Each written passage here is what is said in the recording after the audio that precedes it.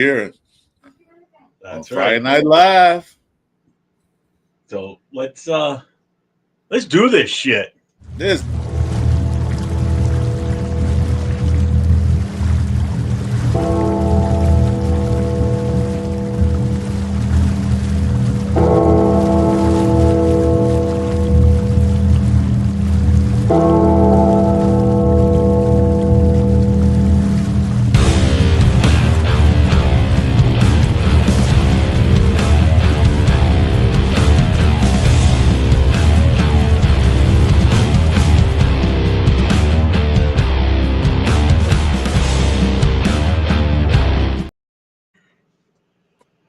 We are back.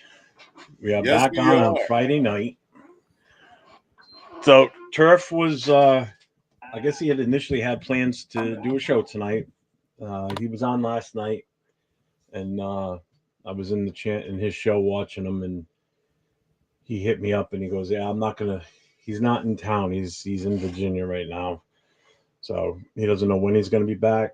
So I said, "All right." I said, "Well, I'll set it up. And I'll take care of Friday nights like I was when he was doing the gymnastics stuff, and sent him the link and a few of the other guys the link. So hopefully some will pop in. We will open the show up in a little bit. But how you doing this week? How you feeling? I feel better today after that long draft weekend. I feel better. Yeah, I did a little show earlier just to talk about the starters, but just a quick show. Just want to get back. Yeah, I know. I was on it. Remember? Were you? I don't remember Yeah, the face. Wow, yeah. You already forgot that. Must have been a ghost. And before we get started, so we're gonna do the promo. shout out here. Dunkin Donuts. Yep. Still pushing for that sponsorship. There we go. Yeah, you okay? Like I said before, guys, before we was in the chat, we was talking. I said, Devontae Adams built a Taco Bell in his house just to build a Dunkin' Donuts in his house, or build one next door where you can reach over and just grab one. Right, you can leave in the house. I want one. That's why I keep putting the coffee cup up on the screen. It's fuck it. Sponsor me, son of bitches. Let's go. That'd be crazy, man.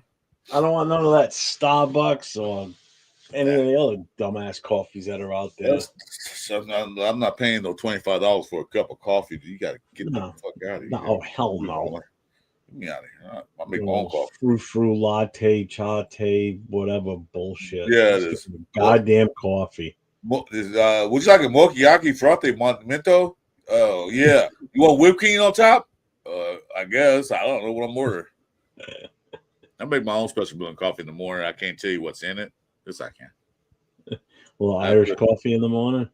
Well, top of the morning to you. You know I love Irish coffee, dude, but I don't make it. I'll use Bailey's and Jack Daniels with my coffee. It's funny. Before we started the show tonight, everyone, Chris goes, "I gotta have a quick drink of alcohol." I said, could you imagine what these shows would be like if I was still drinking? Because I know what I was like when I would drink. These shows would be so. There'd be no telling what the hell would happen. Let's put it that way. I'll tell you one thing: YouTube would probably cancel your subscription and everything else. Oh yeah, I would. I wouldn't get monetized. Oh hell no! Not talking about kick you off of YouTube completely. They do that. I guarantee they would. They would have booted me right away. Wouldn't have lasted. Well, so it's a good thing that I'm not on the show doing this with the drink in one hand, because again, everybody thinks Dean Martin was bad and could still get up and perform. Ooh, I'd be a totally different beast on here doing that shit with a glass in the hand. I probably wouldn't even be on camera that much, because I'd be downing them so fast and having to run back into the kitchen to make them. I'd have to have an ice bucket in here and everything in here to make my drinks, because I wouldn't want to get up. And at that's the point, you'd just see me swigging straight out of the bottle. So it won't be a talk. It won't be a talk podcast. It'll be a drink podcast. Yeah, it would be entertaining for sure. Let's put it that way. The entertainment value on that show would be off the hook. It's fucking warm in here today. It hit like 80 here today, and it's gonna rain all goddamn weekend. It's like, yay. It was 83 yesterday, and it rained. Oh yeah. Yeah, it's kind of muggy out there right now, so it's not that bad. So let's check the chat. Let's see who's in here with us. We got 13 people in the room right now. Let's see who we're rocking with. We got Raider Paul in the room. What's up, Raider Paul? Hey, Jason Paul. Downs is double dipping it right now because I know he's on with Nav, man, on their show. Yeah. What's up, Jason? Come on over to the real show, Jason. The real man. Rosetown's in the house. What's up, Rosetown? Hey, Rosetown. What's up, brother? Rock is here. What's going on, Rock? How you doing, brother? You guys had some good questions last night in the chat, by the way. So that show was pretty good last night with Nate and I on the Raider Coast to Coast last night. Hey, we have somebody new I've never seen before. Michelle Robinson. How you doing? Yeah, well, I'm scrolling through. Raider Ryan, what's going on, man? How you doing, brother? Michelle Robinson, how you doing? Welcome to the show. If you like what you're hearing and what you're seeing, and you have a good time, that's all that matters. Make sure you hit the subscribe, hit the thumbs up, hit the notifications for both my channel and Chris for Raiders on his channel. I know you're coming in from Chris's channel, so yeah, appreciate if you do that. Raph is in the house. What's up, Raph? Raph, what's up? There's no guarantee the show's going to be like it was on Sunday night and Saturday night, where it went off the rails and had. It depends if Rashid, what's the name? Rorschach. Rorschach. If we have Rorschach, Rose, and Bueno come in, and not Bueno in here, I think if all of them are in here, there's a good possibility that could happen because you get those guys in a mix in the chat, and it's fun. Cool Kev too. Cool Kev was adding to it, but he was in the chat, even though he did get on the camera, but he had his camera off. No, but the three guys you mentioned, if those guys get on here, yeah, the show's gonna go off the railroad tracks real quick. I'm sure they'll be here. I know they will. Those are our regulars. We can always depend on them. Yeah, I just switched over to just to see what Navman are up to, and I can see Rosetown in and saying I'm double dipping with y'all and Jeff and Chris. Who's the guy in the middle? Who's that in the middle?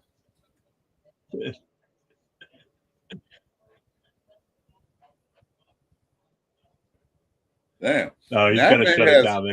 They're all coming over here. I don't want them all over here. That man has everybody with a wrench. Everybody. He's got a room full of freaking moderators. Who are they gonna moderate?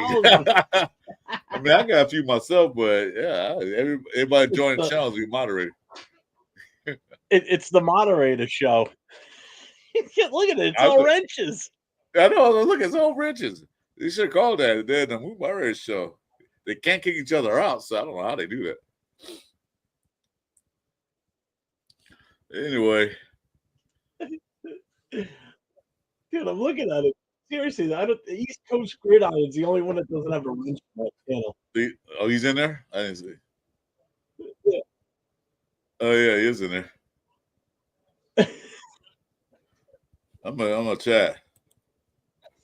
Let me see. We're going trolling right quick. Who else is in here? Someone else just popped in, didn't they? Oh, yeah, it's Jason. Here we come. Oh, I don't have a wrench. Why? I don't have a wrench. I don't know.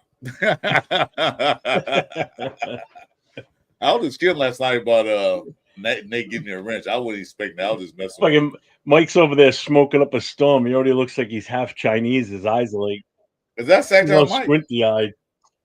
Is that Sacktown? Yeah, it is. I didn't recognize him, man. I can't even see the camera. Yeah.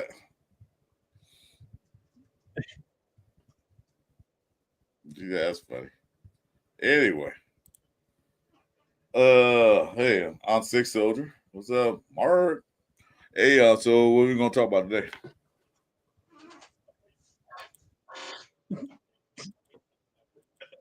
Wait, why don't you show me? I was just typing in his chat. What's up, Aunt Six? How you doing, brother? Welcome. Oh, what my broadcast? W Mark, what's going on, man? Broadcast in your studio or my studio? Oh, my studio. Oh, yeah, I didn't get it right. Hey, don't worry about it. What's up, Mark? Over to the show. We don't know what's going to happen tonight. You never know when me and Jeff get together or some certain group of guys come in. We don't know what's going to happen. Yeah. All bets are off on Friday nights. Pretty So, much. I mean, we might talk Raiders. Who knows? It may convert into talking about clouds. It could turn into frickin' anything. I mean, shit. Did a segment last week on me just pronunciating words with my East Coast accent. There he is. There's Ray Love. What's going on, man? Hey, Ray, what's up? Yeah, it's like a 30-minute show for that. Just to say this word, say that word. Like, what's the English channel now? Hey, I guess my voice with my accent turns people on. I guess I don't know. That's the only thing I can say. I don't know about that. It's different. Nobody can like the smooth, sexy voice of mine is. What's up, Brandon Sipple? How you doing, brother? Welcome to the show. Says we still need a strong safety and Mike linebacker. Yeah, we were kind of talking about that. Chris had a little quick pull-up show this afternoon, and we were talking about the linebacker position, how we waited until the very end to go and get a linebacker. We have to address that earlier, but we have strong safeties. We need a free safety. We don't need a strong safety. We have 2 strong safeties. We need a free safety. It's Chris Grubbins that turns me on. Well, you know what? What? I was reading Rosetown. He said, it's Chris Grubbins that's turned me on. Well, I promise you, I'll be grumpy tonight. I'll be nice. I'll be happy. Oh, that never fucking happens. When are you ever happy? What's up, Anthony Estrada? What's going on, man? Let's see. Happy. It was 1976 when I became a Raider fan. That's the last time I was happy. What was that? I said, you asked me when we ever happy. I said, last time I was happy was 1976 when I became a Raider fan. That's when I became happy. I thought you said when you got married. I'm like, dude, oh no, you were 10. The second time, maybe not the first time. First time, at least.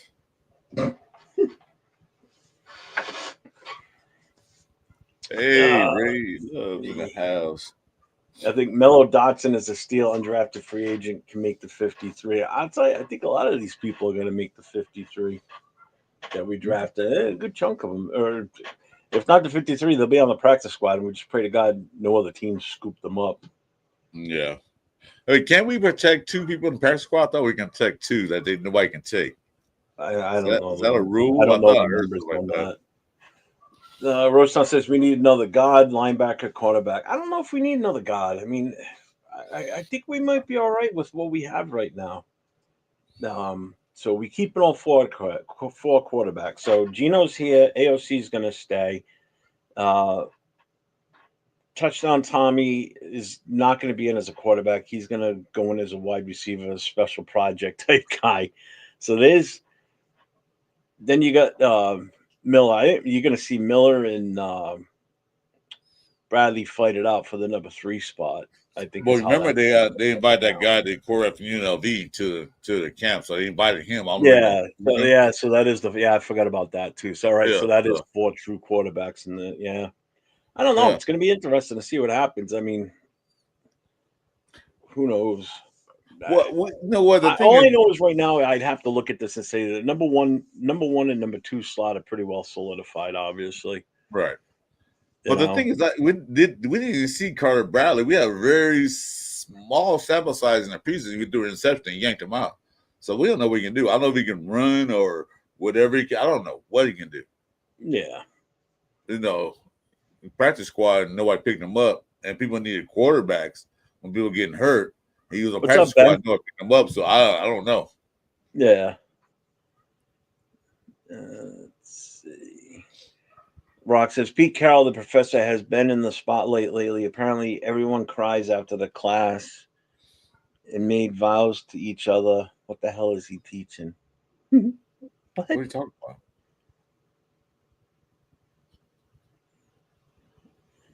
I don't know what that means. I don't know. What's up, Jay? What's going on, man? Hey, what's happening? Let's see. Brandon Sipple. So, in other words, let's hope Gino stays healthy. Absolutely. Absolutely. Because we're only going to be. Oh, he has class. Pete Carroll has a class he teaches. He hasn't been hurt that much in the season. Remember, he only sees after 7 years, 6 or 7 years. About? You play. Geno Smith hasn't really been hurt. He's got a lot of extra. He's got a lot of fuel in that tank because a lot of years he spent as a backup, so he wasn't out there getting abused for all that time. You know, I mean, granted, he got sacked a lot last year, but oh yeah, well, I'm rooting for Cam. I wouldn't mind. I want to see that kid make it as the number 3. To be honest with you, Cam Miller. So they can start. I mean, possibly end up developing the kid. I mean, I'm there to give him a shot. I have no problem with that kid. You know, he comes from a school that has produced some NFL quarterbacks. Granted, Trey Lance wasn't the best, but actually Trey Lance was a bomb. Trey Lance didn't have the right. I mean, they obviously 49. They saw something in him to make the move they did to grab him. It just didn't work out for them. You know, what are you gonna do? Yeah, who cares? That's 49ers. Now he's on Dallas. No, now he's on. Somebody else has him now. I forgot who got him. I don't think anybody has him right now. I think he was. Last I know, he was with the Cowboys. No, because they got Milton. Because Trey Lance was in contract year, so they let him walk. Yeah, I don't think he's with anybody right now, unless he's signed with somebody, and I just don't know. I mean, I don't follow it. So I think it is. I don't even give a shit where anybody else from any other team is. To be honest with you. Here he comes.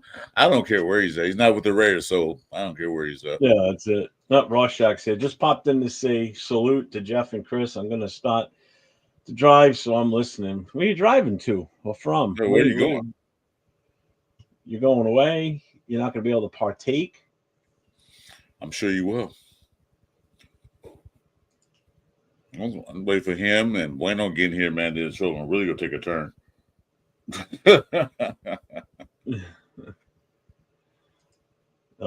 Nav Man's done. What's up, Nav Man? What's up? Nah. Let's see. Who's this? Kenny Clark. Dread weeks are coming for teams. Oh yeah, you know that is. It's gonna be so slow. It's gonna be nothing to talk about. Here's my guy. Hey, what's up, brother? How you doing today? Hey, what's going on, brother? What's up, Mr. Raiders, Mr. Jeff? What's going on, guys? It's been a while, man. Yeah, it's been a minute, man. How y'all doing, man? Good. Man, how about you? Hanging in there, bro. Hanging in there. There you go.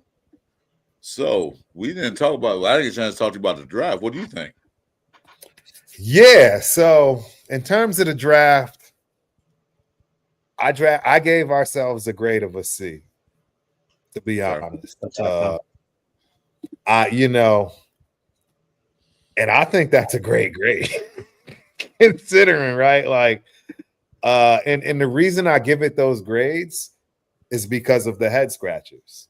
If we didn't have any head scratchers, I'd give us a B plus even potentially. But the head scratchers with the second round pick on Betch, Charles Grant, right? And then the Tonka pick. Those 3 head scratchers, and I am going to actually have a show where I deep dive into that specific choice and what was available and what I would have chose over that. And give my thoughts on that, hence why giving the whole draft grade a C. But they could have easily brought that up to a B, like I said, with those, and even a B plus. I mean, possibly even an A minus. If you get all 3 of those head scratchers right, and not specifically with the pick I wanted, if you will, but just a better pick at value as far as where they were, you're good. And again, I'm not going to back down on my Ashton Jeanty being picked at 6. I don't think the value was there. And I know I'm not the only one saying that. So because that's not what I definitely didn't want to do that, to be honest. Yeah, I was hoping for Graham, but then once he was gone, I'm like, well, I know we're gonna take Jeanty.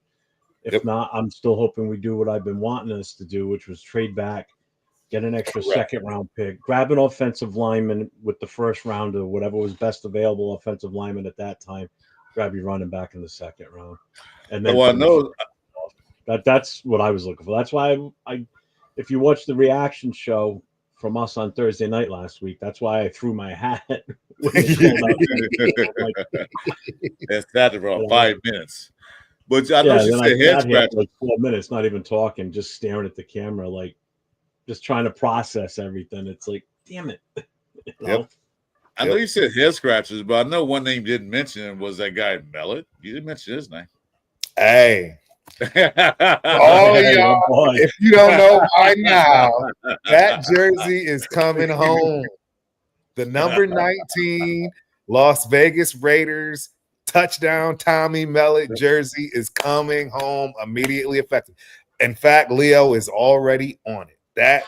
That is going to be my prized possession. I already have the spot for it on the wall. You will no longer be seeing Michael Mayer in that case directly behind my seat. It will be touchdown Tommy for the foreseeable future. Guys, I'm not going to lie. I mean, I'm sure, right, for the big D1s, right, and other guys that have played at the big schools, absolutely the Raiders have drafted somebody from your team. It is a big deal for me for the Raiders to draft somebody from the school I played at. I mean, that is huge. It's the first time ever. I don't care if it's the 7th round. You know what I mean? It's huge, man. And I'm really ecstatic for the kid. I mean, and technically he's not the first one, right? Because we do have Anderson, who was ridiculous. He also was a quarterback. That's how you know this is wild. So I forget his first name, but Anderson. He plays for, I want to say, the Falcons, linebacker. He was a quarterback.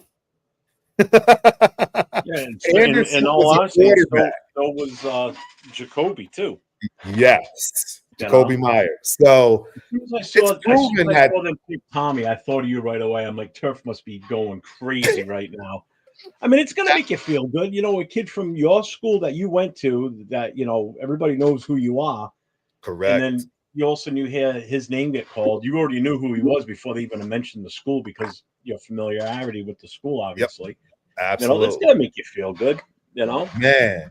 And then all of the write-ups and the things that they were being secretive about that people didn't know. Because obviously anybody from Montana State, when they read that ESPN, you know, what were they calling him? Prospect X. Yeah. Right. You know how they went down and then they didn't reveal it till after the draft and everybody got picked. Anybody that read that, you know, knows anything about Montana State, they immediately knew that it was him. You know, Prospect X was Tommy Mellet. It's just obvious.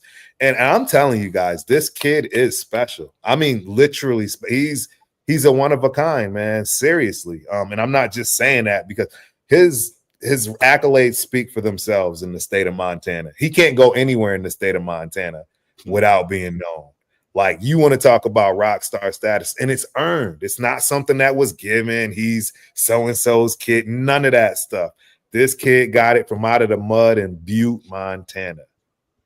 And you've already heard everyone else talk about he's tough as nails, this, that, and the third.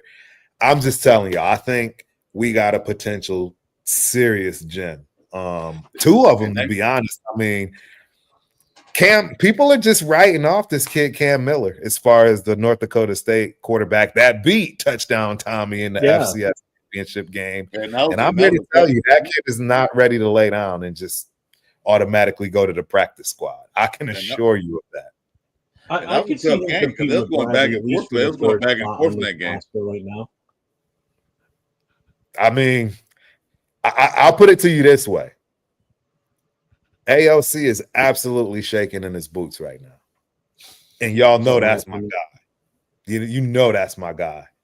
AOC is absolutely shaking in his boots right now. And for good reason. He's got some legit competition ready to come for his spot.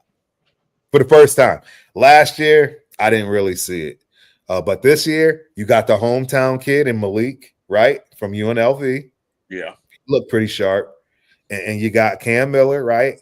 And I mean, to be honest, it's not ruled out that touchdown Tommy isn't going to be playing quarterback here and there. And in fact, one of the special teams coordinators actually already alluded to he's absolutely going to be playing some quarterback. What's up, Raider Nation 24? So it's just, I mean, it's an exciting time, man. Especially for me. Like I say, I mean, this is the first time ever the Raiders, no matter where they were, Las Vegas, LA, San Diego, it doesn't matter. They never drafted a kid from Montana State. So, yeah. So Turf, I made a scenario I had show earlier. I made a scenario with Jeff was on there. I said, okay, you have Myers on one side, Jacoby. Right. You have Mal on one side.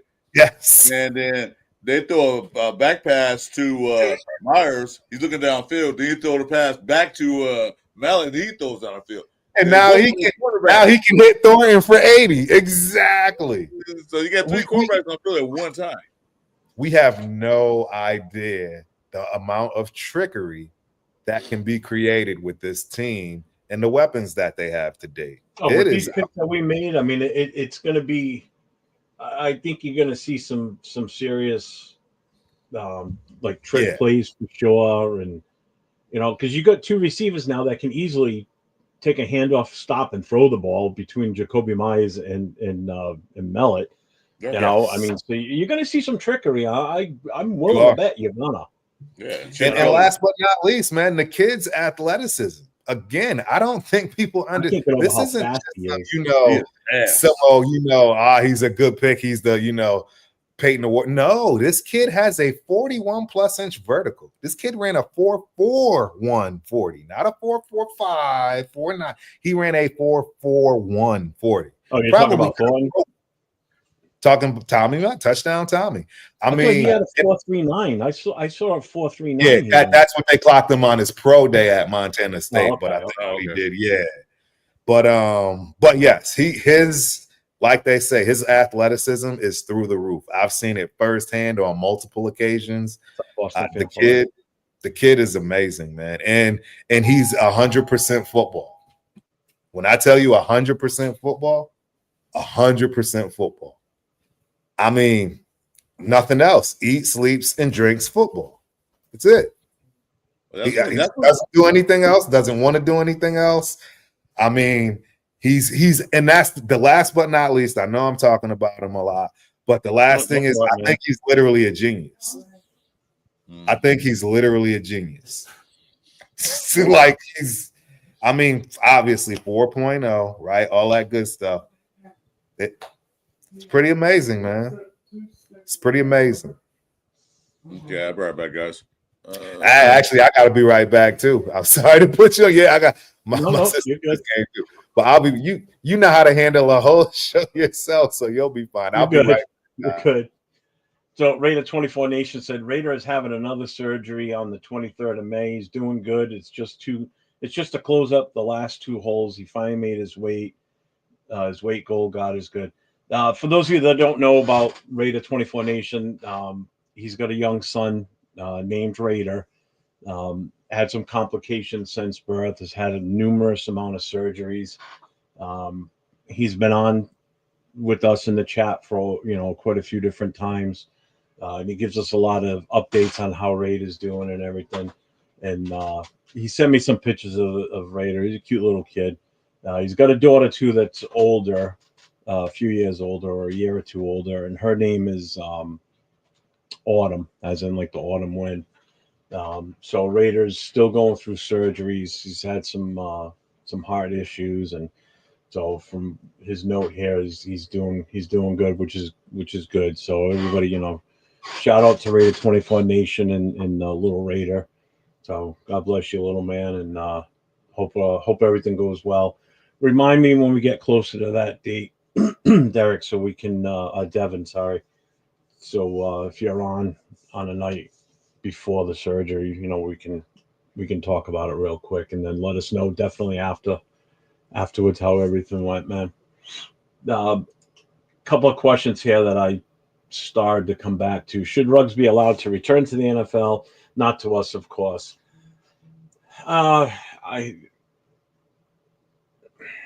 So this one's tough for me because it hits me on a couple of different levels. The fact that I spent so many years in the fire service and haven't seen exactly what this situation was personally, but I've seen similar things. So it hits a little different for me when it comes to DUI type accidents and such. And this one's tough because I mean, he did his time. Um, he did kill the driver of the other vehicle and her dog. Um, he did his time. Was it enough? I mean, basically vehicular homicide. If you look at it, um, that was totally preventable. The NFL offers cars for these players so they don't have to drive if they're in certain situations. They can call a car and they'll come and get them. Just fucking call an Uber if you have to. Should he be allowed? I mean, I guess you're gonna get two different feelings on this. I think you're gonna have a lot of people say, "Yeah, why not? He paid his dues," and you're gonna have people that are gonna say, "No, screw him. Why should he be able to come back into the league, make millions, again, and live his life like he was living prior to?" And this poor lady and her pet, they're gone forever. They're never going to get another second chance at life. He's going to get a second chance at life when he gets out, because he's going to be able to resume somewhat of a normal life. Will it haunt him for the rest of his life? What he did, probably. So I'm 50-50 on that. I'm not a definite yes or I'm not a definite no. Kind of on the fence. I don't know how well he's going to be perceived when he comes, if he's allowed back, whether people are going to accept him or not. I'm gonna say this. Remember that running back from the Baltimore Ravens that beat his wife up? They got him on film. Yeah, Ray Rice. What happened to him? He got kicked out the league. Hmm. He didn't murder his wife. He just kicked out the league. This man took it on himself to get drunk, go 150 miles per hour, and kill not only one but the family pet. You know what? I say no. I don't care. He can go play in Canada. He can go play anywhere else, but not in the NFL. If they can kick a guy off for this, definitely don't want him back on our team. That's a definite. If a guy that had domestic violence with his wife and beat her up and everything else, they kick him out the league. Why should he come back? I know he remorse. I know he felt sorry what he did, but the decisions you have to make when you're a young adult. Like you said, the NFL provides limousines for these guys if they get drunk. They know they're gonna get drunk. Be a young player, but dude, call it Uber. Yeah. You got a fancy new car. You want to show it off? Fine, drive it. Not drink. Don't drink and drive it. Next question I had starred and put aside to bring up was from Big Task at Hand. Welcome to the show, man. Question: Are you guys upset with the Raiders passing up on Shedeur Sanders? I can answer that real easy. Nope. Next. Nope. Not at all. Even close. Don't need that kind of distraction. What's up, brother? How you doing? We don't need that kind of distraction in the locker room, man, because the media attention, all that crap, we don't need that. Pete Carroll's trying to build a cohesive locker room. You don't need that. No, my boy Hodge looks good, like a smaller Cam Ward, Cam Miller. Cam Miller looks sharp, but Beck and Thornton are going to be a problem. Yeah. They use them right. Hell yeah. What's up, my opinion, man? Hey, my opinion. See you, Kenny. Let's see. I would love to talk football with you all.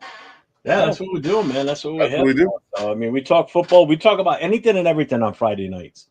Yeah, it's hosted by Raider fans like myself and Chris, and Turf is the ultimate Raider fan right here above me.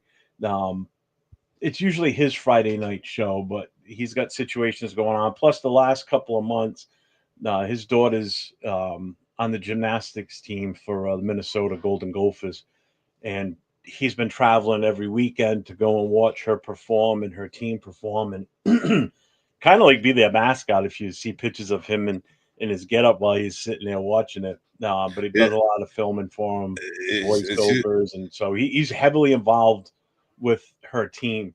So he's been away on Fridays for the last few months. It should change that to the ultimate father. That's what he is, because he followed her every game. I mean, every event. So hats off to Turf. He let me know last night that he's not going to be able to run the show tonight. So I told him, I said, no problem, because I've been kind of covering for him on Friday nights, Chris and I, for the last few months. So that's why I had no problem pulling up and doing this. I love doing the Friday night shows because at some point, probably once we hit like the 1 hour mark, we're going to put the link out there. Anybody that wants to come and get on camera and talk it up with us, more than welcome to. Kind of let the room fill up a little bit here. I mean, we've got 46 people in the chat right now, so this is awesome. Awesome. Yeah, thank you for reminding me, Rorschach. Okay, so it's next Dunkin Donuts. Everybody visit the Dunkin Donuts in your area, support them. Trying to get them to support me and sponsor me. So, hold on. Make sure you guys, if you're new to the channel, to me and Jeff, like you said, if you like what you see, hit the like, subscribe, notification buttons, because like I said, we'll pop a show. It's slow right now. We haven't did anything really, but when you start kicking the gear, we'll pop up out of nowhere. So make sure the notifications.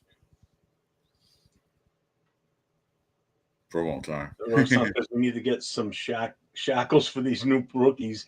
Don't want another incident with our players again. I don't think it will. I don't think it will. No, especially with this regime that's here. I don't think it will. No.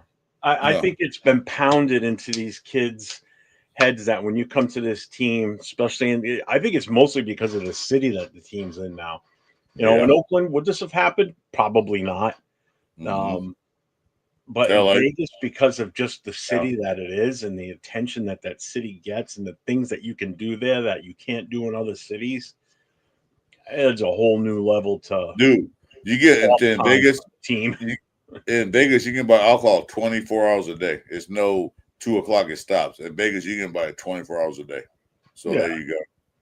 Yeah, Brandon says I don't understand how he's already in a halfway house now. Rob? I think he is. That was sure. What's up, All Eyes? What's going on, brother? Chiefs will get Ruggs if he comes back. Yeah, and then we can hit him. That's even better.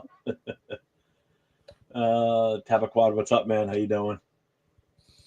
Let's see. Nabman says, I guess it came down to his record and never had any issues, but it's no excuse. No, he should do his full time. I'm sorry. No. He's getting out for good behavior. That's bullshit. His good behavior ended the second he hit that girl's car. No.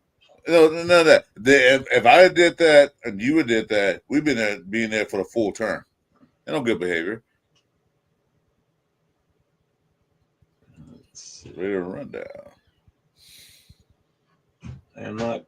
I'm not glad we passed on Sanders. In a few years, so will you. I don't see it. I honestly don't think he's going to make the team. I wouldn't be surprised if he gets cut. How awesome would that be? Well, how funny it would be. If Sanders come to be a good quarterback in the next 3 years, fine. So so be it. But for right now, we got to build a team now. We don't have time to wait for this guy to develop or to bust up that locker room. We don't need that. You know, we had no distraction the past few years. Why do we need another diva in the locker room? Although people say he's a good teammate, but I saw clips where one guy was like pissed off at him. We don't need all that.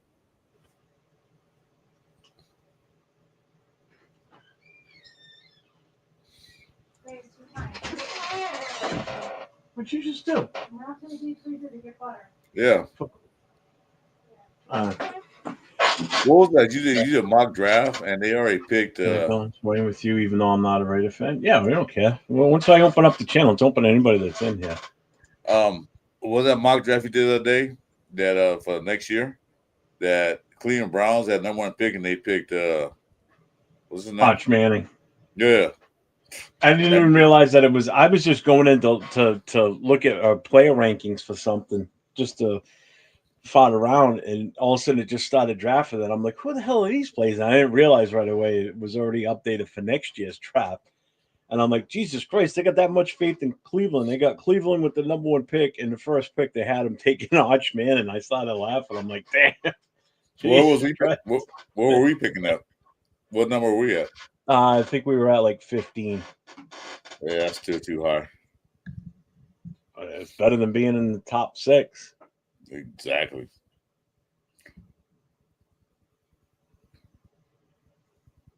Really? Byron squad? I don't know if I want really? Dunkaccino. I miss the Dunkacinos. They don't do them anymore.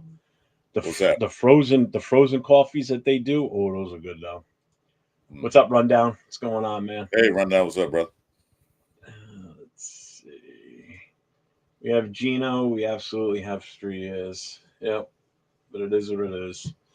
Well, they can Gino looks like he's cooking in those Raider videos they've been putting. I saw one today.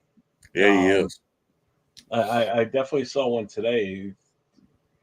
It wasn't that long. It was a very short video, but at least stuff's coming out. So at least I just want to see videos of these rookies out there doing stuff. I want to see how these guys are meshing, and I'm waiting for those reports to come out that it's good stuff, bad stuff, whatever. I just want something. Yeah, I was watching a video. Geno Smith there has a tight sparrow on the ball. It's and got there quick. I'm like, here you go. So Raider 24 Nation says you committed a crime and was sentenced to so long just because you were good and didn't do anything wrong while in timeout. You get to get out early. Help me make sense of that. Yeah, I agree, man. Exactly. I hate that time off for good behavior. But of course, everybody says that. But then if it's you that's in there, and you haven't gotten in trouble, you're going to want to get out early too. So yeah. That's where you kind of being a hypocrite in a way too, though. Because my ass goes in jail. I want to get the fuck out as soon as possible. And if I've been a good boy, let me the hell out of here. I did nothing wrong, Yeah. I know we say it every year, but 10+ wins this year for sure. See, before the draft, I had put us at anywhere from 6 to 8 wins. After the draft, I felt a little better, and I upped that to 8. I'm in the 8 to 10 win range right now. So that's still that's right on the cusp of a playoff possibility. Because we could finish 10-7 and still not make the playoffs. It is a possibility. Jesus Christ, all 3 teams in our division last year made the playoffs, but we can't go 0-6. If we go 0-6, there's the chance of us making the playoffs are like fucking nil. Well, I said, like I said, I said like 7 or 8 before the draft. Then I went to 8 to 10. But then I consider wait a minute, we signed a bunch of free agents.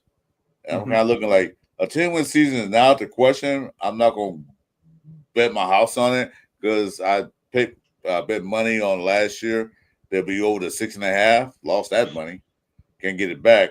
But they got us right now at 6.5 wins again. And I think this team now is built way better than last year. Plus, we got better coaching staff.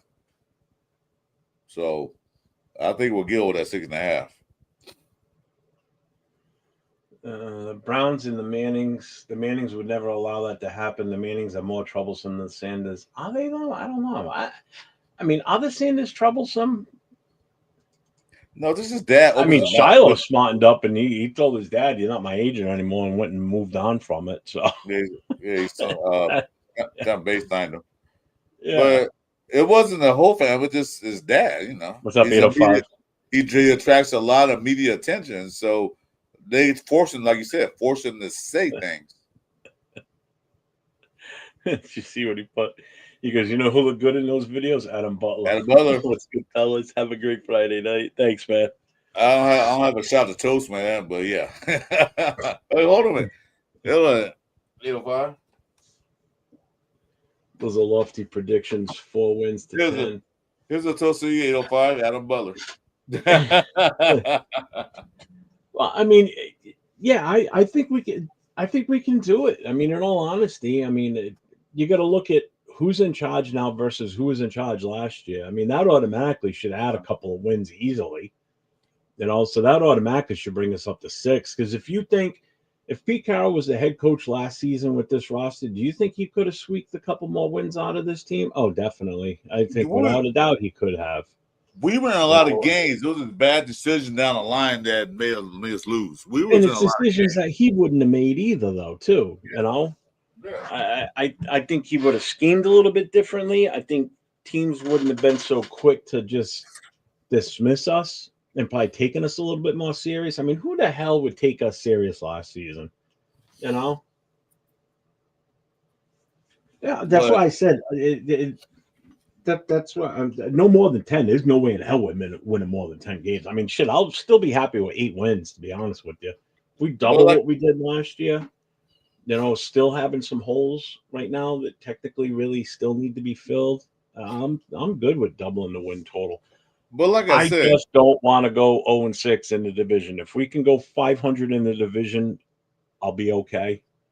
You know, but like I said, AP wasn't the head of that team.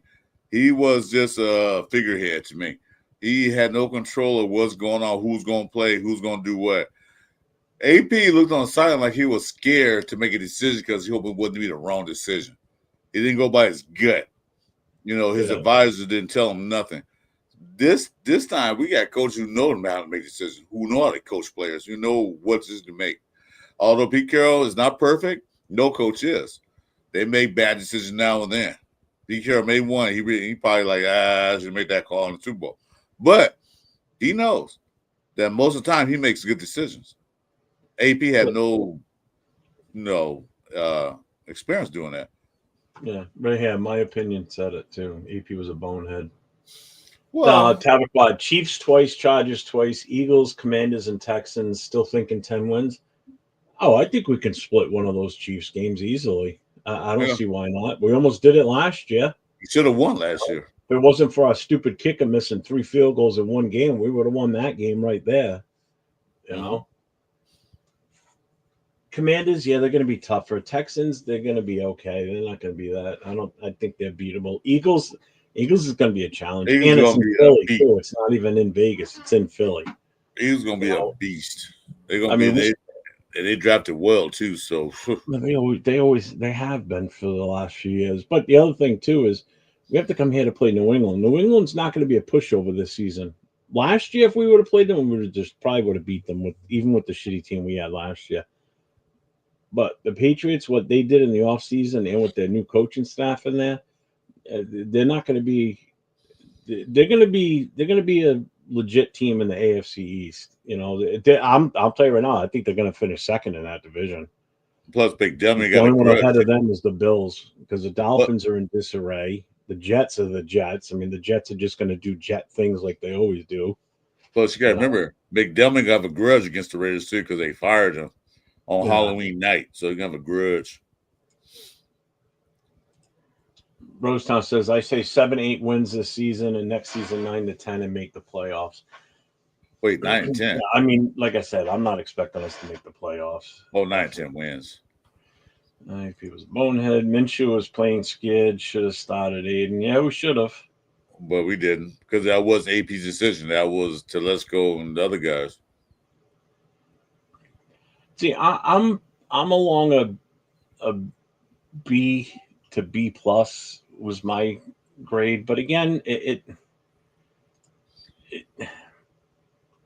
you really accurately or adequately can't grade these guys until you see the product on the field. And technically, you really can't grade some of these guys until year 2 or 3 to really see what they become. You can sit there and say, oh, these guys were great as rookies. Like last year, those 3 guys were great as rookies. Obviously, Brock Bowers was in a league of his own, you know. But to really, truly grade some of, a draft pick, you got to give it at least 2 to 3 years, you know. You're going to have guys like Brock Bowers, Genty. You're going to have all these guys that are high early value picks that just turn into monsters right from the get-go. You know, fortunate for us, we got one last year. Could we have one this year? Yeah, we could. That could be Genty. Who knows? You know, we could have hit twice 2 seasons back-to-back with 2 killer first-round picks, you know. But you got to remember that these guys come into the league brand new, fresh. The league haven't seen what they can do, their tendencies and what they can do. That's happened to C.J. Stroud. When he came in the league, took it by storm. But then the second year, they knew his tendencies and what they could do, and they kind of took that away from him. So, like I said, Brock Bowers this year, I hope we have a good year. 1,000 yards, not the question. But he's not going to really set on fire because they're going to blanket him. That's why it's good that we got big receivers.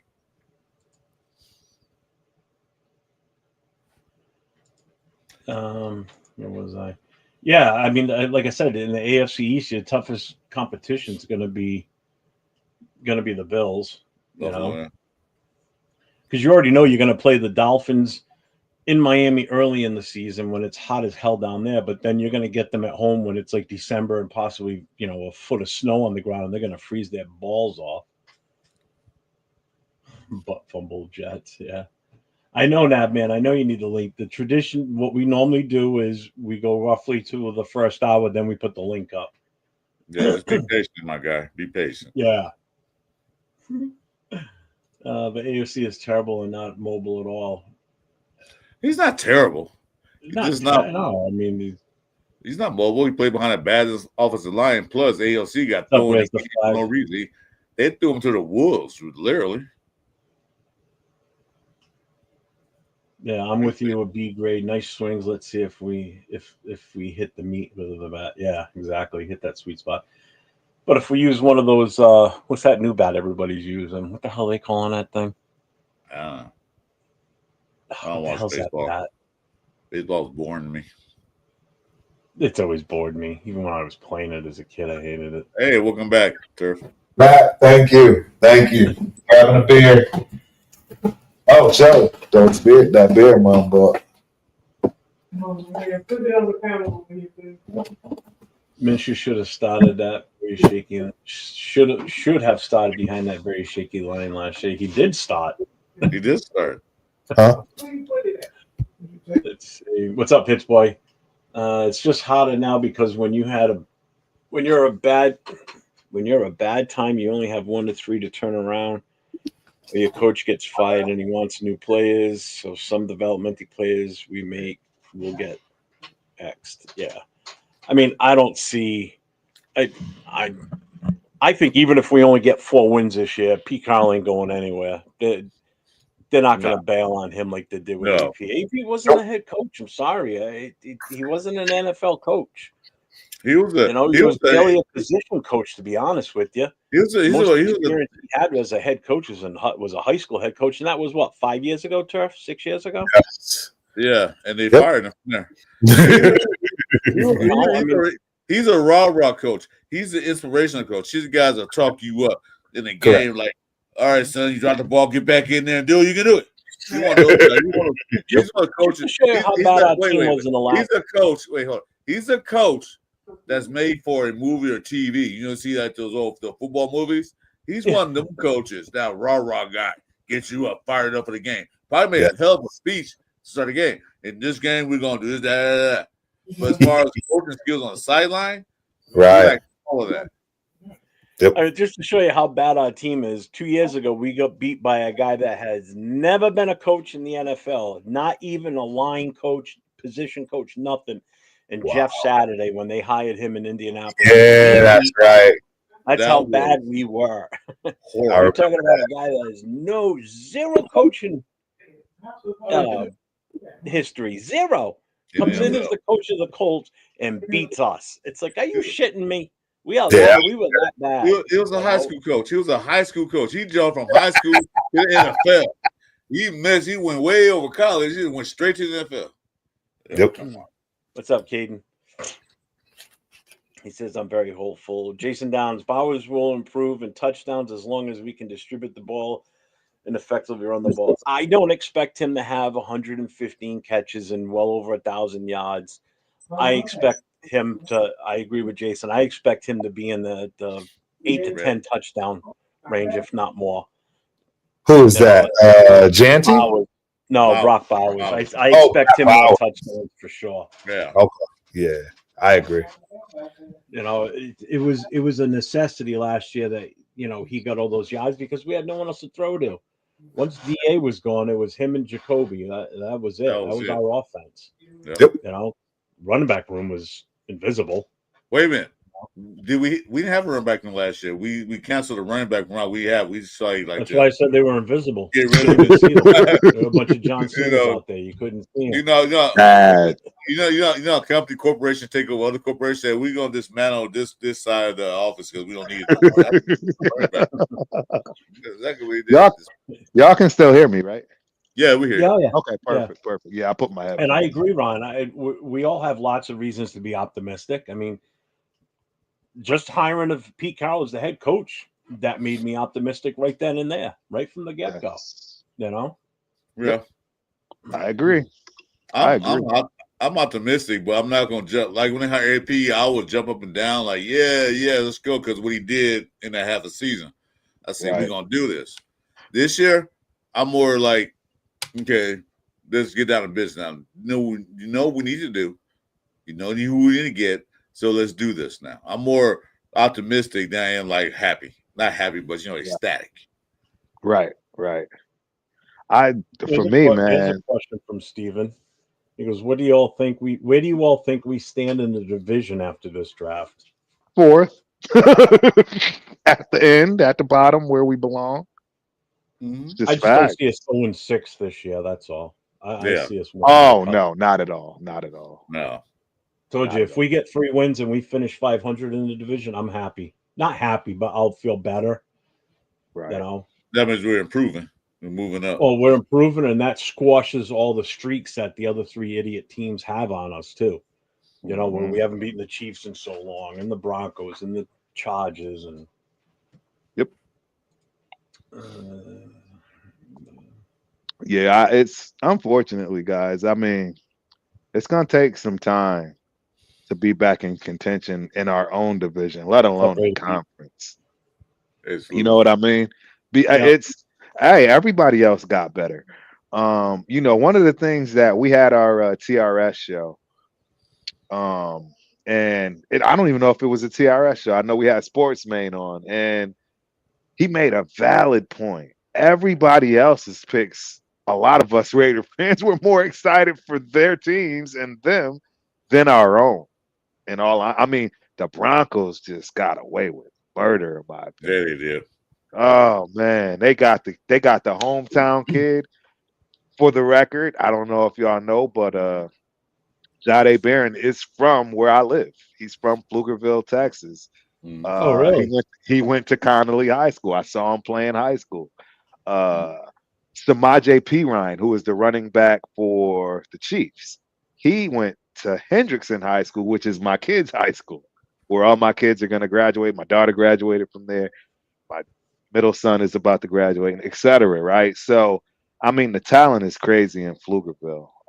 I've already been telling everybody, I already seen baby Carl Lewis as it is. This kid ran like an 11-1 as a 7th grader. 11-1 as a 7th grader. Wow. I'm like, this is insane. And I've been seeing this since the day I moved to Texas, man. I mean, it's something in the water out here. And those are just the 2 guys that I know off the top of my head that, made it to the league and are currently still in the league. And Jade Barron being a first-round pick. Like, you know what I mean? That's, and then he obviously a hometown kid because he played for the Texas Longhorns. So, well, we got to play against that. Next to the Raiders, we did great in the draft. Denver did great. I don't think as much as what's up, yeah?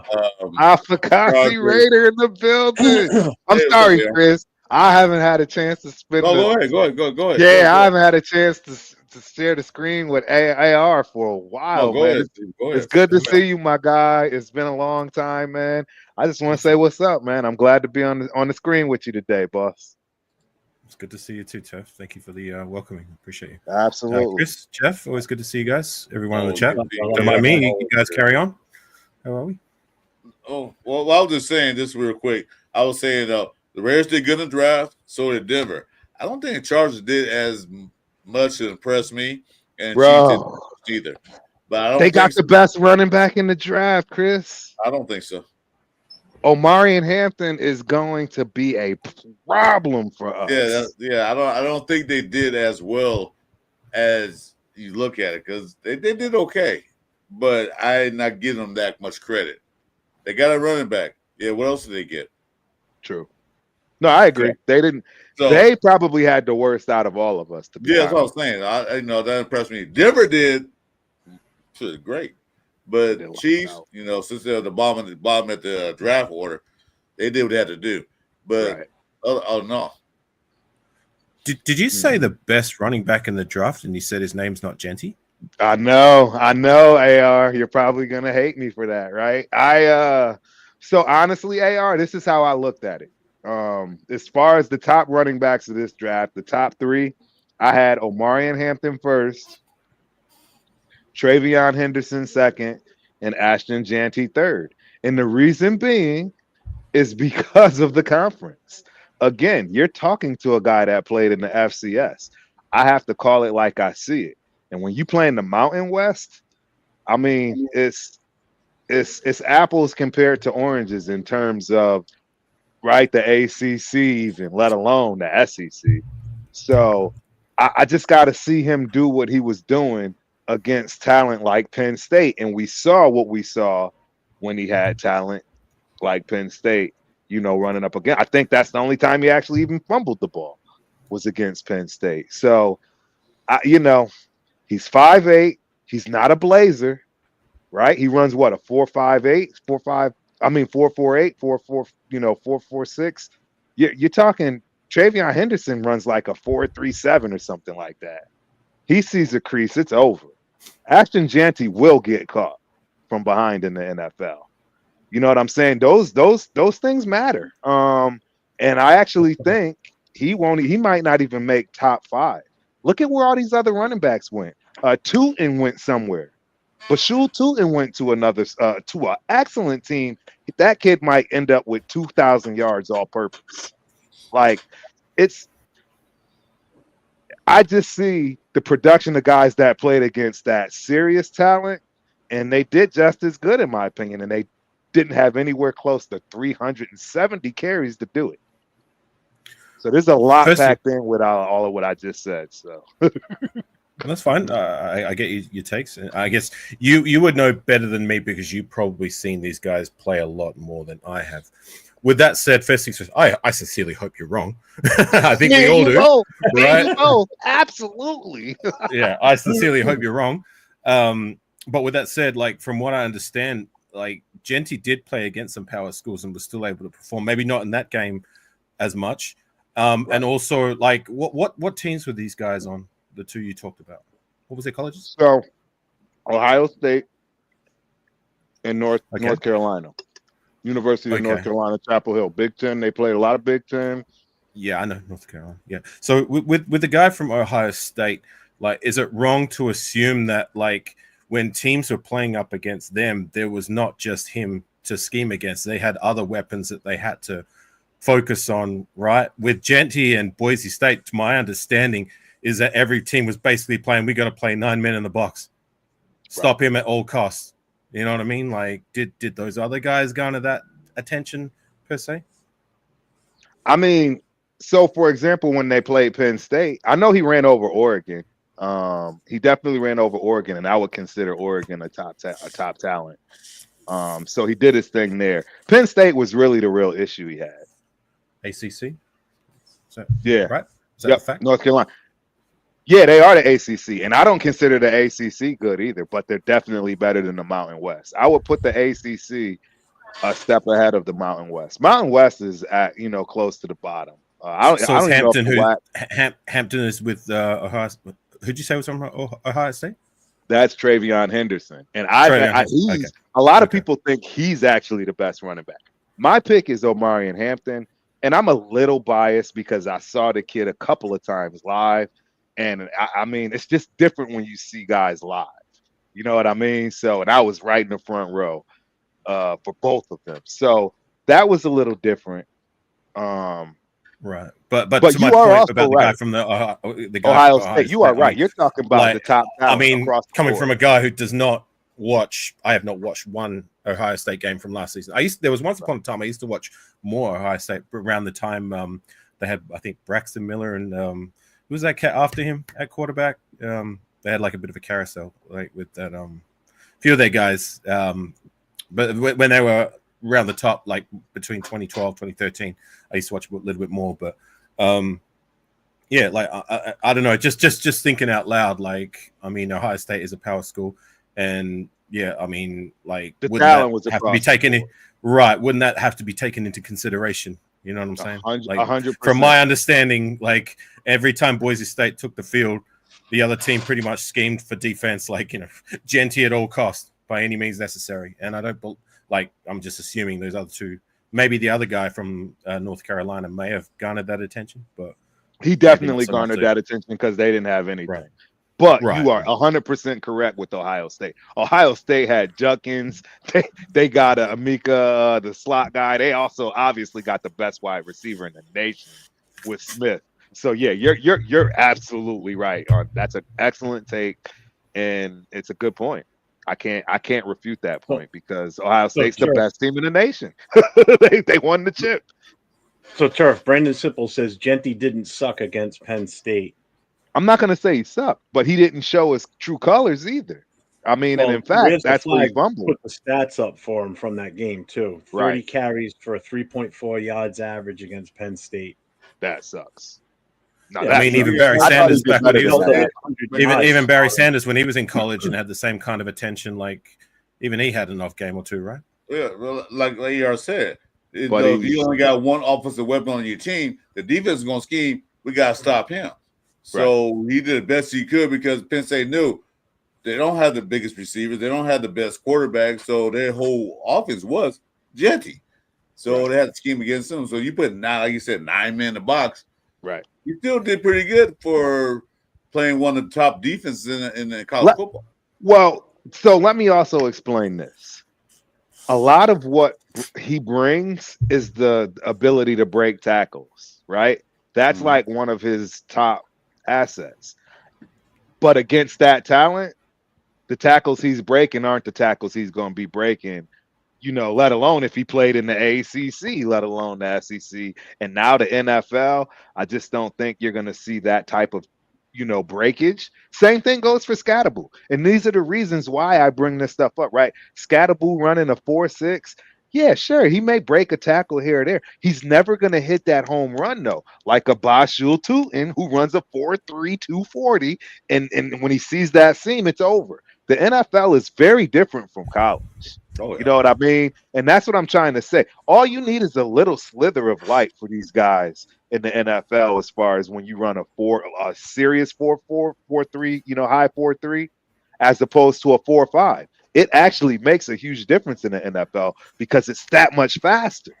But in college, you can get away with those speeds like a 4.6 and still look like you can hit an 80-yarder. You're not doing that in the NFL. It's just not going to happen.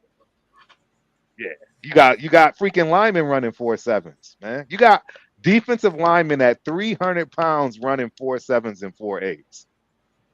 Let's see, like Brandon said, well, you know what? He's come to the Raiders, and Raiders just upgrade their offense by the quarterback and some receivers. You got Brock Bowers and Jacoby. So, he probably do a lot better than he did at Boise State. I'm saying he's going to break an 80-yard run every other time, but I think he'll do good. The thing I'm worried the most about Genty is the mileage. Can he take an NFL hit? Because like you said, he playing Mountain West. I see Mountain West because I'm in the West Coast. I seen him at the Pac-12 when it was a Pac-12. The Pac-12 is on Mountain West. Mountain. Excuse my language. Pac-12 played Mountain West. Mountain West was a bitch. They dominate every time they played.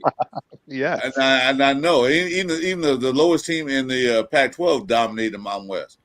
I know the competition is low. I was worried about when the strong free safeties come up and they hit him. Can you take the punch? Because I'm gonna get boxing terminology. Yeah, I can knock you out, but if I hit you in the face, you have a glass jaw. That's what I'm worried about. And that's a valid worry because, again, he just came off of 370 plus touches.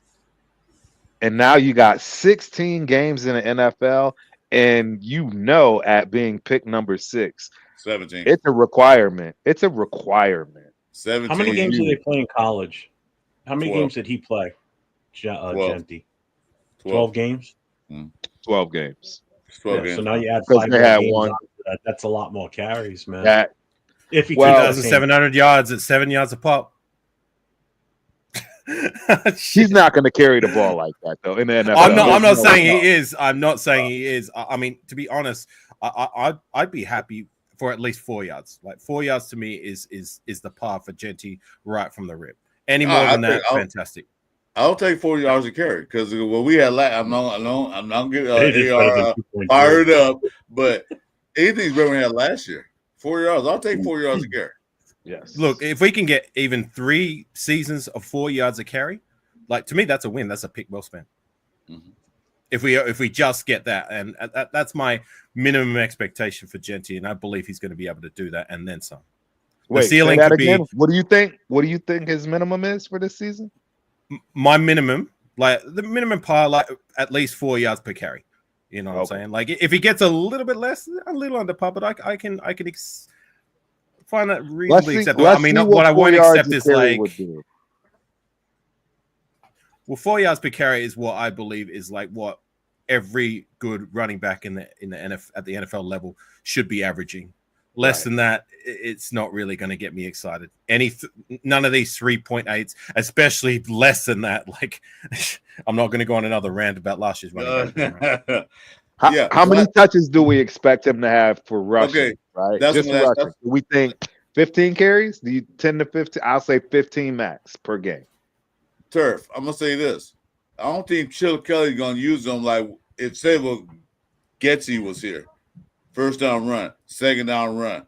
Chip Kelly's not have to do that.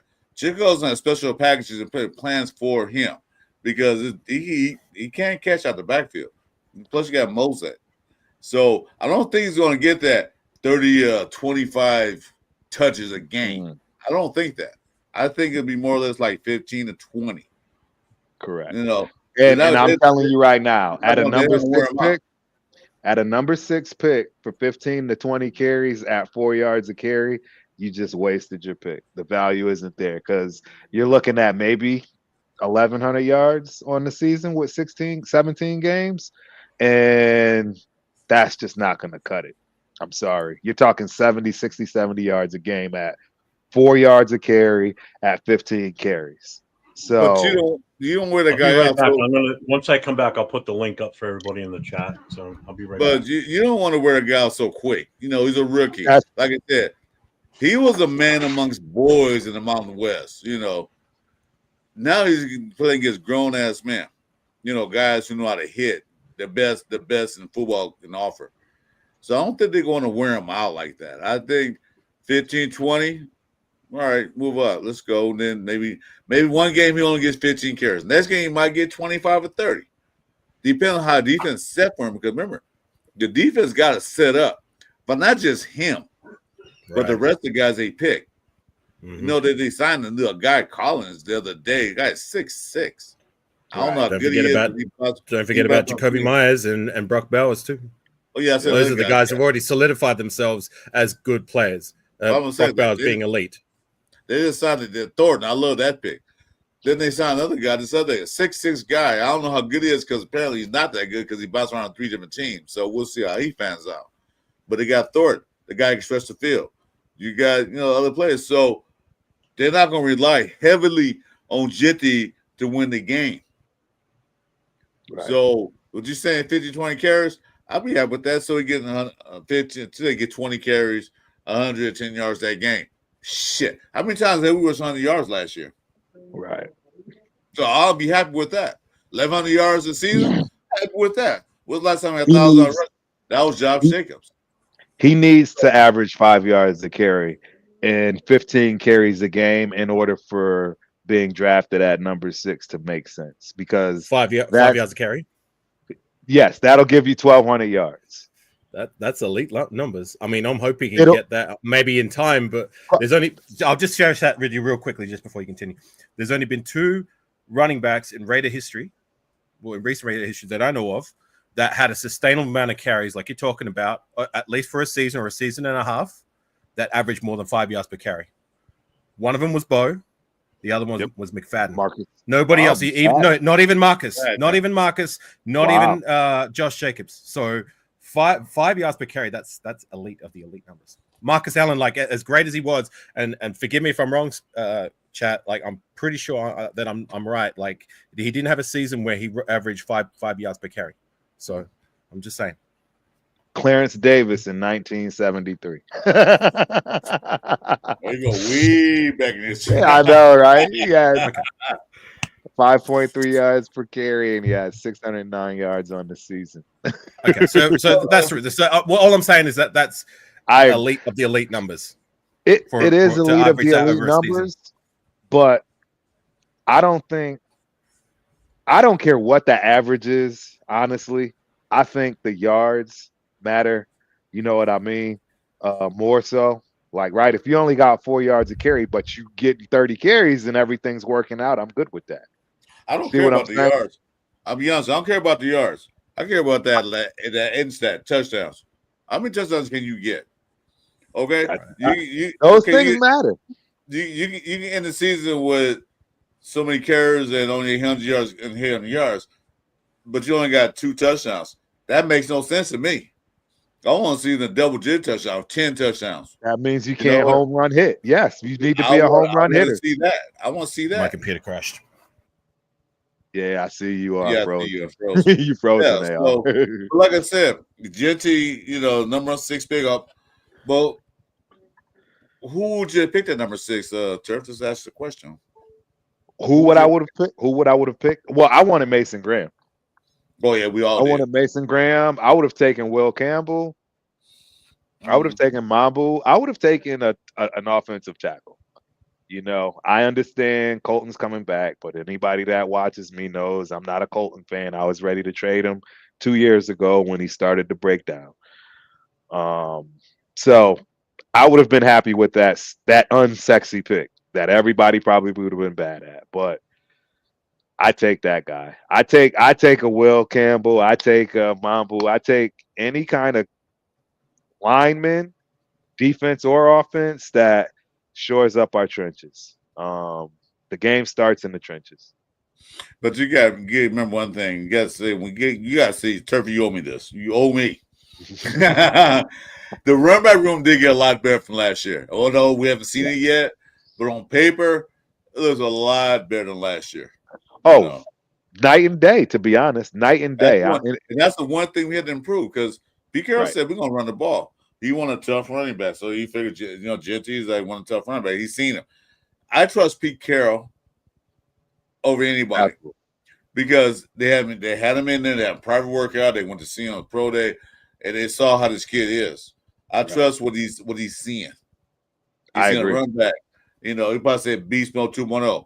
And now I don't pump your brakes on that. We have to see first. Right. If the guy can get 4 yards, or 3.5 plus almost 4 yards of carry, I'm satisfied with that.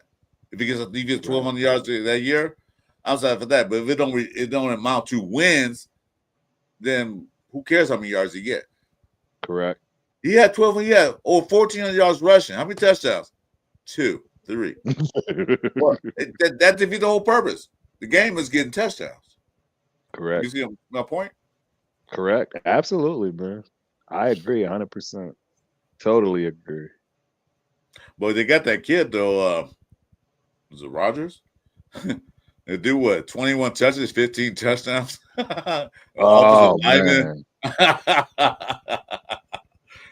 So guess he's playing fullback or playing the jumbo package. Right. Yep. That'll be what it is for sure. Jumbo package.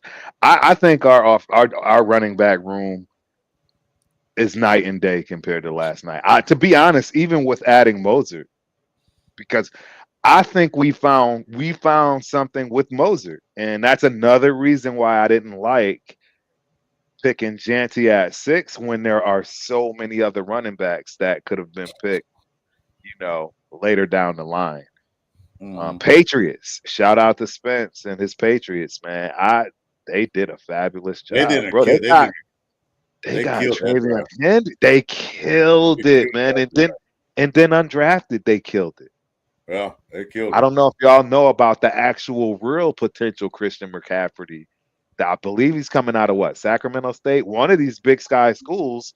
This running back that they got as an undrafted free agent, his numbers are just ungodly. For rushing and receiving. I want to say he's close to 2,000 yards on both. They're gonna be one of the most improved teams this year. Gotta say one thing. They probably get the Bills and run for their money, because as of before you came on, we might have been on, but the Jets and Dolphins, the Jets might be a little better, but the Jets gonna be the Jets. Right. Dolphins they're in a downward spiral. So it's probably the Bills and Patriots going for that East. Absolutely.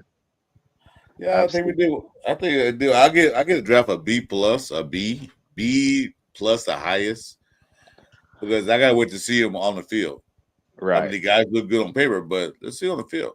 How many? Because I did a show earlier. Who's gonna be a starter? Right. You know, last year we got 3 starters, although one got in because one person got hurt. But who's going to be a day one starter? We want to see. We know one, more than likely, obvious. But, you know, the rest of the guys, let's see what they do. Right. Angelo. Hey, my guy Angelo. All right, guys. Hey, guys. Angelo, I'll see you guys later, man. Have a good night. Hi, Chris. No, I was gonna say so last night I stayed up late because I wanted to put on the Madden 25, and somebody had like downloaded what the new team would look like, and I want to bring this up because I haven't heard, maybe Turf said it because Turf's a realist, and that's why I like talking to Turf about the Raiders. He's realistic about expectations. But when I put on the new Madden team with all of the current roster that we have, the overall score was like 79, right? Which to me sounds about right in terms of, because it's a whole bunch of rookies all trying to still develop. So, you know, my wife was like super excited. She's like, "Oh, we're gonna make the playoffs," and I'm like, relax. I think if we win 6 games, we should be happy. You know, like 6 would be my marker of you got to at least win 6, because that's 2 more than last year, right? But you know, anything over 6, man, I'll be like, wow, I'm surprised. You know, like, you're absolutely right. Yeah. So I just think that what proved me kind of right last year, and Turf said this too, but where Peyton is really a good coach. And I honestly didn't think they were going to do so well with Knicks, and he was able to pull that off. And then Harbaugh, man, Harbaugh already had a quarterback. Like, having a quarterback is such a big deal already that like, if you look at his entire draft this year, if you just look at it, it all looked like it was grocery shopping for Herbert. You know, weapon, lineman. Like he barely picked any defensive players because he's like, nah, man, I'm trying to grow this kid. So, and I wouldn't be surprised if J.K. Dobbins re-signs with them too, with the Chargers again. So even with Omari Hampton, that's what I'm saying. They have he's on, bro. God damn, ugly. It's gonna be an ugly situation dealing with the Chargers, bro. Everybody in our division, it's gonna be a tough situation. I'm just letting y'all know right now. But basically, can I ask a question after you, Chris?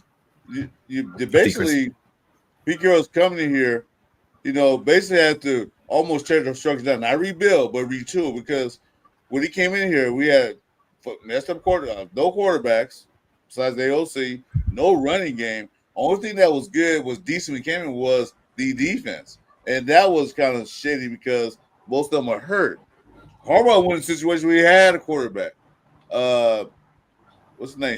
Sean Payton went to Denver. They already had a good defense. You know what I'm saying? They already had a good defense. They had defense and they had an offense. So they came in there not what Pete Carroll went into. Pete Carroll had to do both sides. So next year, 8 wins, I'm satisfied with that. 6 wins, I am not happy with that.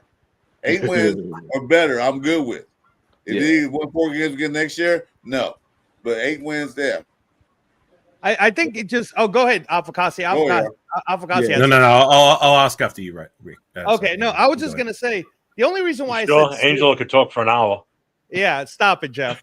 The only reason why I said 6, Chris, is because I'm being realistic in that if we go 1-1 with our division, that already leaves us at 3-3. So now we're playing everyone else, and in all honesty, man, what's more important to you, Chris? Putting in our new players to really develop them, or like trying to struggle just to get a win? You know, it's kind of like if you already know you're going to lose, you know, if you already know you're not making the playoffs, then don't you want to invest time into the rookies? You know. One thing, Angelo, you gotta realize something. You gotta realize something. Okay, I watched Pete Carroll. I knew about Pete Carroll when he was in New England was a coach. He sucked that year. I saw Pete Carroll change the USC Trojans into a mediocre team to a national championship. I saw Pete Carroll going to Seattle and change a mediocre team into a Super Bowl championship because it won 2. Mistake. Okay, Pete Carroll's not going to allow a player to go in there just because you have the name on your back or how much money you making. But you're going to say, wait a minute.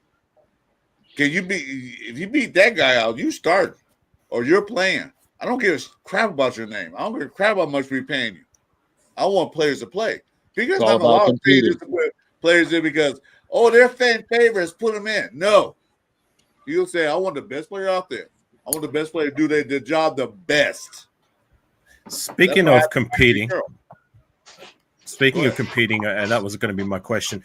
I mean, we all know Genty is going to be our starter, hopefully for years to come. But looking at next season and the rest of the running back room, I mean, we brought in Mostert, and we only brought. I thought we were going to bring in more cats in the door, drafted or undrafted, not just Genty. We only really signed one UDFA, and he's a camp tryout. He's not even like signed as a as a UDFA. I guess, yeah. So my question is, like, of the other guys, looking at Sincere McCormick and Dylan Lobby, I believe we're only going to keep one of those guys on our roster as that third spot. I mean, may still need to compete, but that was going to be my question: is who do you think is going to stick around post preseason? Because if I'm going to be honest, all 3 of those guys are going to need to show out, and if none of those guys show out, then they can all bounce. I'm not giving them, maybe Lobby, but I'm not giving Sincere another practice squad spot. I mean, he's had 3 seasons already on the practice squad. That's it. Yeah. You need to earn your place, otherwise, thank you for your services. But what say you guys? Go ahead, Turf. I say Sincere McCormick, and I think he showed his worth. I think it's a little premature to talk about his injuries, even though, yes, he's had a lot of injuries. There's other guys that haven't played full seasons either. It's very hard to play a full season in an NFL. So I'm not against the fact that he got hurt last year. I think he's the better running back of the 3 we just talked about, meaning Laube and White. So there's no reason for him to be cut for any of those guys, and there's nobody else to be had either as of right now. I mean, obviously we'll see what happens come training camp, right, and people start making deals and people start getting cut. But I don't foresee Laube or White beating out Sincere McCormick. I think Sincere McCormick did just enough to have to be seen again this year, behind, if you will, Genty and Mostert. Right, but his spot isn't solidified. I still stand by what I said. He needs to show out preseason, and if he doesn't, then I'm good. He needs to go. But although I will say, I agree. I mean, I was a big Sincere McCormick critique because he was languishing on our squad for what, 3 seasons? His 3rd season. You know what I mean? Even despite our running back woes, he still wasn't given a chance, only because of injury. He got his said chance, and granted, he made good on that said chance. He performed well. But once again, he's injured after 4 games, and he's already been sitting on the bench for 2.5 seasons. He was out for 1 whole season. You know what I'm saying? So, to say that the injury concerns aren't a factor, they're there. There. I don't know about that. They're 100% of the injuries are a huge concern. But what I'm saying is the reality is how many running backs have played full seasons? Right. But how many running backs have been on a roster for 3 years and you've been sitting for 2.5 seasons? You finally get a chance and you do well for a little stretch and then you get hurt again. See, and that's my problem with what we did, right? Because Chris, right? Shout out to Protect the Shield. He would always say, right? Everybody, him and Leo both crack jokes. Running backs are a dime a dozen. Well, guess what? You can't fault the running backs that aren't being given the chance to get in the game because of the coaching. And that's exactly what happened to us. I mean, you said it. Sincere sat there for 3 years. We've been shuffling running backs for 3 years. They never gave the kid a shot, but they knew he had something. He was out injured year 2. He was out injured the whole year 2. He was out injured year 1 when he first got to the league. His knee was blown out.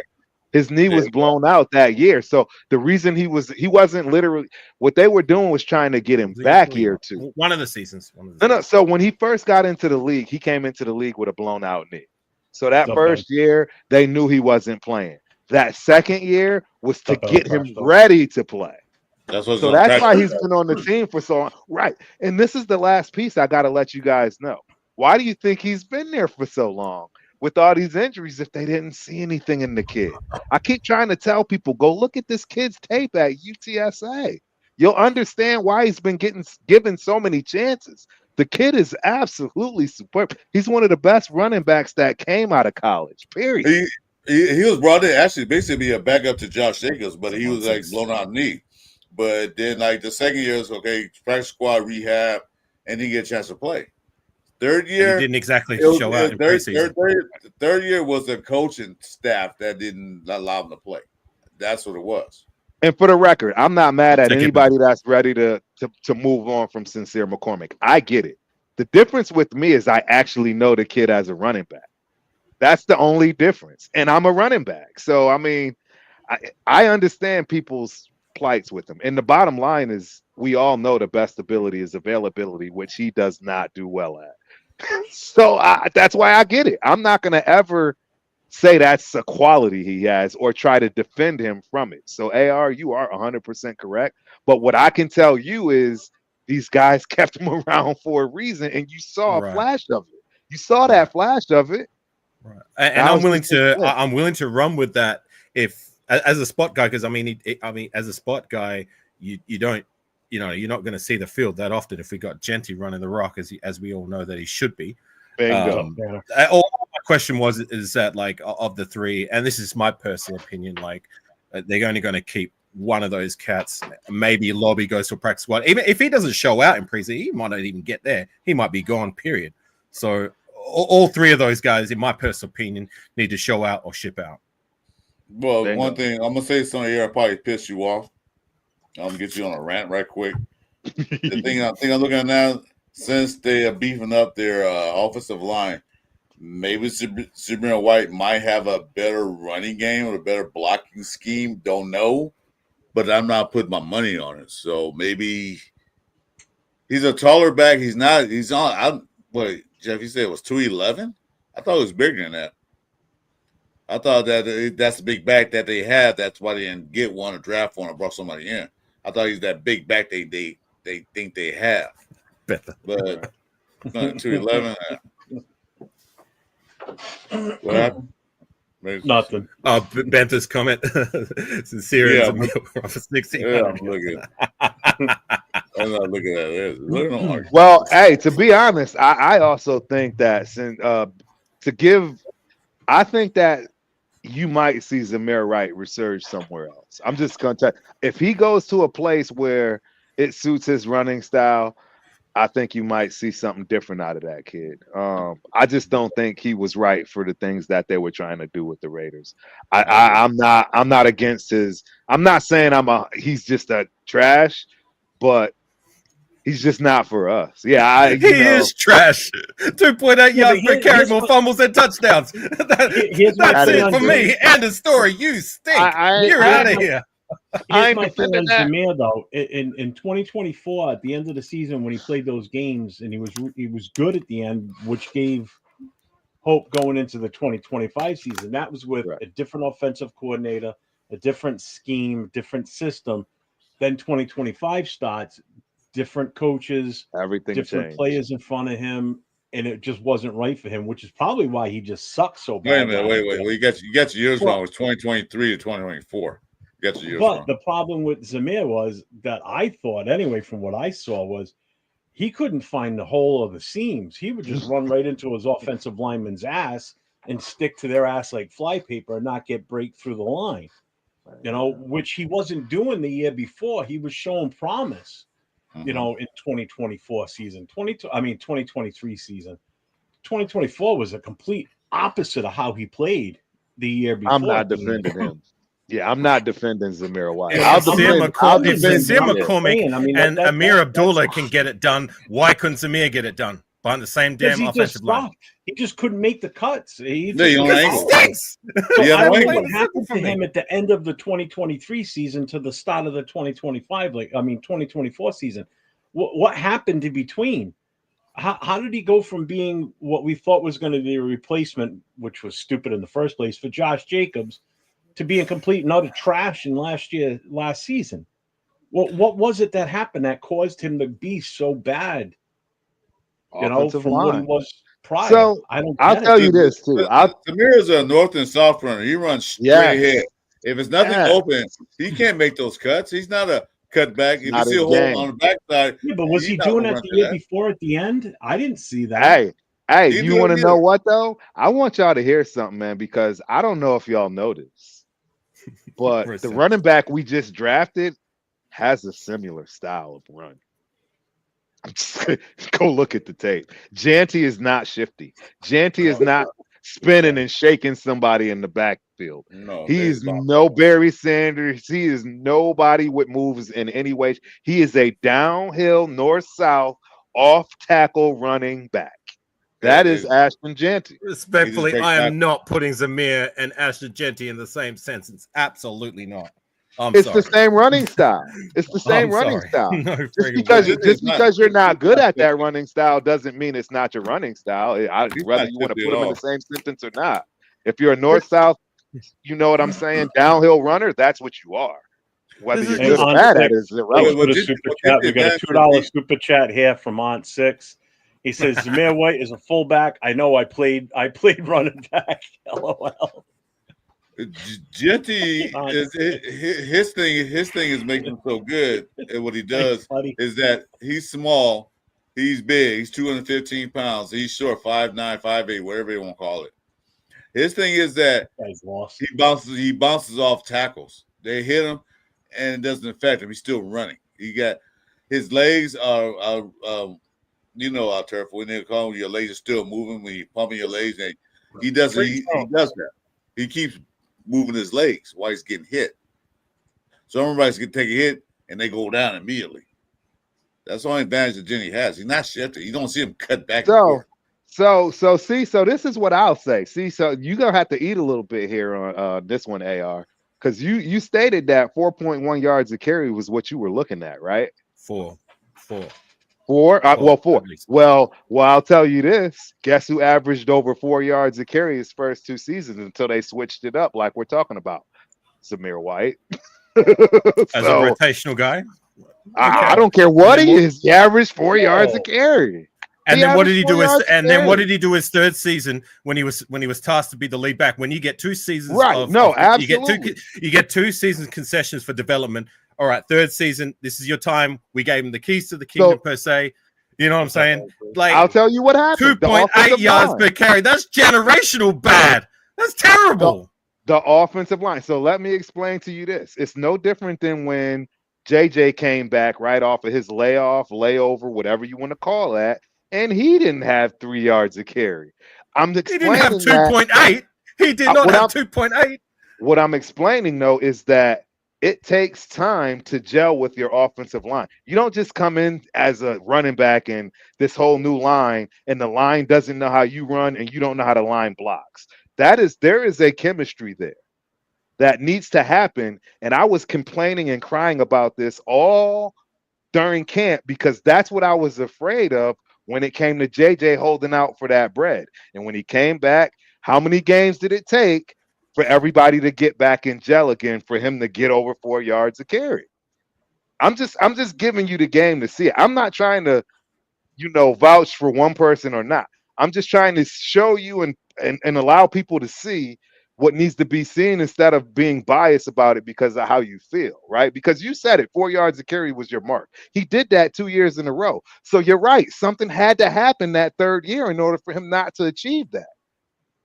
If you've done it 2 years in a row and you've proven it, but now all of a sudden your third year it's not happening and it didn't happen for nobody else on the squad, It's telling you something. The offensive line was trash last year. I can accept it being a little bit worse than 4 yards per carry, but 2.8. I'm That is just telling you the terrible. I'm telling you this, and that's a stat too. 2.8 yards per carry. That is generational awful. That is terrible. I'm not trying to vouch. I don't for care what offensive line you've got. Like even a undrafted free agent that came in right from the rip and was tasked to run behind that same offensive line is going to give you better than 2.8 yards per carry. I'm sorry. That is again awful. 8 games. Let me see how many carries. Like you said, let's see what did he have total for those seasons. Not much at all. He's never ever had, the most attempts he's had is his 23 season. He had 104 attempts, and he averaged what is this here? He averaged yards per carry. Just while you're doing that, I'll give you another stat that I know: more fumbles and touchdowns. That's another one to my point. Right. Well, and that's the one that you can't forgive. Nobody's allowing the running back to put the ball on the ground. Even one fumble is unacceptable. It's unacceptable. And again, that's why I'm not trying to vouch for him. It's just that you have to put out the facts. Everyone likes to just dog people, right? But put the facts out there. You know what I mean? Don't just dog a person without putting the real true facts. Because again, he averaged 4.3 yards a carry on 104 attempts in 2023 with 451 yards. And I don't think that's bad. In the year before that, he averaged 4.1. It was only 17 attempts, but that was his rookie season. All I'm trying to get people to see is that clearly something happened. I'm not saying he's a good runner. I'm not even saying he's below average. He can be worse than below average, but you don't go from 4 yards a carry to 2 without something happening. Something's wrong. What happened was Luke Getsy and the offensive line coach. That's what bingo. Happened. You went from a zone to all different blocking schemes. Yeah. It was just a mess, bro. It was a complete mess, bro. But they know they know what they want to do. Are you going to zone block? Or you going to power block? What are you going to do? So you got one sideline doing a zone block. I saw somebody say that, and the other side doing power block. And what am I doing? And I'm making any holes for him. And not give him a crease. They're not even giving him a crease to even peek through. So all he can do is run the ball straight ahead, try to get at least a yard out of it because there was no holes for him. And plus, quarterback play was lousy. When the offensive coordinator calling, run on first, 1 on second, 3rd down, we go. Every play, run on first, 1 on second, then 3rd down, we go. Your defense is going just throw him in the box because the quarterback can't throw down the field anyway. They have Brock Bowers and Mars. He can get the ball to him. So they're like, shit, just keep aiming the box. We ain't got to worry about that. So what you going to do? Right. I still stand by what I said. Like he needs to stand out in preseason. He needs a big preseason. If he gives me anything less than that, then go. I think Zamir White should be gone, guys. And that's why I'm saying that I'm going to talk what I talk, but I think he should be gone. I don't even think he should have the choice of having this offseason and preseason to do it. No, he should be gone. Laube should be gone. We got Mostert. We got McCormick. We bringing in Janty. There's other guys that we've signed. Run with the room that we have. You know what I mean? Maybe grab another couple other guys. But I like Janty Mostert. in a mix of sincere winning if necessary. I think most are gonna be that 3rd down back or that red zone back more likely. That's what I'm thinking on using him for. Because he's a little older, he has serious injuries. I don't think he's gonna be like 15 to 20 yard carries. I think it'll be like a 3rd down back because he can catch out the backfield. It's proven he can. Hey, folks, if I may, nah, man, you go. Yes, right quick. I just want to all y'all, Turf, AR, Christopher Raiders, Angelo, and Jeff. Thanks for having me on. I don't have to say shit because Afakazi, he's saying. Well, kind of hoping you don't, man. Those kind of you don't say shit. And I'm done. Right, but just circling back to my original question, I got your Turf, and I think I got yours, Chris. Like my original question, why we even got to the point was we all know what we expect with Genty and Mostert. You know what I'm saying? I guess like is Mostert's spot guaranteed? I mean, like, you would think so, but like my question originally was of the three guys who I believe they're only going to keep one on the in a second. final 53. Who would be that third guy in being with Zamir, Lobby, and Sincere competing in it? Even that UDFA who's a camp body. That was my question. So I don't know. I didn't get your takes there, man, or Angela. All right, so we're going to be joined. We're going to be joined by a new guest here coming on. He's from my area. He's from Boston. I don't think any of you really know him. I've never met him before. Oh no! So I'm bringing him in. So, which means if he's from Boston, he's probably a Celtics fan. So I know some of you Laker fans are going to love him. Garbage. Yeah, Garbage from the harbor. The Lakers up good. They lost first round playoffs. At least of all, he's probably a Patriots fan too, I believe. Yeah, he's shaking his head. Yes. So I'm going to bring him in. But everybody play nice. He's a friend of yours, though, right, Jeff? He's your friend. I just right? met him tonight. He was in the chat earlier, and he said, so he's not your friend? Okay. Hang on, look. If he keeps it respectful, then it's cool. Like, yeah, that's why. Yeah, I mean, Chris and I have had Broncos fans on with us, Steelers fans. So now we're going to bring a Pats fan in, but he's local to me because he's next state over. So he's listening. It's Boston X. What's up, brother? How you doing, man? Welcome to Dixon Cider are already throwing tomatoes, so just saying. Hey, Turf, did you know that they signed a fullback from Old Dominion? Do you see about this guy? I did not. Yeah, we signed an undrafted free agent from the Old Dominion. His name is Pat Conroy. I'm literally right up the street from Old Dominion as we speak. I'm in Glasgow, Virginia. Yeah. That's wild. I'll have to dig into that. I'm glad to see that we got a fullback though. That tells me something. I like we have a fullback. We have Rogers. He's a fullback. Turf, we have a fullback. His name is JJ Pegues. I like that one too. I like that one too. I was actually telling Chris from Protect the Shield podcast that because I always try to keep him up on the UDFAs, and I was like, hey, bro, tell me about Anthony Booker from SMU because we signed him. He was like our 16th signing. And he goes, perfect. We got the tank because he's been wanting like a nose tackle, 340, 350, right? Yeah, so then I was like, okay, well, that makes sense to me. That means that JJ Pegues is going to go to special teams and be more of a fullback. And Tonka Hemingway is going to become more like the Matthew Butler position, like a defensive lineman and more like movements. Because I noticed that the Brandon, the head of scouting, he picked a lot of guys that had awesome measurables, you know, touchdown Tommy and Tonka Hemingway and JJ Pegues. So I think that's what it's going to be. It's going to be like a very Chip Kelly unique kind of style, offense, defense, you know, so, but yeah, we have a fullback, but so, I'm going to look up the Old Dominion guy too. So who's the new guy? Me. Hey. So obviously you're a Patriots fan, correct? Patriots, Celtics, Red Sox, Bruins. Oh, so you're a true Boston fan. Oh my God! So he get along great with Spence, Turf. I'm not from Boston, but my dad grew up in New England area. Grew up in Vermont, so I grew up a Patriots fan, Boston fan, everything. Just real quickly, salute to Boston. Sorry, you should be excited for some of the former Raider players that we got specifically with Spillane and a guy like happy about it either. On Chase on. So you got two guys who should be able to contribute, just hopefully not against us, right? Oh no, we played him this year. We played him, and Jeff already knows. I already got my ticket by way of my daughter's teammate's dad. Shout out to Greg Pearl. I love that guy, and I will be there. So anybody that lives in the Northeast, when we play y'all, this is the year to be ready. I'm just kind of curious what a Patriots fan has to add to a Raiders chat. Oh, I'm a football fan. Hold on a minute now. For one thing, this is a Raider channel. We welcome all fans of football here. Oh, no. If you want to add something to the chat, you can talk about his Patriots fans. I don't care. We're all football fans, bar none.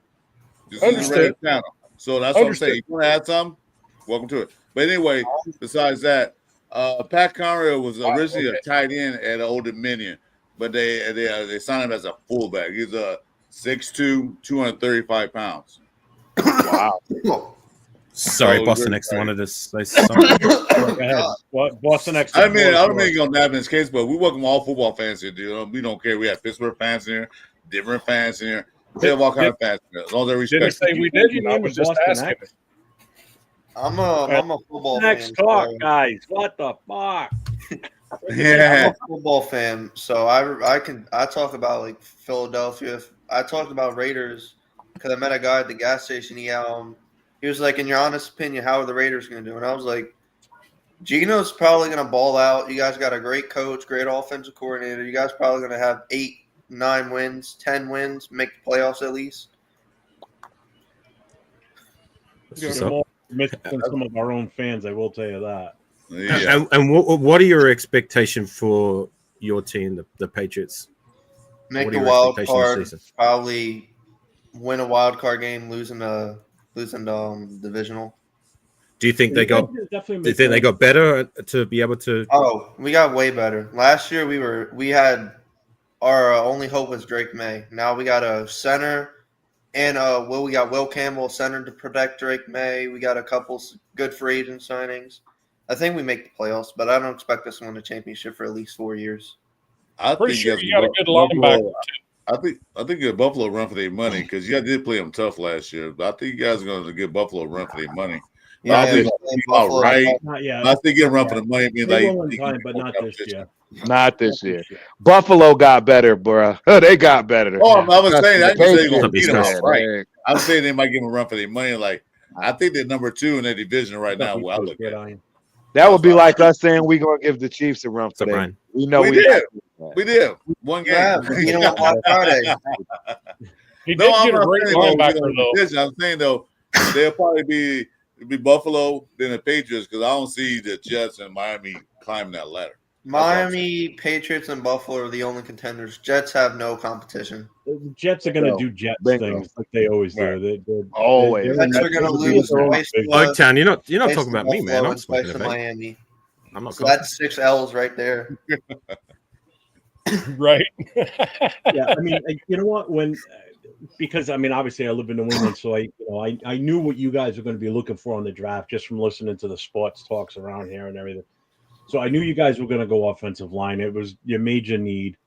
So I wasn't surprised at who you took. You guys took that kid Campbell from LSU. It was a great pick for you guys, I think. Eric's got a guy that he does a show with that's from Boston. Called Spence. Yep. What's the name of his show, Chris? Because he might be interested in that. I mean, Turf. That's why I was actually going to introduce and do all of that myself with Boston. Yeah, go for it, man. Go for it. You got Titletown Sports. My guy Spence. He's out of Boston, born, raised, and he loves every Boston Mass / team, right? Bruins, Celtics, Patriots.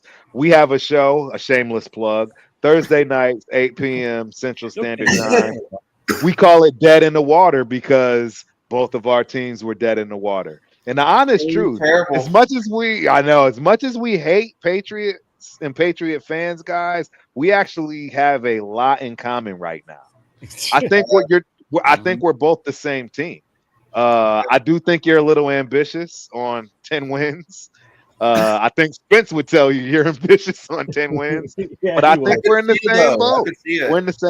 We're in the same boat. 8 wins is a great season for us next year. 8 wins is a good season for us too. We had 4 wins last year because we started Jacoby Brissett. We decided not to bench him after the 3rd game, and we kept losing. Sounds familiar, don't it? Almost broke my TV. I think it's one of those situations where you get to a certain point and the bridge is always across the river, and then all of a sudden the bridge collapses, and it's like, now what do we do? Yeah. You know, so I think we're both in similar situations when it comes to the Patriots and the Raiders. You know, similar situations. Like, okay, we built the bridge, now we got to bring shit across the bridge. Yep. You know, and I think that's what we're both doing. I think that the difference between the two teams, Boston X, is the Patriots are in a weaker division. I mean, I say that just because the Bills is the only Yeah. team going into this year It's the that's going to Bills. be a good solid. The Jets are going to be in a rebuild mode, or I mean, they're not a playoff team. And then Miami, I mean, they're still talking about trading Jalen Ramsey. So I don't because they're in exactly a know. salary cap issue. That's their problem. Yeah, exactly. They need a quarterback. That's their problem. Yeah, so really where you guys are at is if you can beat the other teams outside of your division, you probably will steal a wild card spot. And Drake May's the real deal, man. I mean, you just saw it last year, and he's only going to get better this year. Our Hopefully problem win comes against the Raiders. She's saying. Yeah, our problem is our division is crazy good. You know, Kansas, Denver, Probably who made the it best in the last NFL. year. The Chargers got stronger; they didn't get weaker. So the Chargers got stronger. The Broncos got stronger. Kansas City got stronger. Like so, all we're doing is we're just trying to get better. Yeah, That's didn't the why Chiefs I'm have a trying to not. scrap I'm not being a Debbie Downer. If we make the playoffs, You guys have a good division. great. That's But facts right there. I can't see a world where we're going to beat out those two other teams for a playoff spot. Because you got to compete against Patrick Mahomes, Bo Nix, and Justin Herbert. Well, those things are Not already including the fact that they got good established. receivers. They've been established for like two years now. Plus, Denver got bonus last year, so they're established for 2 years. They've got better players to complement what they already have. We have to get a whole new everything. Just about. So we got to compete against that. Yeah, true. Yeah, no, it's going to be like we've had, like for us, Boston X, we've had a revolving door of upper management and coaching that we're just now settling in. Like this, the draft and the free agency signing was your first sign of there's adults in this particular room. Yes, but we don't have Gerard Mayo anymore. Yes. But again, man, like until we see what happens, you know, like you can get the ingredients, but we gotta watch how the chef cooks it. And you know, we did get what's his name? Our old offensive coordinator, your guys' old head coach. McDaniels? Yeah, Josh McDaniels. Yeah, you can We have our offensive coordinator where he belongs. We have him where he belongs, an offensive coordinator. No head coach. Angelo, to what you said before, that point also applies to us too. Like I'm very happy with what we've got with our coaching staff and our front office, but we still have to see them produce results before we can say we finally settled in. Like they don't get that concession just because yes, they have the credentials, but we're still in the same boat too. We have to see how it all shakes out. You know what I'm saying? Yep. Show me. Please, Mike Vrabel, show me you can coach a Patriots team. Everything looks good on You know paper. what it is to win. Everything looks good on paper for a season start. Everybody right now is 0-0. Everybody's a Super Bowl contender. Yep. Show me on the field what you got. The picks Except you the made. Jets. We all know they're not Super Bowl contenders. And to that point, I'm going to get going, gang. Thanks for having me on, Jeff. Appreciate you. Hey, thanks, AR. Thanks everyone. Good to see you. Hey, Chris, real quick. Love you, brother. Love you, man. You the Sunday shit. morning or no? Sorry, I didn't get that. What Are did we you on say? for Sunday morning Tecmo or no?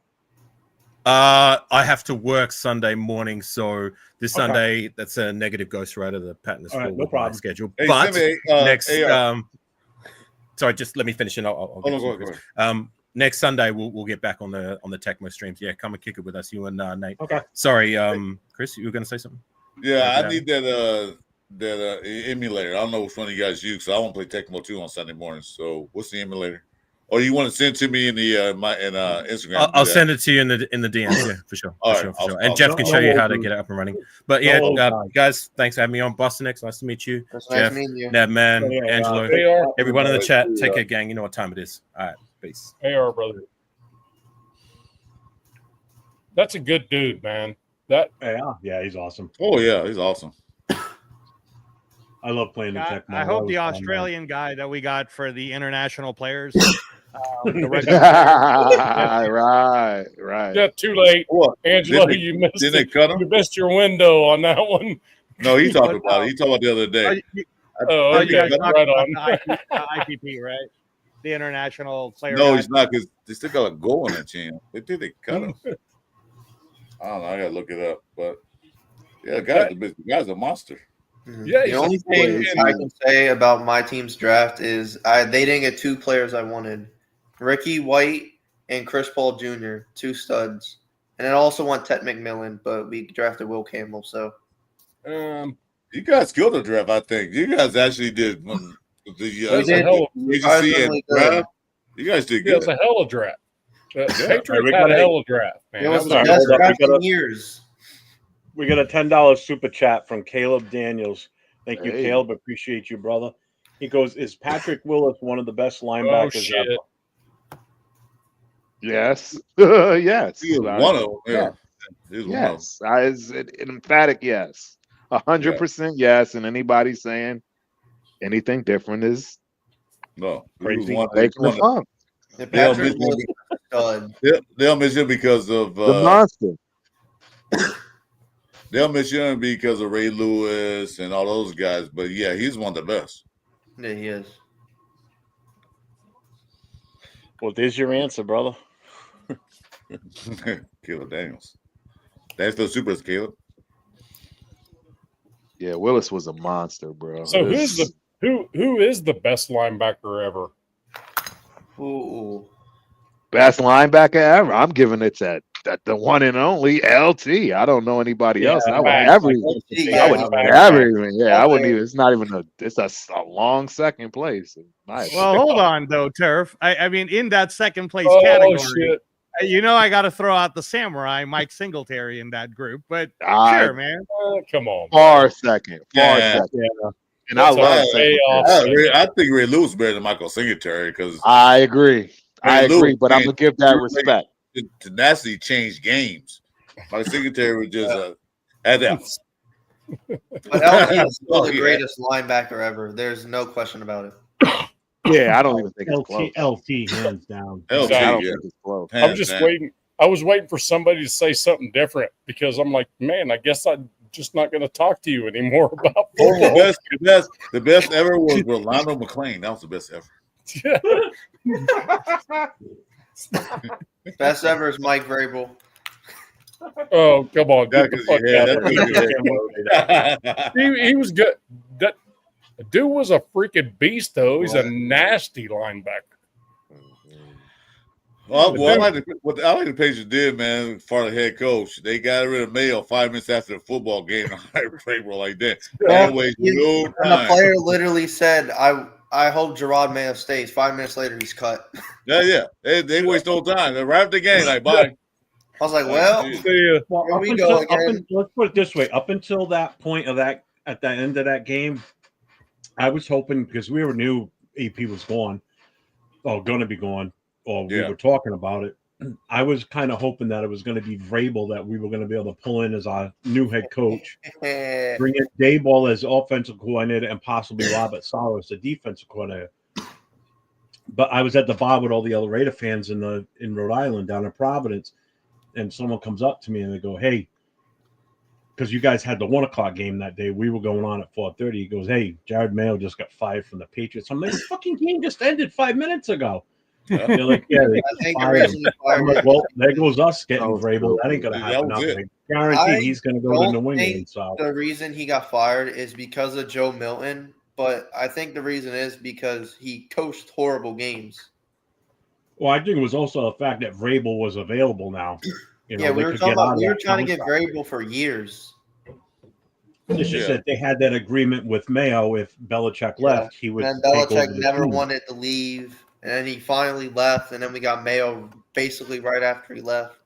There was agreement. Yeah. Now But soon as they find Vrabel, I Bills said, and they're UNC coaching college football. because that's all Ray Nation was talking about for the head coach. Because AP was going to be gone or was already gone. Everybody wanted Baber. We wanted Baber. That's what we wanted. But when they fired Mayo right after the game, like, well, that's it. Like Jeff said, we're out. I still think Pete Carroll's a good fit for y'all. Yeah. Especially with Gino, him and Gino. When Gino went to the Seahawks, Carroll changed his game. Because Gino was just like a backup quarterback. Then Gino started in Seattle, and he was just balling.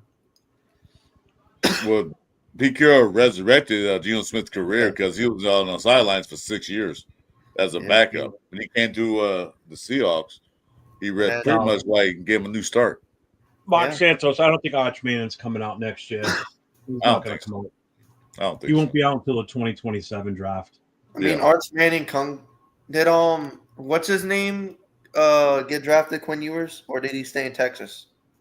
He's with Miami. Quinn Ewers. Yeah, I can't wait to tear him up in spring in preseason. They got my boy Tyler Thompson. Did he get drafted there? Did Ewers get drafted or was he a UDFA? Yeah, he was the number 7 or 7th round for Miami. Dang, he fell that far. And they always talking about first round, like second round, like wow. I'm might have been 6th round. I take that back. He might have been 6th round because we took Cody. What's up, Tony Shepard? What's going on, brother? Y'all got a good quarterback in the draft, but I'm surprised you didn't draft Howard. Who? Will Howard from Will Howard went to Pittsburgh.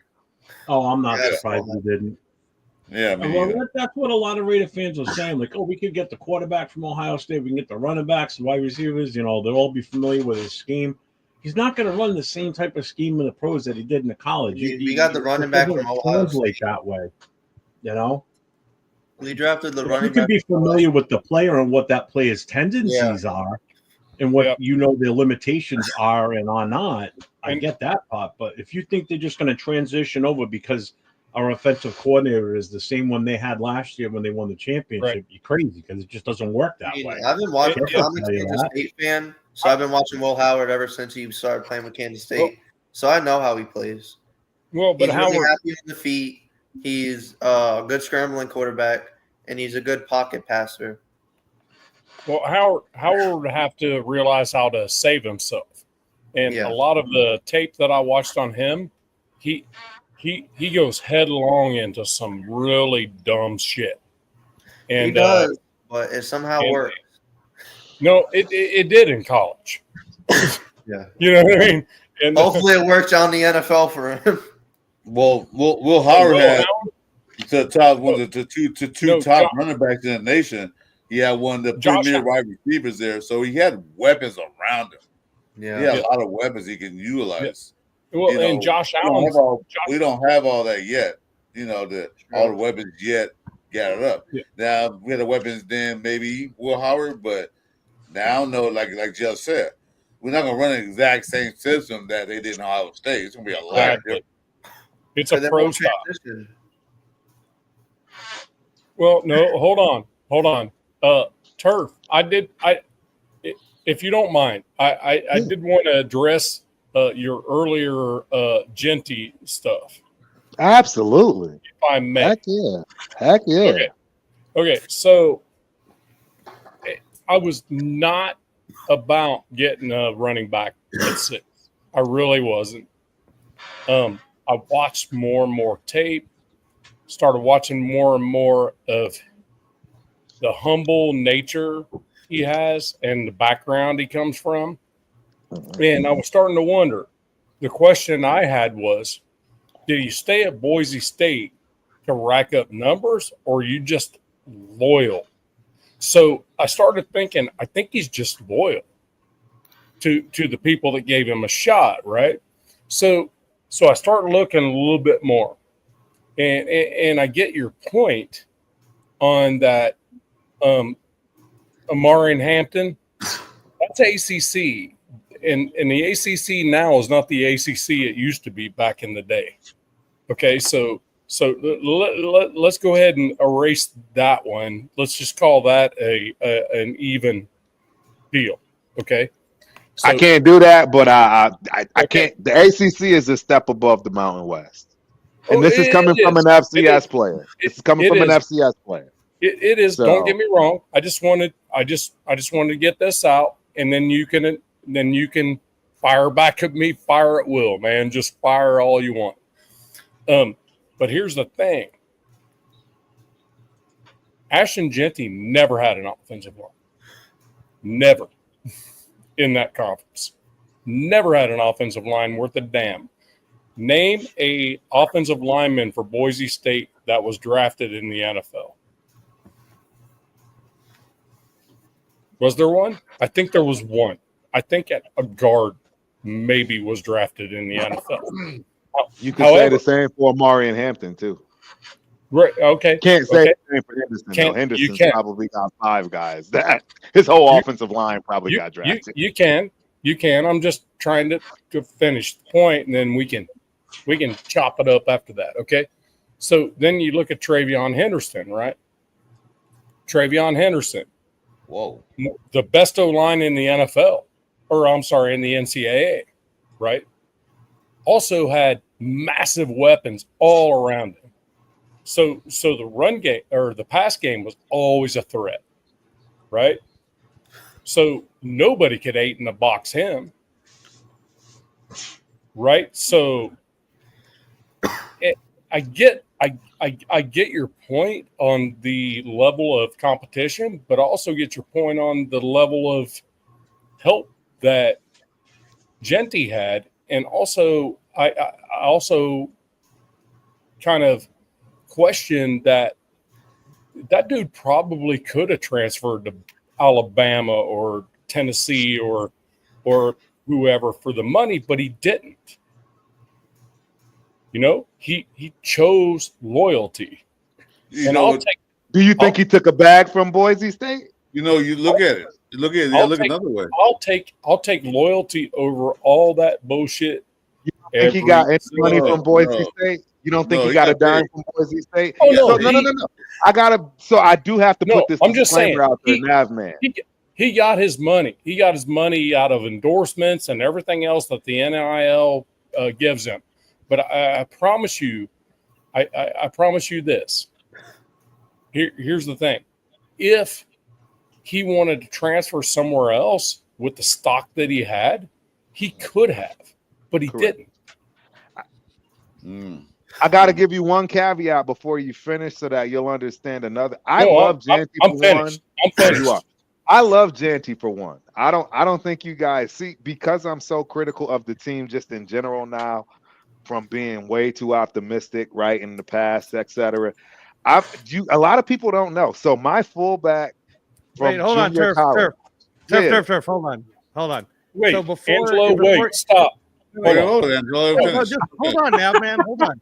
So before you go doing all of that, Turf, I was building you up on the Captain Jack show, and I don't know if a lot of the people in the chat really realize where Turf's coming from is he played at the highest level at running back. He was Montana State's secret weapon. I'm talking to the chat now, man. I'm talking to the chat. So, and anytime he's critical, and I've known Turf now for a while, longer than you guys, I'm assuming. So Turf knows that. Turf doesn't like to brag about what he actually did, and I found the tapes to watch what he did. So I take it to heart. I take it to heart when he says, when he's critical of a player, because I know he's coming from the standpoint of, well, I'm talking about the inside information of these things. He's not talking about the general, like, outside. All we're getting to watch is the outside looking in. So from the outside looking in, someone like me, I'm like, oh, man, I look at Ashley Genty and I think of Emmitt Smith, right? But someone like Turf, who actually was the weapon for Montana State, did play in those on big-time games and rivalry games. He's kind of like, and that's why I'll let you go, Turf. But if you guys ever want to research Terrence Krim, Angelo, I'm not being critical. I'm only going outside the box a little bit. Correct. And for the record, Nav man, you don't even have to. I enjoy this. I love it. I love your take. I just got to give those caveats that give a little bit more insight, because the one thing that you're saying, all this loyalty and money, I'll just tell you this. My fullback, who was born and raised in Las Vegas, he was my fullback in JUCO. It's the only reason I got to Montana State. You're talking all this lineman stuff. None of my linemen got scholarships. You see what I'm saying? So trust me, I know all of this. He is a graduate of Boise State. My fullback, who's born and raised in Las Vegas, is there now. He knows Jancy. I'm not saying he knows him, but I'm just saying he's a Boise ex-football player. Trust me, he's getting money. That's what I'm trying to say. He could have went to Alabama. Absolutely, but if you don't think he was getting taken care of at Boise, man, come on. No, I'm not saying that. I'm just saying, so I don't want to read saying, into the loyalty thing a little too much because we all know the NFL is obvious. I mean, look at JJ, and nobody's faulting him. I'm not faulting him. I'm just saying it's a business. It's different. So the loyalty thing, it's kind of like that. You can miss, especially now in the NCAA with the NIL. Loyalty is not even existent. It's nothing. It doesn't exist. That wasn't my actual point. James Guys, question right quick. I'm sorry. I need to break this shut up, but I got to say something. Oh, sure. Angelo, guess who this player is right here in the chat? Oh, sorry. I had it on big screen. The player I put the height, weight, 6'4", 351 pounds. Who was that? He's on the Raiders. 6'4", 351. He was on the Raiders. He's on the Raiders now. He's UFA. Oh, yeah. No, that's the guy I was talking about earlier, Anthony Booker from SMU. Me. I said that. I said that's why. No, you're 420. Dude. Yeah, nice try, Jeff. Yeah, I didn't put 6'5". But wait, I don't have the height. No, I was saying that earlier. Remember, I said that behind him. That means JJ Pegues is going to become the fullback because you were talking about us getting Pat Conroy, but I'm like, nah, man, they're going to make JJ Pegues the fullback for sure. He's going to be special teams and fullback. That'll be his position in the 53. And if Anthony Booker makes it into 53, then he's our nose tackle, or he's our training nose tackle, or whatever. I'm sorry to break the run back thing. I just going through UGFA's. I saw this guy. What the hell? 51. All right. When it comes to stats, man, I mean, I think me and Turf got along because he knows that even though I didn't play the game the way he did, I study it like nobody's business, you know. So I got the stats down. And boxing too. No, that's a different story, Nav, man. But we're not going to get into that. Yeah. So I was about to say, hold on. I don't know. Hold on, because I don't know if Nav man knows. No, Nav man has no idea, Turf. So don't worry about it. It's okay. He's giving So hold up. Nope. Now it's my turn. No, you don't get to it. No. It's my turn. It's my turn. Because like you just said, Nav man has no idea. Don't listen to Angelo. Boxing, bro. Let's go. We don't say the B word when Angelo's in the chat. We don't say the B word ever. Nav man. The real legend on this panel right now is Angelo. Real talk. The transplant. Bro, I mean, the accolades. Bro, the accolades. I mean, I can't say enough, man. That's where I turn in to the major fanboy, and Angelo knows that. I mean, I wish I could have trained under him. All of those good things, man. The fight game is Angelo. I can't wait, and that's why I'm the one dragging my feet. I'm the one that's been, not getting this thing right, and it's because there is no way in hell I'm half stepping when I have a legend like Angelo to grace the screen with me when it comes to combat sports in general across the board. And again, I ain't tooting my horn here because that man down there in that corner can toot way more of a horn. But again, people be wanting receipts. I've trained Muay Thai, Brazilian Jiu-Jitsu for 17 years plus. And I got my black belt in 2021. Took me well over 11, 12 years to get it. Not from some old rinky-dink school. Exactly, right? So when this man down here is talking about combat sports across the board, not just boxing. Boxing is, when he talks, everybody needs to listen. I'm just telling you right now. Angelo is...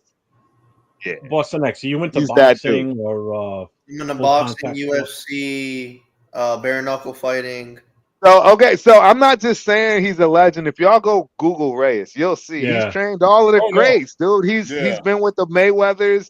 He's trained the Frank Yeah, you don't know what Beers. channel you walked into here, kid. Exactly. This is the real deal, bro. This is the real deal. I watch a lot of sports. I watch combat sports. I mentioned people in my circle. I mentioned Angelo Reyes in my circle of people in their draw drops. And I'm in the mecca of fighting right now in Austin, Texas. You talk to Turf, you talk to Papa Rendon, you talk to Angelo, and then what's you know, all them boxing dudes. You go, they panel, forget about it. Muhammad Ali is the greatest fighter in the fucking world, greatest boxer ever. Bingo. So I don't know if you'll know this guy, Boston Next, but he's around where you are. But his name is John Scully. He's a Connecticut Hall of Famer boxer. He's a trainer, right? He's assistant trainer for Bitterbeev, right? Bitterbiev. He's trained a ton of guys, etc. The thing about him that's special is he actually collects memorabilia in order to sell it and give the money that he gets back to the fighters in need. There are a lot of fighters that people have no clue, don't have a dime, a pot to piss in. Their parents, their families are, you know, pitching in to take care of them. Scully takes stuff all around the world, gets it signed by all of the greats, sells it, and sends that money straight up to those fighters straight. He'll put it on Facebook. He'll show you the envelopes. He'll show you the money and the stuff he stuffed and goes. He will go down as one of the best people on the planet of Earth. I used to train when for it's all said and done. Angelo, I accidentally promoted you here from we're not talking football anymore. Now we're gonna go back. I just needed to get that out there, man, because I don't. Nobody knows what is in that bottom right corner, man. Angelo, Christ, nobody knows. He's trying to pump me up, bro. People have no idea. I appreciate we all. He just moved himself over there. Yeah, nice, dude. And I mean, and all of the freaking, you know, trauma and everything that Angelo's been through on top of it, man. I mean, his name is Raider Transplant, guys. Yeah. Strong, trust me, man. Strong is an understatement. Y'all have no clue. I think I could have trained under Angelo. Jesus Christ, dude. I think if they would have, like, you know, I know you did that show and you and I got into it, you know, last year with you and me. But I'm very much like you, Turf. Like, we don't like to talk about what we did in the past because that's not what we're bringing to the table. We show up to these shows and chat rooms and whatnot so that we can talk about our Raiders and we could all have the same common thing. But both you and I know, Turf, that you'd be very surprised in our worlds, how many people are fans of the Raiders, and you know they want to talk about it and they just want to talk Raider football. So but I really appreciate it, guys. Terrence Crump, look it up. I'm telling you, when you do the research, he was also the very best college football running back in JUCO before he went to Montana State. So when he was talking about the fullback and he had a shitty O-line, he didn't tell you. I didn't have a shitty O-line. I just said none of my guys got a full ride. Hey, man, my guys. I'm sorry about that, Turf. Running back's never gonna say that shit. Yeah. But Turf was so good in JUCO that he beat all the stats during his years for running back. That's why again, when it comes to like those players, I always brag about him when you go to Tuesday shows and he's breaking it down. He's breaking down like how the players are. There's real knowledge in there because he's talking about it from the insider point of view. He'll even talk about, well, how's the locker room gonna feel and how's this and how's that, and he's really like giving you the insight. So if you guys understand that part of it, then you'll understand why someone like me, who is just a fan, like I've never once said, Jeff, when you've been on Captain Jack show, I always talk about how you played semi-pro, you actually played the position, and I build that up because that's true, man. That's absolutely true. So I think all Turf was doing for you guys today is if we ever do get our channel going, you know, we'll have some fun guests, right, Turf? And then people will start to kind of go, oh shit, Turf and Angelo there was something on his show last night that I never heard about before that he brought up about the whole San Diego State. Yeah. Yep. What's that? about you when you what you Yeah. said yesterday on your show. Oh, when I had I had a full Yeah, ride go to ahead San and Diego repeat State. that again. Yeah. A lot of people in here definitely don't know this. This was Tommy cool when I Luganville. heard that. Tommy Luganville was the head coach still. So I'm gonna Yeah. tell you, I'm actually giving the game right now. Oh my God, I'm giving the game on this one. All the youngsters really do actually need to listen to hear this. So in junior college, the number one thing I did is I made sure my roommates were fire. I had Derek Smith from Louisiana. I had some Louisiana boys. I had all Louisiana boys now that I think about it. I had two major guys. Derek Smith, his brother played for the Patriots. Why can't I remember Derek Smith? It's a Smith, a cornerback for the Patriots back in the 90s, 80s, 90s. His brother was the Patriots cornerback. Derek Smith. It's a Smith. You'll find it. But anyways, I had one of our guys, one of Jack Tatum's nephew. He was another cornerback on my team, my roommate. I got all roommates, man, that was fire. And I made sure that they did not touch the telephone. They couldn't touch the phone, bro.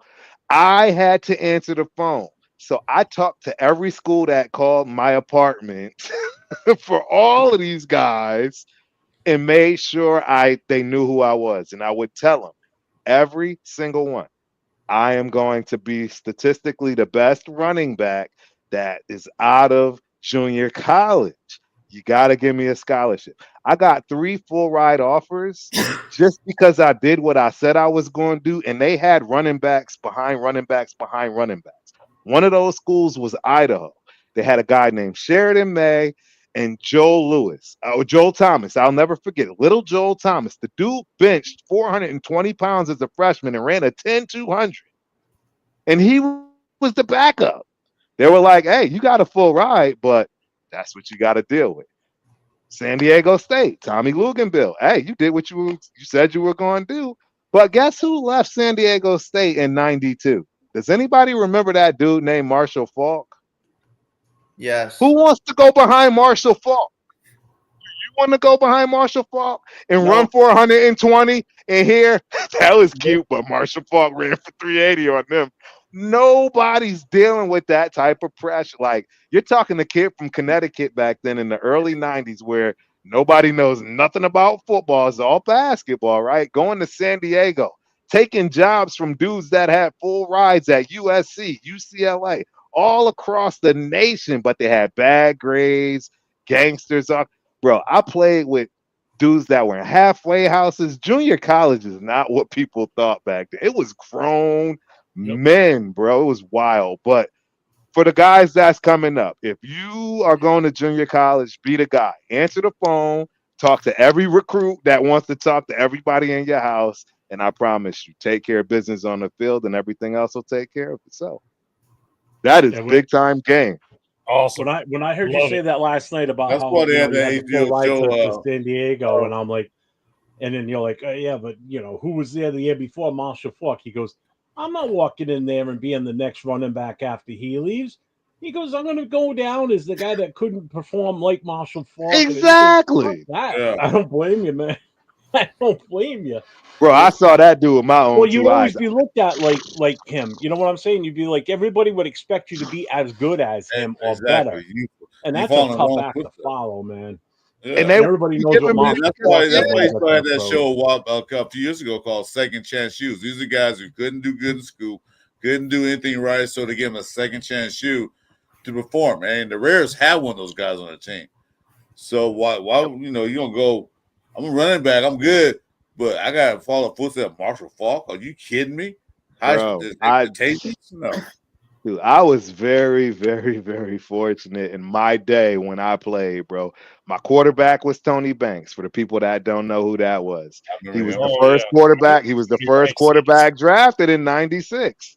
He was the first. I love to tell this story, man. Again, junior college. You're going to the next level, right? D1, wherever. There's a book on you. Everybody's got words about what they are, right? You know what I'm saying? This guy's fast, quick. Oh, he can throw a good ball. When you looked at Tony's write-up, there were 4 words. You'll see 5. You'll see him on Sundays. That was what they put in his description. You'll see him on Sundays.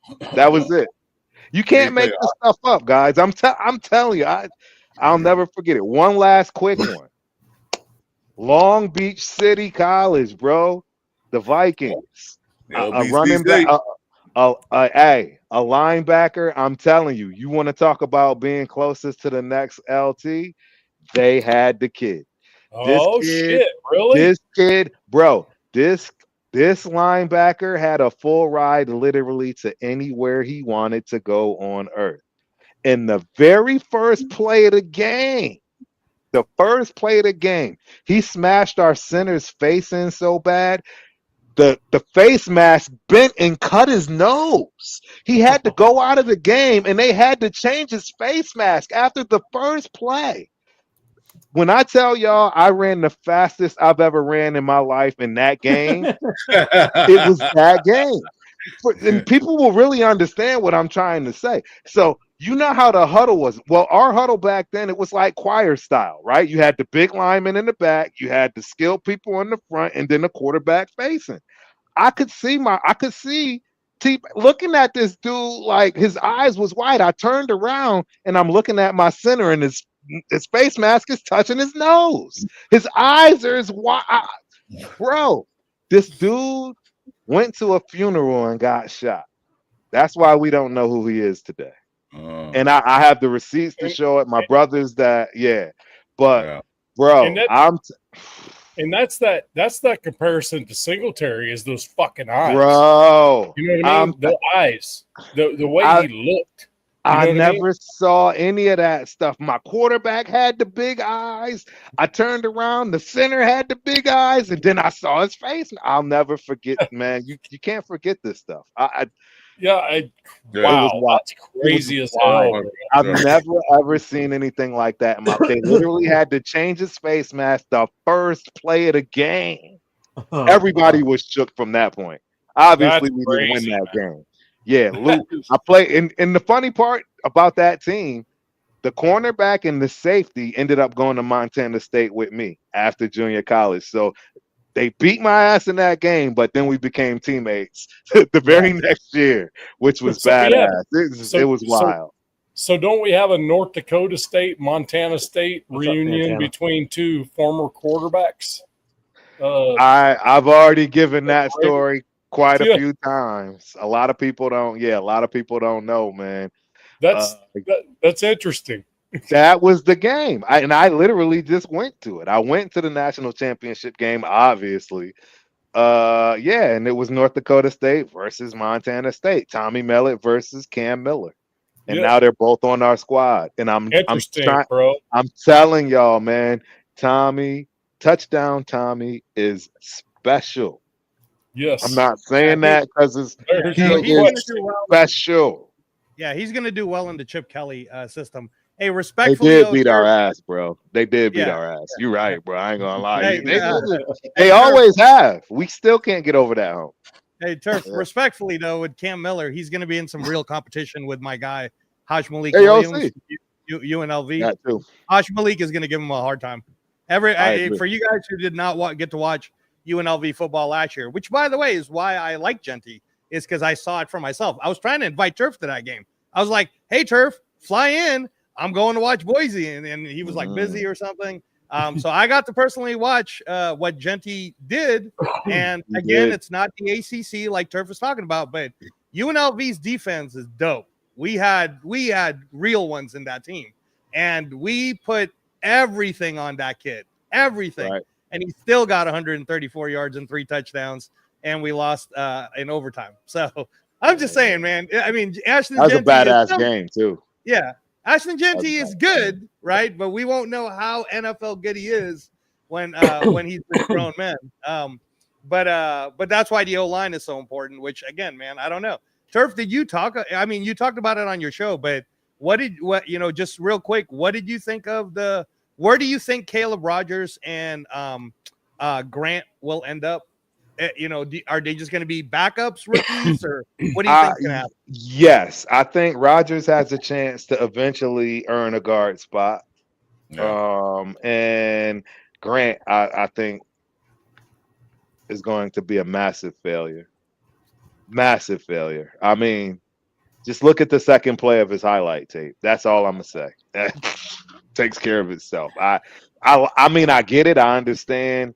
I'd like to hear his measurables. You know what I mean? Because in my opinion, looking at the tape and William and Mary, the talent, right? Again, so this is a caveat. This is a caveat. I constantly talk about the FCS, right? But what a lot of people don't know, and I said this, and I don't know if you guys recall, the Mountain West has been constantly recruiting the Big Sky. They've been trying to get the top 10, the top teams out of the Big Sky to move into D1, the Mountain West. It's just never made sense because the Mountain West is so whack and weak. The Big Sky is literally the best conference in FCS, and I think I know. You're gonna clown. I think it's equal. I think it's equal with Mountain West. That's the funny thing about it. That's how low I think of the Mountain West. And again, you're talking to an FCS player that has no problem telling you I didn't have the ability to go to the NFL, right? All those. I'm not clowning myself or anybody in the FCS. I'm just keeping it 100. I'm keeping it real. The talent is different. The talent is very different in the trenches. That's where it really separates as far as FCS to FBS. Skill positions, you're going to find that in abundance. As I don't need to tell you that. Cooper Kupp came from Eastern Washington, the Big Sky. Like, I can go on and on about guys that came from the Big Sky Conference. You know what I'm saying? So what's the conference that Max came from? That Eastern Michigan, the MAC conference, MAC, right? MAC, yeah. MAC conference. Yeah, guys, you will find skilled players in any division, and I consider DE skilled positions, right? You know what I mean? Like, you'll find those guys anywhere, but the beef and meat, the interior. It's gonna be rare you just find some guys that work out. You know what I'm saying? From them, I don't know if it's just because I'm a little bit more in tune with it now. But was it just me, or was this draft seem like there was a lot more kids taken from some of these smaller schools?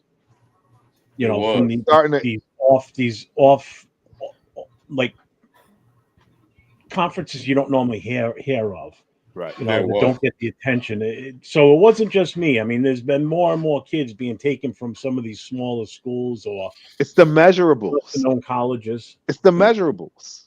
That's why Tommy Mellet's measurables are off the charts. They read as in the Power 5. Right. You know what I'm saying? They absolutely read Power 5. But it's the Big Sky. That's what I'm saying. It's not. So, right. But a coach counts on their ability to teach things that are teachable, right? And if they have the measurables, if they're a good teacher and they're able to teach, then they got something, right? Absolutely, especially if they fit. You know what I mean? Because that's the other thing. People don't.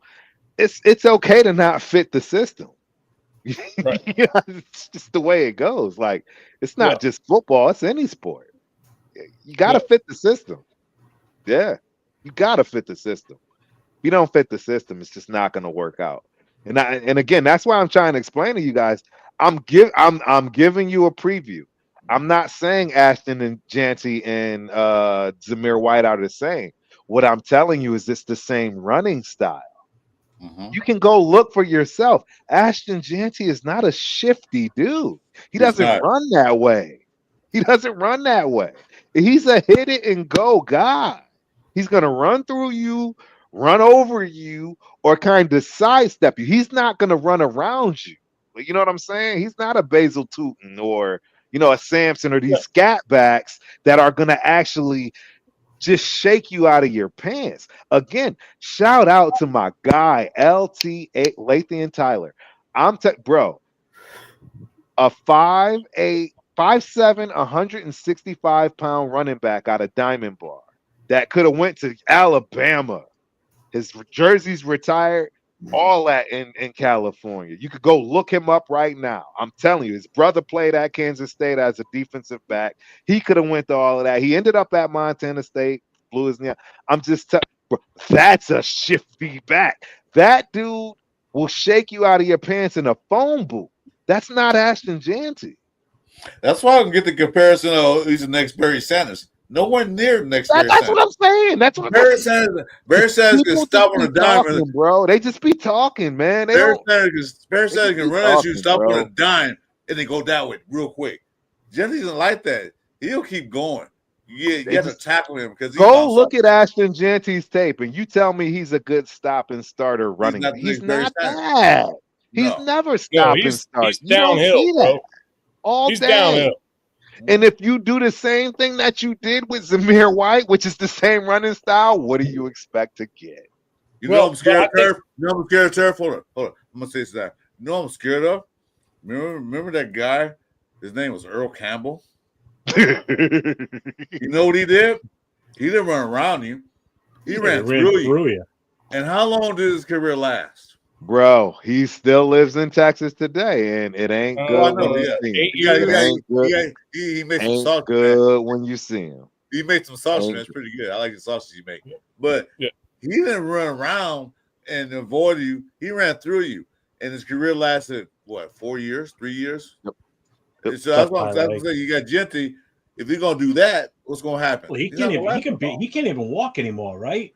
No, No, he's in a wheelchair. Well, you think about all those compressions on his spine, the way he was hitting guys, because a lot of those he was putting his head down. I mean, dude, Earl Campbell that is a legend. That is one of the most violent dudes I've ever seen in my life. My God, that dude was like most violent running back I've ever seen in my life. I don't know many others. Not the word for it. That dude should have been in jail when he did this other player. Hey, Turf, you'll get this, but saying Earl Campbell in football is like saying Ezra Charles. I'm afraid that's going to happen. But yes.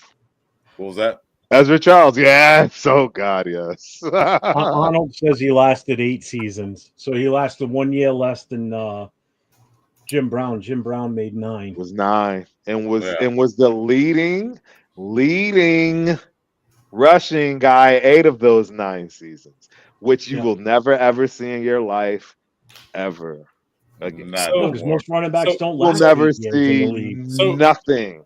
So I guess that's what Barry. I guess Barry Sanders said, "Man, I'm seeing all this shit. I'm out." No, he just couldn't win. He was tired of losing. He already told us that. He's just tired of losing. I mean, no, I agreed. But I mean, but still, he's kind of like, yeah, if I'm not winning, then fuck it. Absolutely. Right? Why risk my career in life? Keep my faculties. Yeah, keep my faculties and my needs. Barry Sanders' big issue was he was tired of being the sideshow, basically, because they weren't giving him anything to help him win. No, so he was like the main, not so much the sideshow. He was the main attraction. That's what put butts in the seats in that stadium. Was everybody wanted to see him play, right? And the owners didn't want to spend the money to bring in players around him to make them better. That poor bastard made it to one playoff series his entire career, and never got back there again. Now there's very few in the league that I like to see at least win one Super Bowl in their career because I respect them that much. He's one of them. I would have loved to see Dan Marino make it back there at least one time and win it. You know, bingo. It's players like that I think deserve it. I still say to this day, even though he won a Super Bowl, the biggest travesty in the history of the NFL was that Walter Payton makes it to the Super Bowl, wins, and never gets to score a touchdown. Yeah. That is absolutely disgusting, and they give it to that fat slob, William the Perry. He scored the touchdown, and Walter Payton doesn't. Tell me how that's right. That hurt me. The sweetness, what he did for the Chicago Bears, he was basically a one-man team. You know, he did all he could. Got Super Bowl. Great. At least give him that touchdown. That was like just to show you how special Barry Sanders was. The year that he rushed for 2,000 yards, right? He had a game where he finished the game with -5 yards and still hit 2,000 yards that season. If I'm not mistaken, I think that was the season he did that. That's how he also did it. this kid was. He also did it in amazing. less games, Jeff. He did it in less games than what Ashton Jensen had. Way less games. Way less games. He only played 14 games back then. Could you imagine if he played in Dallas during his era, like when Emmitt Smith had that offensive line? No. Barry Sanders didn't need the offensive line, which is why he was so good in Detroit, even though Detroit's offensive line was not that great then. If you would have put him in Dallas with that offensive line, he would have finished probably with close to over 30,000 rushing yards. Nobody would have ever touched that. Nobody. Yeah, Nobody.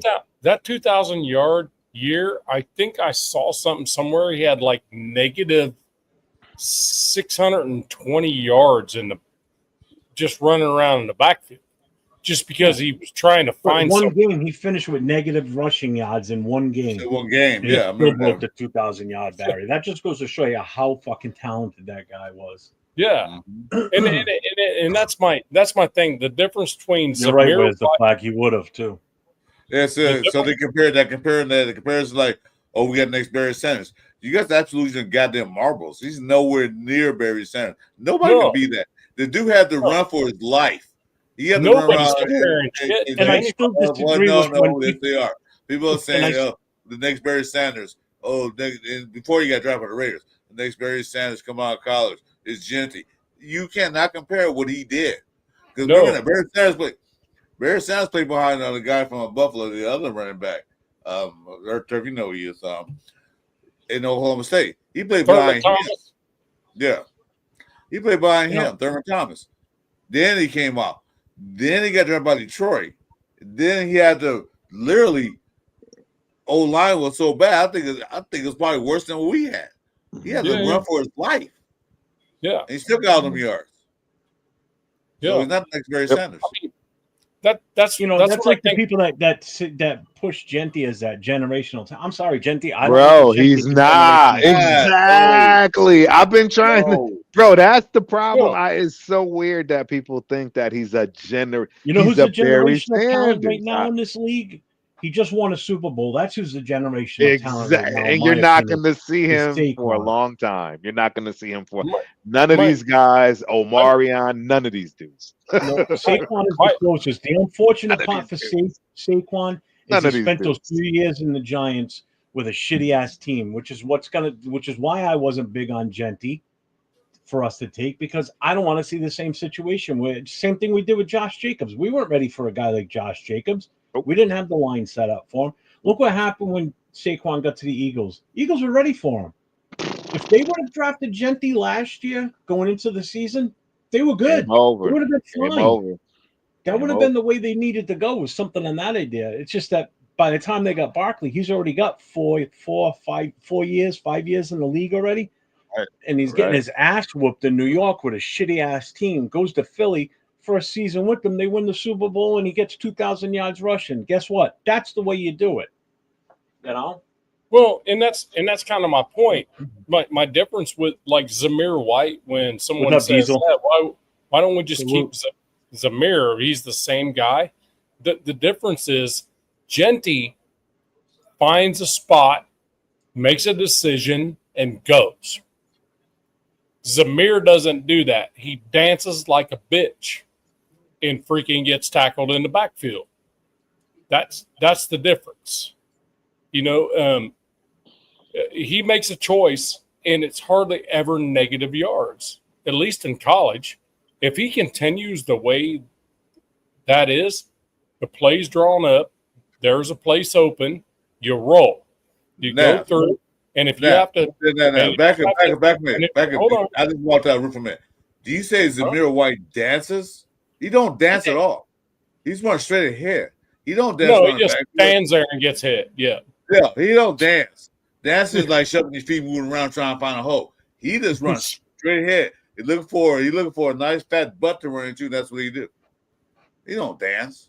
I'm sorry, I was watching the room and I came back in. I heard you say dance. No, but what I'm saying is Genty, he knows the play, he knows his options. He looks, and sees some daylight and has a feel for what's going to be the open lane, and he rolls, and he does it full out. That's right, the thing. Yeah. You know, that's the man don't tango. Yeah, they don't tango. Yeah, okay. Here comes the giggity stuff. Sees the hole and rolls to it. Yep. As every man should, right? Yeah. Oh Yep. I get you. Wow, we're coming up on 3 hours. It doesn't feel like 3 hours, does it, Chris? No. This has been a great show. I know, that marathon last weekend. This feels like 10 minutes. It's nice to have Turf in here though too, because it's like we miss you lately. So appreciate that. Every time. Well, Turf, you the one that got me started. You told me on a pull up show, go ahead and get your YouTube channel started. I was hesitating. And this guy just say, Chris, guess what? What you get YouTube channel? Like, what the hell? So what? That's why I'm here. Hey, we appreciate both of you guys. And Angelo, hey, Turf, Angelo, I love you, man, because I know what? I just love you, man. You got that face. I just love you. Thanks, Chris. My big thing on my channel is just trying to promote all you dudes. I tell everybody, go see these guys. You know, you need to, because these dudes know what the hell they're talking about. They're freaking informative. They're fun. What the hell was that? You just glowed green. Would you just turn into the Hulk? Yeah, what the hell happened? Wait, what? I was looking down at the bottom's camera, and all of a sudden I saw something green flash. I'm like, what the fuck? Shit. What the hell was that? Didn't look green to me. I'm just saying that when I go live, I throw you guys' names out like freaking quality hookers. So call escorts. Say quality escorts. Yeah. Give a proper name. I'm just saying, I know the dudes that are freaking good dudes, and that's what I throw out there. And I tell all the people that come see me, I tell them about you guys. So I appreciate y'all, man. Thanks, man. I appreciate that. And you guys helped me on my start on this, so I appreciate y'all. Then why don't I have your channel? I have a wrench. Everybody else does. I don't have a wrench on your channel. Why is that? Oh, ask yourself that question again, Chris. I did. Why don't I have a wrench? I don't care about all that. Anyway. Just ask it twice. Yeah, I don't worry about that. So what? I don't know if you guys saw this. I saw it yesterday. Angelo, did you send that to me? Maybe you did. Yeah, about it was about the rivalry uniform. Yeah. So they already started it with, I think it's the NFC. Yeah, NFC East and AFC East. Yeah. So basically, the NFC West, AFC East. That's what it is. NFC West and AFC East. But it's they're gonna pick certain ones. I don't know when the Raider ones will come, but basically, your rivalry games, you're gonna have like a specialty uniform against each other on your rivalry games. I mean, just merchandising, which is gonna be cool. I want to see what they got. You know, I want that all black shit, dude. Just it out, bro. I like the black helmet that they keep putting out there. I wish they would wear that shit. That looks nice. You seen it, Turf? All black. Black pants. Everybody, black visors. Freaking, let's roll. Let's go. Black helmets. You know. Hey, can I ask a question right quick? Ask do you agree with this? Not Jeff. Me and Jeff agree with this. Black Friday should be a Raider game in Las Vegas every year. What do you think? I like it. I think it should be. I like it. I mean, count me. Somebody was asking you, Turf, do you think Genty will be an elite back? Yeah, I did see that. Arnold Olorvita. Oh, right. I think he will have elite years. You know what I mean? I think he has let me put it this way. He has the potential to have elite years, but a generational talent like a Saquon Barkley, absolutely not. Absolutely not. I don't think he comes close to that. No. I think you guys.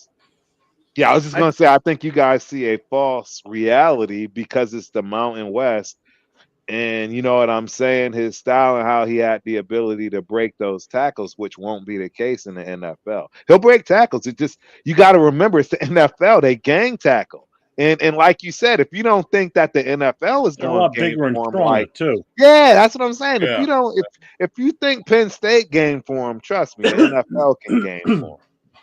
I You didn't know what see I that. mean? So I didn't see that, Tony. And I think what Turf is trying to say too, guys, is there's a difference between generational talent, and we don't even know where Saquon will end up, but I think when he says generational, we're talking about like Walter Payton, Marcus Allen, right? Like generational, versus like I think Turf, you're trying to say Genty will be good, but you're probably closer to Marshawn Lynch good. Because you wouldn't call Marshawn Lynch generational, even though we love him, but he's not a generational talent. Yeah. Marshawn Lynch had, I think, 5,000-yard seasons, and then the other ones were okay. Generational talent doesn't happen until you step your foot on the first game in the NFL and you do something. Well, General Child's got to go. You have a good 3 years at least minimum. You got to do this 4 years, 3 years, 4 years. Then that's general talent. You can't be out of college and your first game on the first play you break for 8-yard touchdown run. Oh, that's generational. Does that? A lot of them. But anybody that watched Barry Sanders when he was in college, you knew he was something special. You knew right there. You saw it. And that's my point. Janty is not that. Janty is not Barry Sanders in college. Well, you knew Sanders should be something, but once it was a matter of you're like, okay, now what's he going to do with the NFL?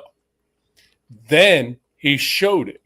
And then we're like, damn, we were right. Yeah. But we knew it because it was the same thing he did in college. Janty's not going to do the same thing he did in college because of the style. But Turf, we don't know. We just don't know. No, we do. No, we do. We just don't. We don't have to. You want to know why we know? For one, even with our draft picks and etc. Right? See, this is where I got to bring people back down to reality. We get it. Thornton's going to take this is where Thornton's going to take the top off, right? All that good stuff. They can game plan for this, and it's easy peasy. Seriously, guys, it's easy peasy. No, we don't have the team to threaten a great defense, even a good defense right now, that would worry about an Ashton Janty or anybody in our backfield for that matter. It's just not there. It's not there. I got a question for you. Yeah. Jaden Daniels a generational talent? Jaden Daniels. Yes. Oh, 100%. I think he's already You think? Started his I think he's going to 100% be quarterback a position. Hell yeah. How about CJ Daniels? Stroud? How about CJ Stroud? I'm not going to say he's a generational talent, but I think he's going to be elite. He's going to be elite for some serious years. That's the point I'm trying to make. I'll tell you who I don't is a generational quarterback, and I love the kid. Two of them actually, Joe Burrow and Josh Allen. Mahomes, yes. I ain't with you. I ain't with you on that one. Joe Burrow is a generational talent. Joe Burrow is a generational talent. Yeah, but what's he done now? Another situation. Joe Burrow is a generational. It's not on him. That he is being mismanaged. It's the Bengals, dude. When's the last time the Bengals won a Super Bowl? When's the last time they never did. They never did. That's what I'm trying to explain. That's what I'm trying to explain to Jeff. Do you agree on Mahomes, though? Do you think Mahomes is? 100% Mahomes is a generational talent. Well, at least we agree on here's that. the thing. I hate to say it, and it pains me to say it. I mean, you just watch that kid. You watch Mahomes do what he does out on the field. I mean, he does stuff that other quarterbacks just don't do. Like sometimes he just pulls plays out of his ass, along with his butt. Bro, Rosetown, you are right. Shit. Yeah. Rosetown, you're right, but it's not Joe Burrow's fault. I'm sorry. Yeah. Joe Burrow is Dan Marino to me, bro. If you put Andy Reid, Joe Burrow is Dan Marino to me. I mean, he's my everything, bro. I ain't gonna y'all. I don't know if y'all don't know. Joe Burrow is that dude. I like that comparison. Joe Burrow with Andy Reid. Joe Burrow, he probably won about 2 Super Bowls by now, 3. You know, it's that what they. It ain't his fault, bro. Just like it wasn't Marino's fault. It ain't his fault, bro. Joe Burrow is that guy, bro. I don't know what y'all be watching, but bro, I ain't no LSU fan. I ain't no Bengals fan. I'm just telling you that dude is.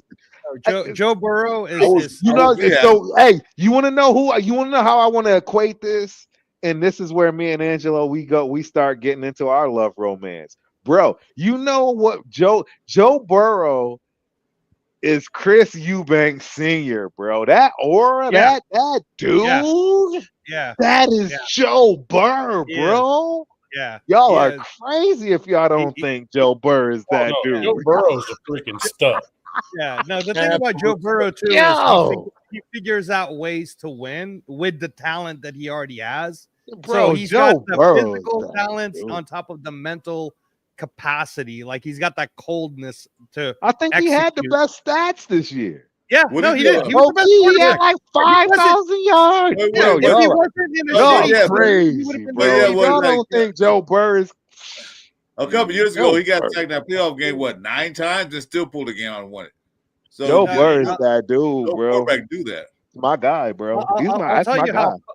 I'll tell you how cold he is too. Is Turf, you saw this game where I think it was against the Ravens, I want to say, but it was a game where it was very winnable.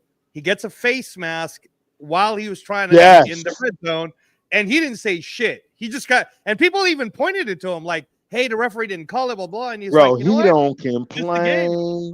He don't cry. Joe Burrow.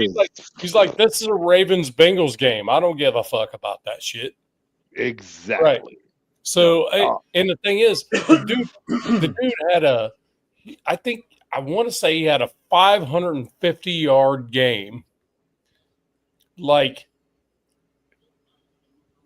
and they lost by 1. You know, it's just like, are you shitting me? Like I can't. What was the game Turf he had a couple years ago, a few years back, where he got sacked 9 times? I forgot. Yeah, that was it. He still won the game. He still won the game, bro. Yeah. I mean, it's similar to like Brady when it comes to like, if you give me the ball with a chance to win with any time on the clock, I'm probably going to beat you. You know, that type of guy. You know what I mean? He's that dude, you know? Oh, like Joe Montana would do?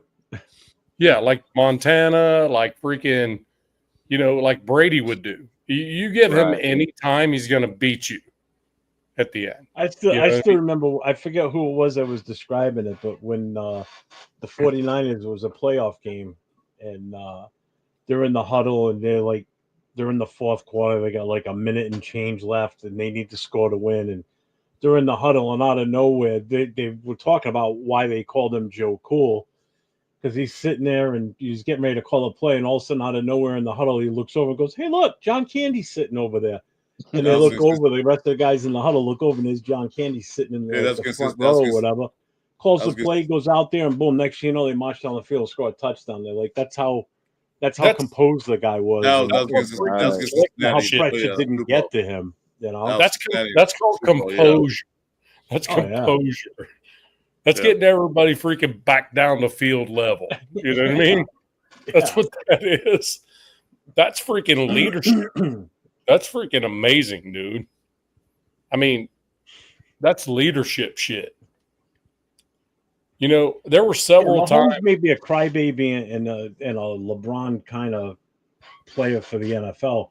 Yeah. But don't get me wrong. I mean, he's still, when you think you've got him, he still pulls something out and he still gets the first down or he gets the touchdown. And it's like we just can't get the best of that fucker. You know, even when we had 5 sacks on him, we still fucking lost the game. Yeah. You know, I hate. He's a guy. He's that magician. He's that magician on the field. He's one of the guys that pull a rabbit out of a hat real quick before you know it. You know, look this way. Oh, here's a rabbit over here. He's one of those guys that would just make a play. He's a playmaker. Yes. That's what he is. Mahomes a playmaker. Yep, You know, if the play breaks down, if he's getting rushed, he'll find a way because that one thing gets arranged. He had that little show pass to that receiver. I forgot his name. He don't even play for him no more. A little show pass receiver to get touchdowns. Like, you look at like, what the fuck was that? It wasn't a design play. He just makes plays happen. Yeah. I mean, we all can't stand the Chiefs. We can't stand the Broncos. Can't stand the Chargers, Steelers. I can't stand nobody. I can't stand you, Turf, Angelo, or Jim. I can't stand any of them. I love the Raiders, though. Exactly. But the thing about it is, if Mahomes is a great leader of his team, you know, they follow him, and he is the best player on that team.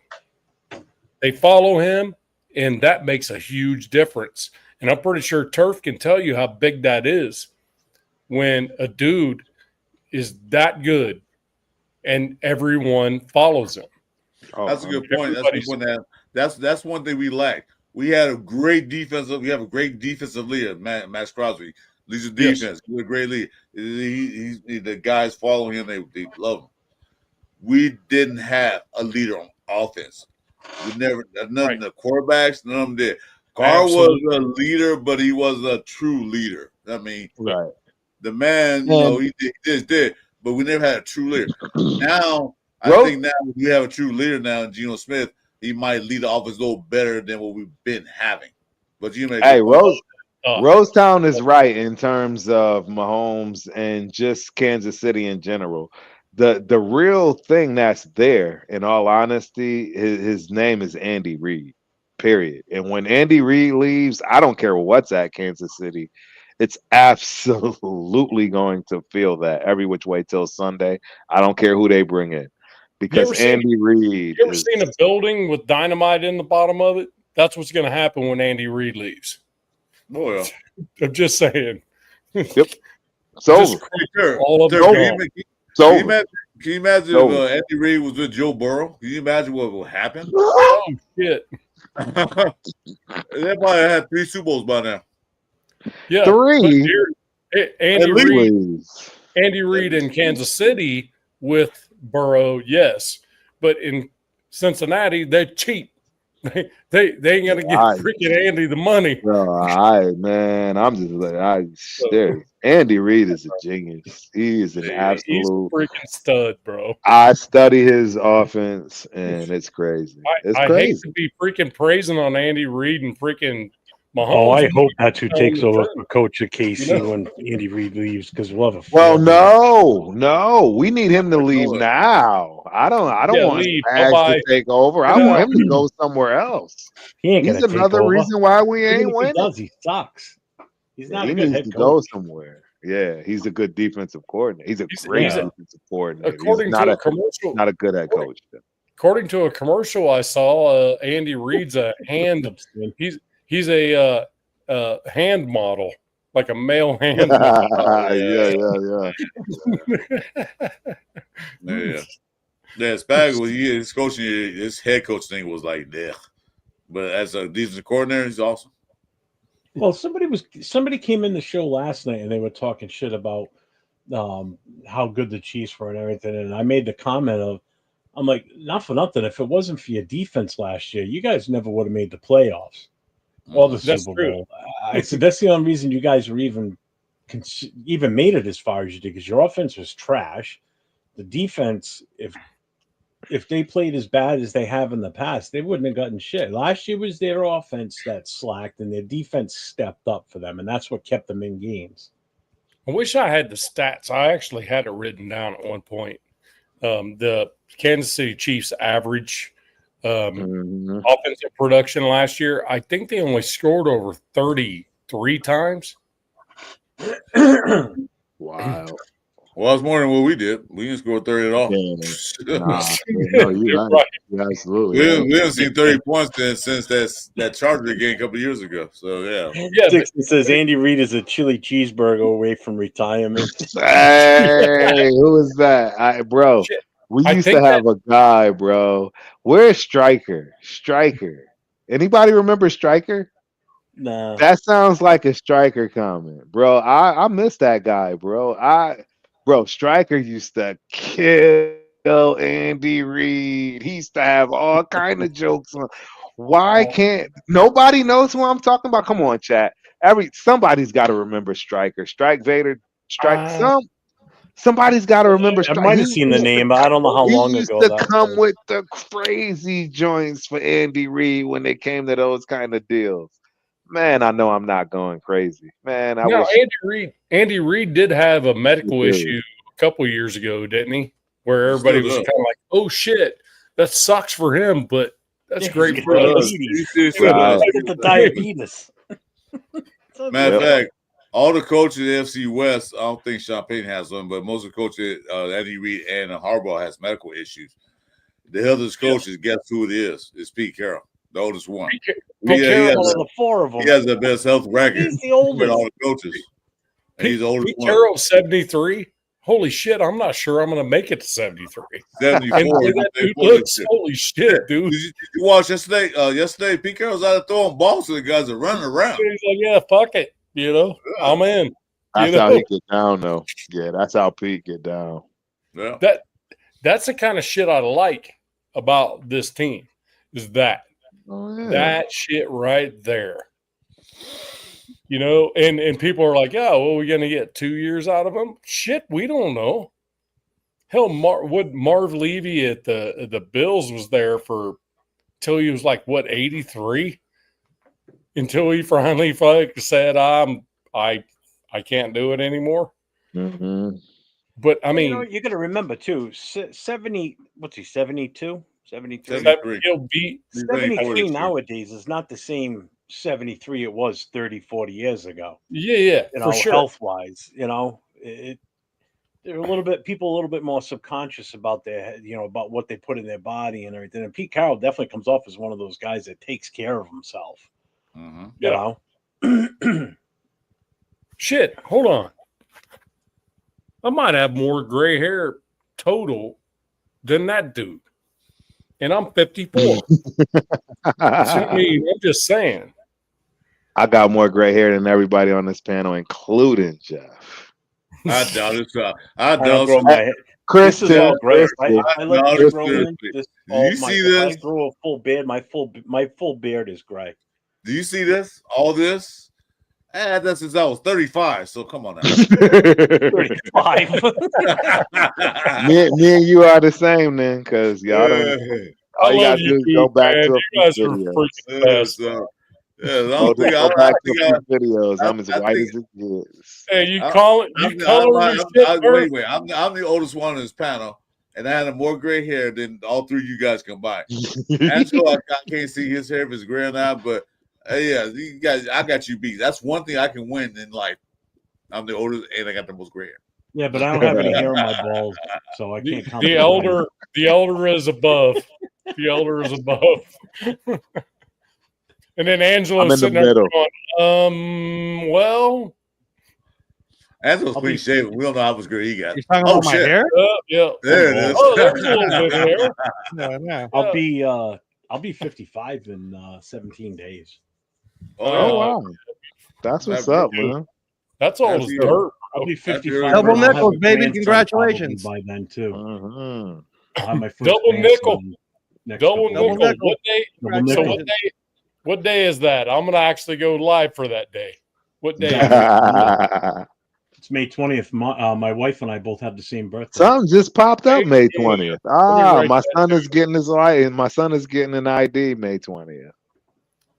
Because My yeah, wife you and gotta I were have both it. born on May 20th, 1970. I'm 4 hours older than my wife. May 20th Oh, wow. is Jeff's freaking double nickel. I'm gonna go live just for My grandson could double possibly be born on that day because he's due the 17th. Oh wow. Oh wow. And my daughter's That's gonna be birthday is big. the 18th of May. Jeff, Hey, so I don't know if y'all know, man. I'm doing Go a ahead. live on the 20th of May, no question, for Jeff's double nickel. That's happening.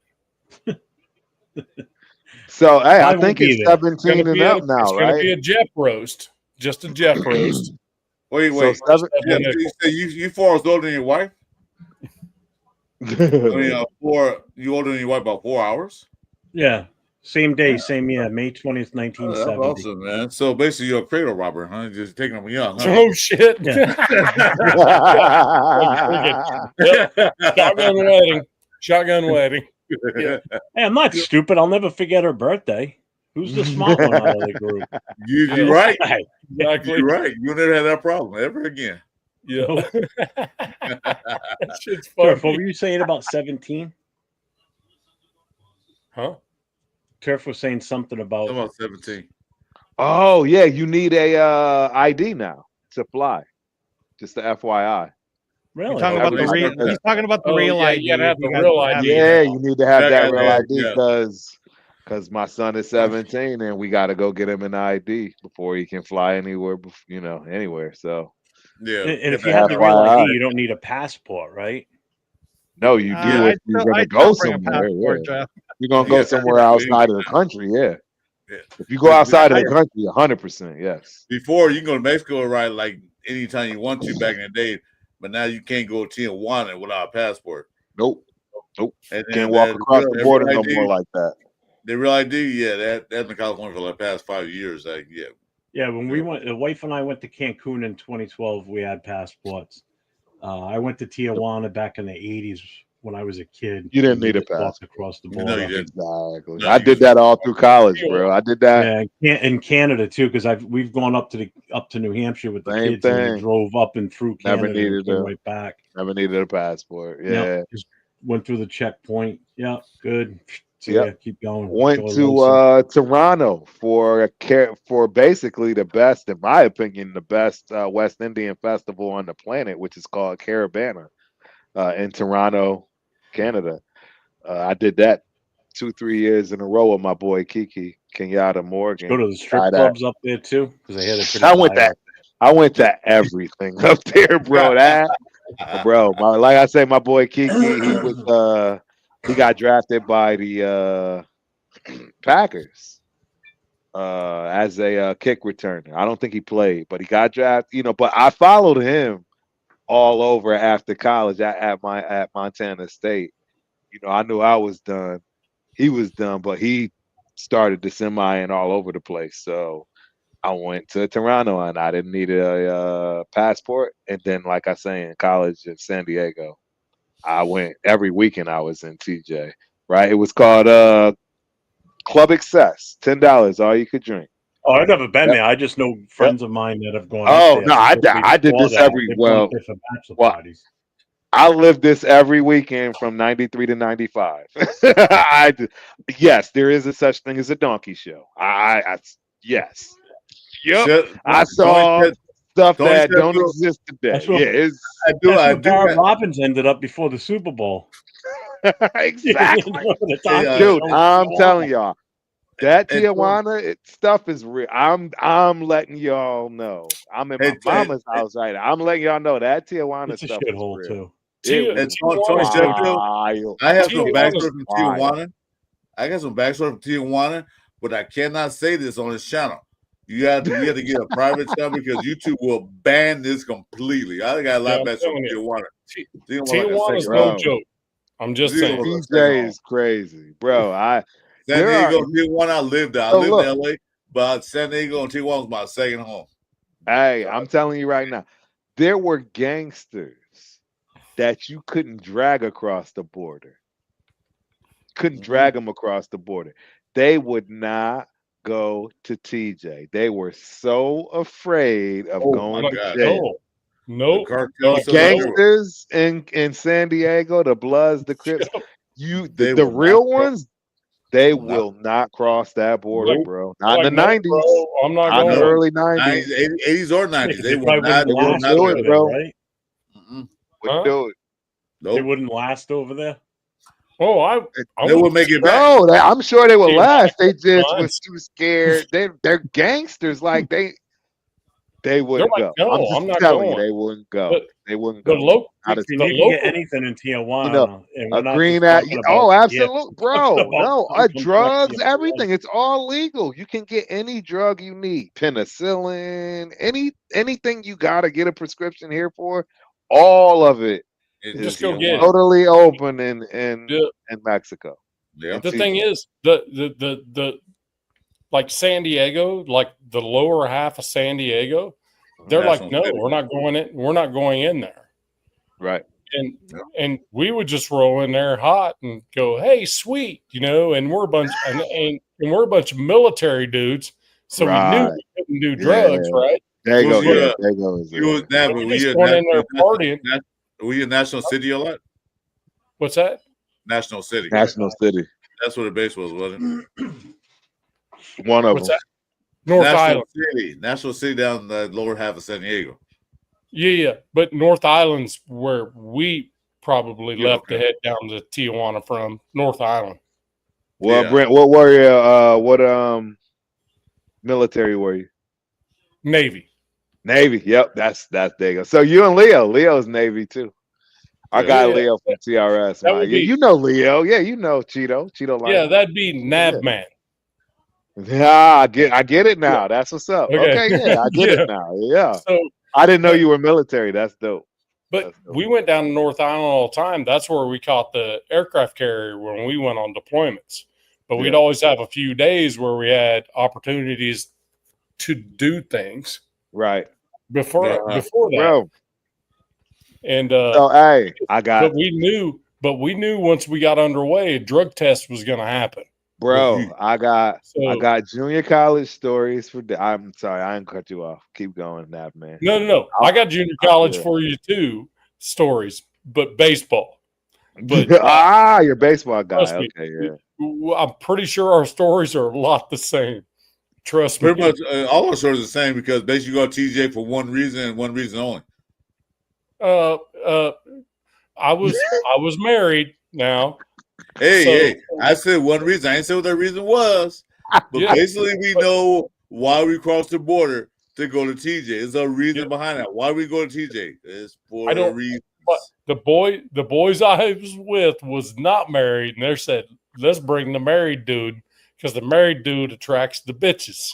Right. Right. So yeah, that's pretty much what it was. And yeah. Anyway, there were good times and bad times in TJ. So we call it TJ. Oh, absolutely. Absolutely. So It's been called TJ since the day I've ever knew about it. we just call it TJ. It's like, hey, don't go to TJ. It's been like, called TJ since the day I set foot in San Diego as a Like I said, we're having a TJ is a travesty. So you gotta make sure bro. Well, You when go they said there with go to TJ, what do you think I said? you gotta go TJ with about 2 or 3 escape plans. Because you just walk in, walk out. Right. Like, Yeah, you got like 2 or 3 escape plans. Against this go wrong, you gotta figure a way. We gotta get out of here. Because one thing you want to get caught. One thing you want to do is have a pocket full of money and get caught by the cops. Right, Yeah. right. I'm dragging dudes. I'm dragging my shipmates from the Navy. I'm just dragging them out. I'm like, let's go. You guys freaking out of hand. Let's freaking go. This is out of hand. Let's go. I was that guy back then. I wouldn't be that guy now. I'd be like, yeah, go ahead, man. So by the way, I don't know you. Because so another while, yeah. If you choose to do not what I'm saying, then I don't know you. And if they say, "Do you know this guy?" I'm like, "I've never seen him before in my life." I don't know what you're talking about. Yeah. Did he right now with you? I don't know who he is. Right. You do that shit to me at 54 years old? Hell no. I'm like, right. I don't know who that is. I'll be like, ¿qué pasa?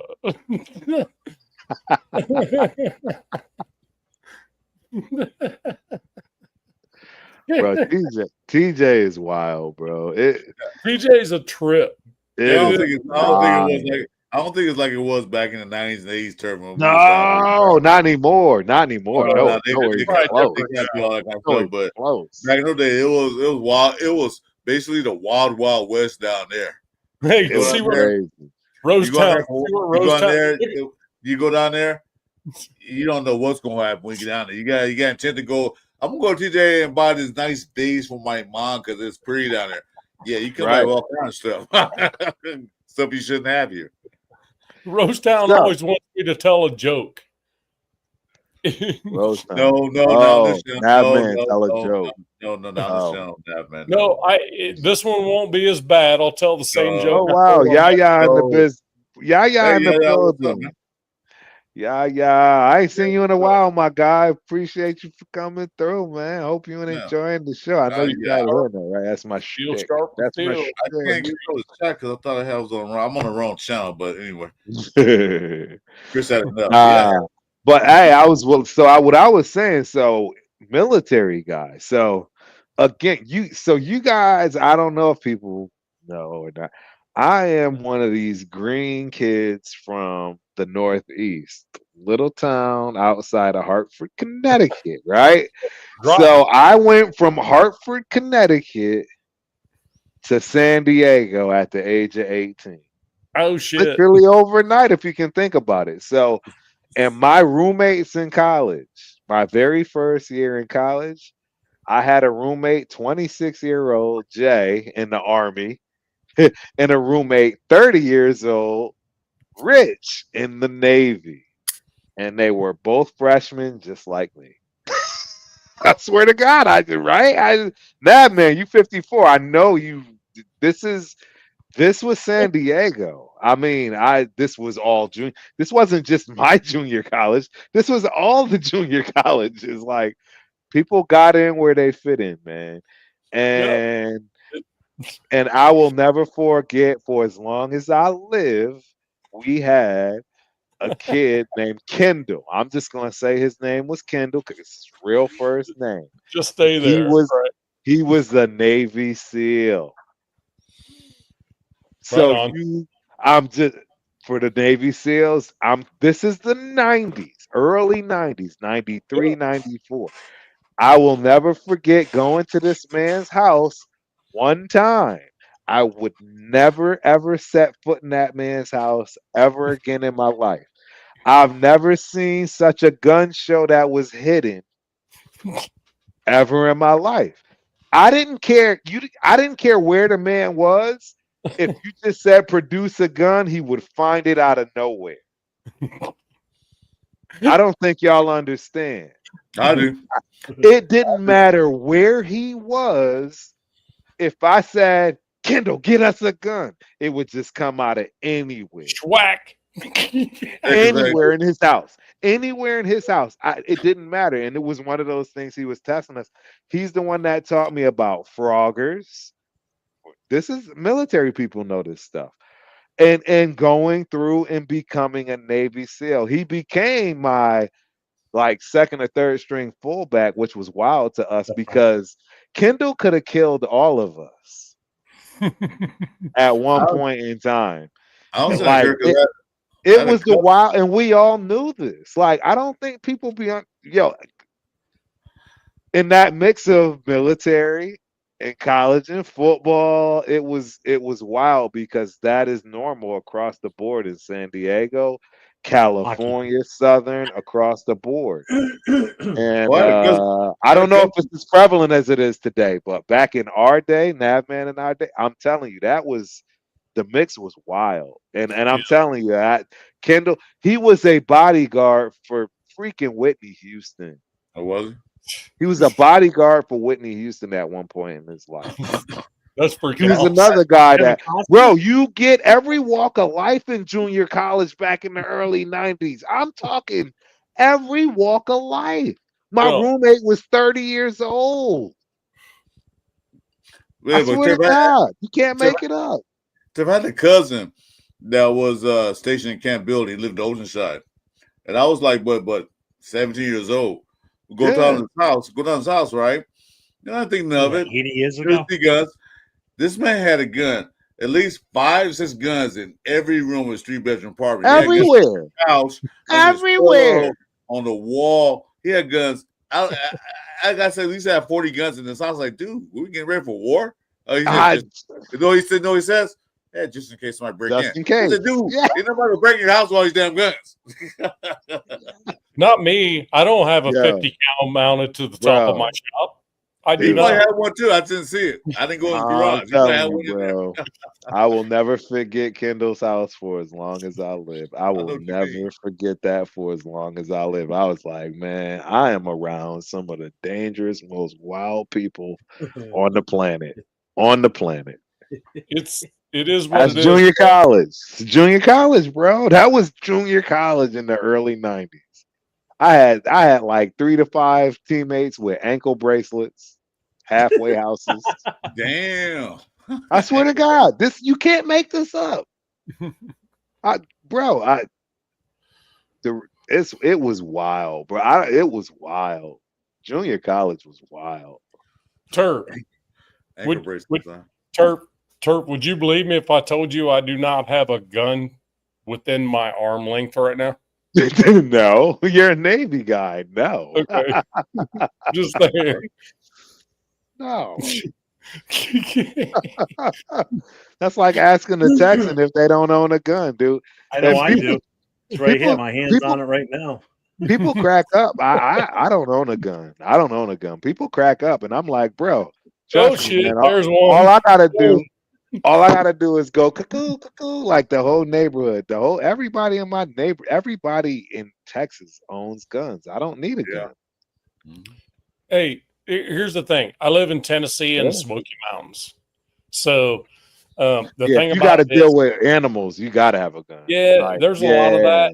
My wife's a ambassador for a hiking club. They do the Appalachian Trail, and they do all. You got to have a gun.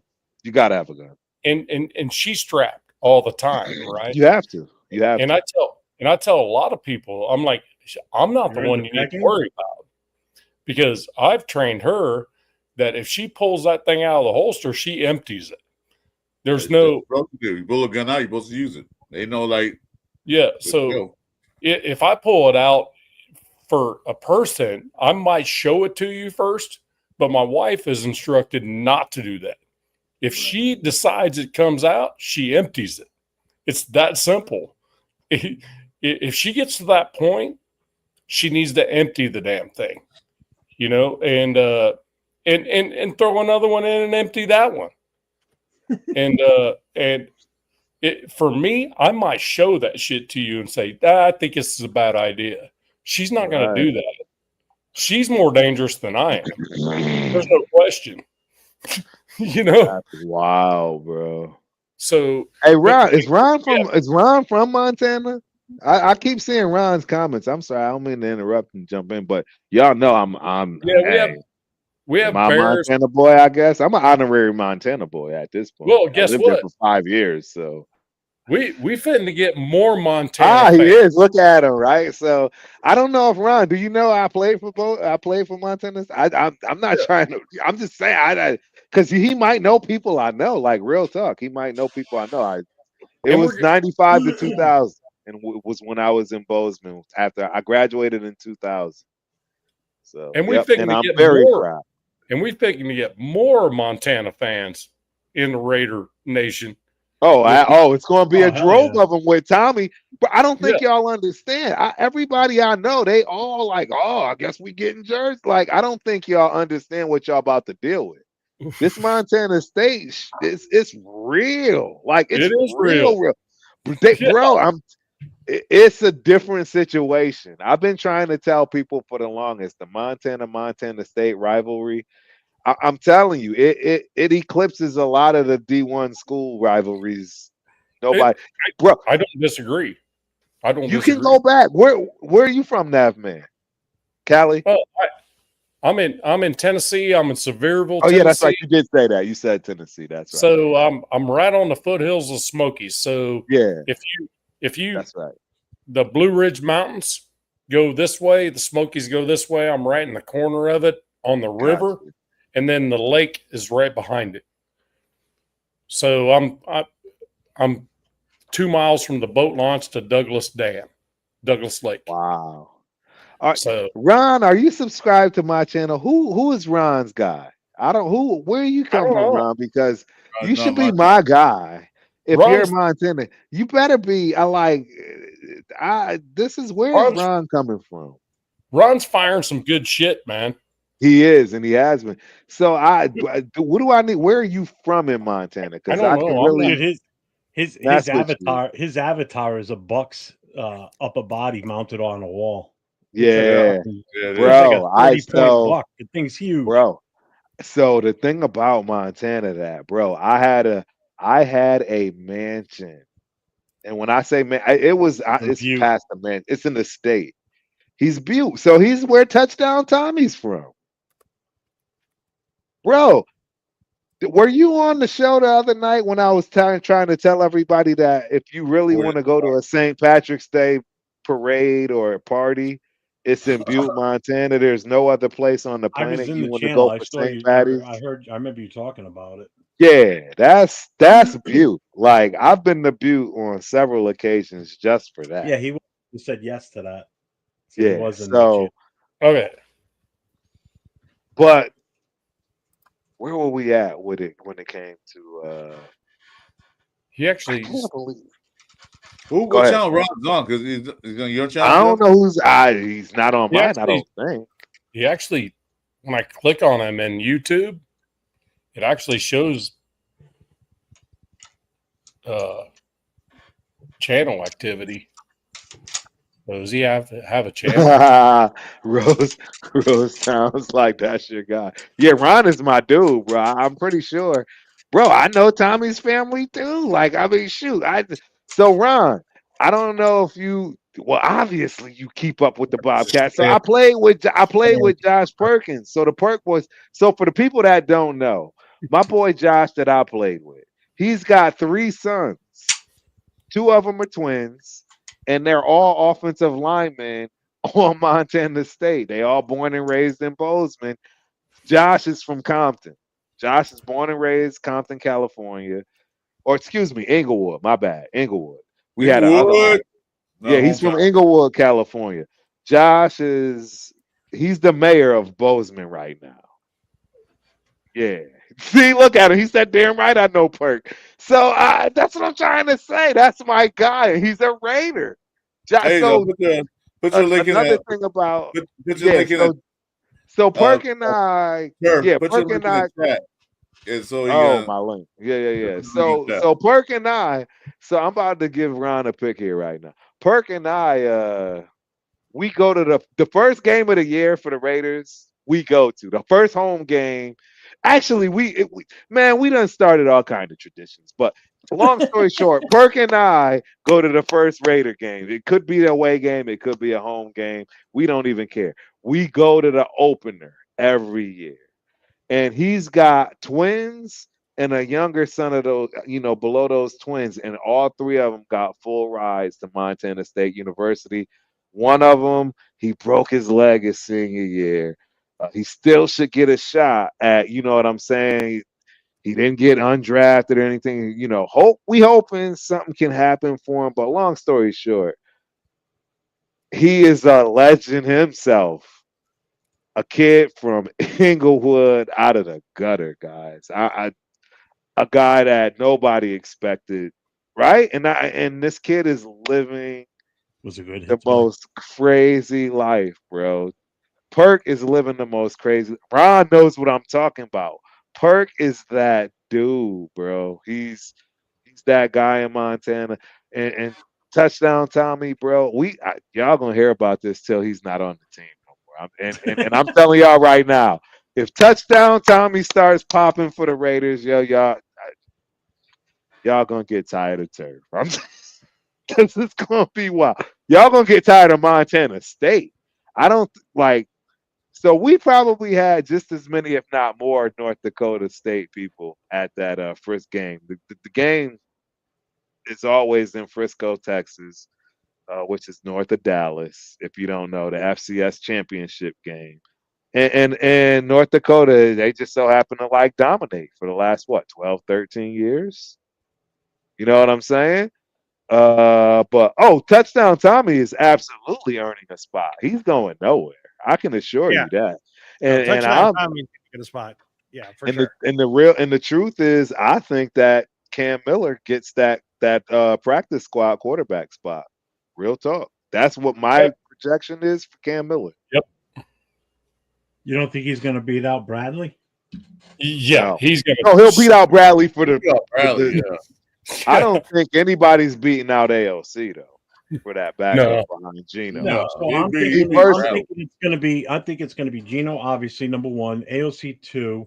Yep. I'm thinking Miller You're 3. saying touchdown Tommy is the third quarterback? I mean, no. Wide receiver is gonna be No.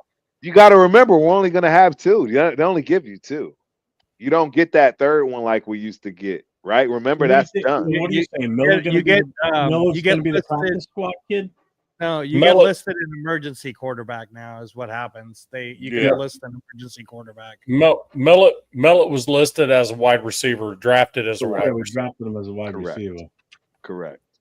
Yeah, where it helps where it helps the Raiders with touchdown Tommy is that they'll carry 2, which we know will be Gino and Aiden O'Connell, and then touchdown Tommy will be in the team anyways as whatever wide receiver, right? But if something were, God forbid, were to happen to both quarterbacks, we'll send you more talent, then, then you'll have touchdown Tommy to be able to take over. The only thing I'll say, Turf, is I think Cam Miller might get. I'm telling you, man. Hey, if you give Hosh Malik Williams a real shot, No, well, and to be honest, you see Hit Boy Radio, bro. He thinks that Cam beats out AOC, and I'm not against that because I watch Cam close up, front and personal. Bro, dude, that's that dude, bro. He's gonna have to have to do something crazy and can't, is what I'm saying, to make that happen. And I won't be against it if he does. If he's that I seriously guy, think Bradley's odd man out, unfortunately, but what are you gonna do? Bradley is the odd man out based on what they've just done. He's not gonna win your team. I don't think he's gonna make it. Right. Because all the quarterback injury we had last year was they going down. They went and signed Ritter. They didn't bring Bradley in. And Bradley wasn't even hurt. They didn't even bring him in at all. So well, that brings up another question. What the hell? Trey Taylor, that little simple thing that happened with him, he was the best corner in NCAA out of Air Force last year, and he never even touched it. He was a safety. He wasn't a quarterback. He was a safety. He did play a couple. He did play in a couple of games, but they really didn't do anything with him. But he was a defensive back safety. I'm not sure exactly where that's going to fall either. You know what I mean? As far as is they going to give him an opportunity? Well, that's his chance. That's what's called competition. That's why Pete Carroll brought the safeties in. They're gonna see what he got. If you don't have what it takes to play the Pete Carroll, Patrick Graham system, they're gonna let him go. Because remember that Patrick Graham didn't really have a lot of decisions drafting none of these players. I don't think he did. I think it was all just a let's go picking guys he won. So we'll see. Hey, Jeff, share that real quick. I want Ron to see that. This one here? That I got shared. Oh, my bad. I didn't see that. No, all good. You see that pick, Ron?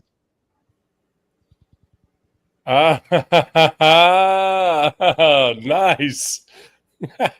Yeah, we was at that game, bro. We was at that North Dakota State, Montana State game, 2025, bro. Nice. That was us right there. Real talk. I'm gonna show y'all another one too here in a second. You can take it down now. I'm gonna show you another one too here in a second. That's going. Yeah, I'm over here flexing. I'm Montana State flexing right now.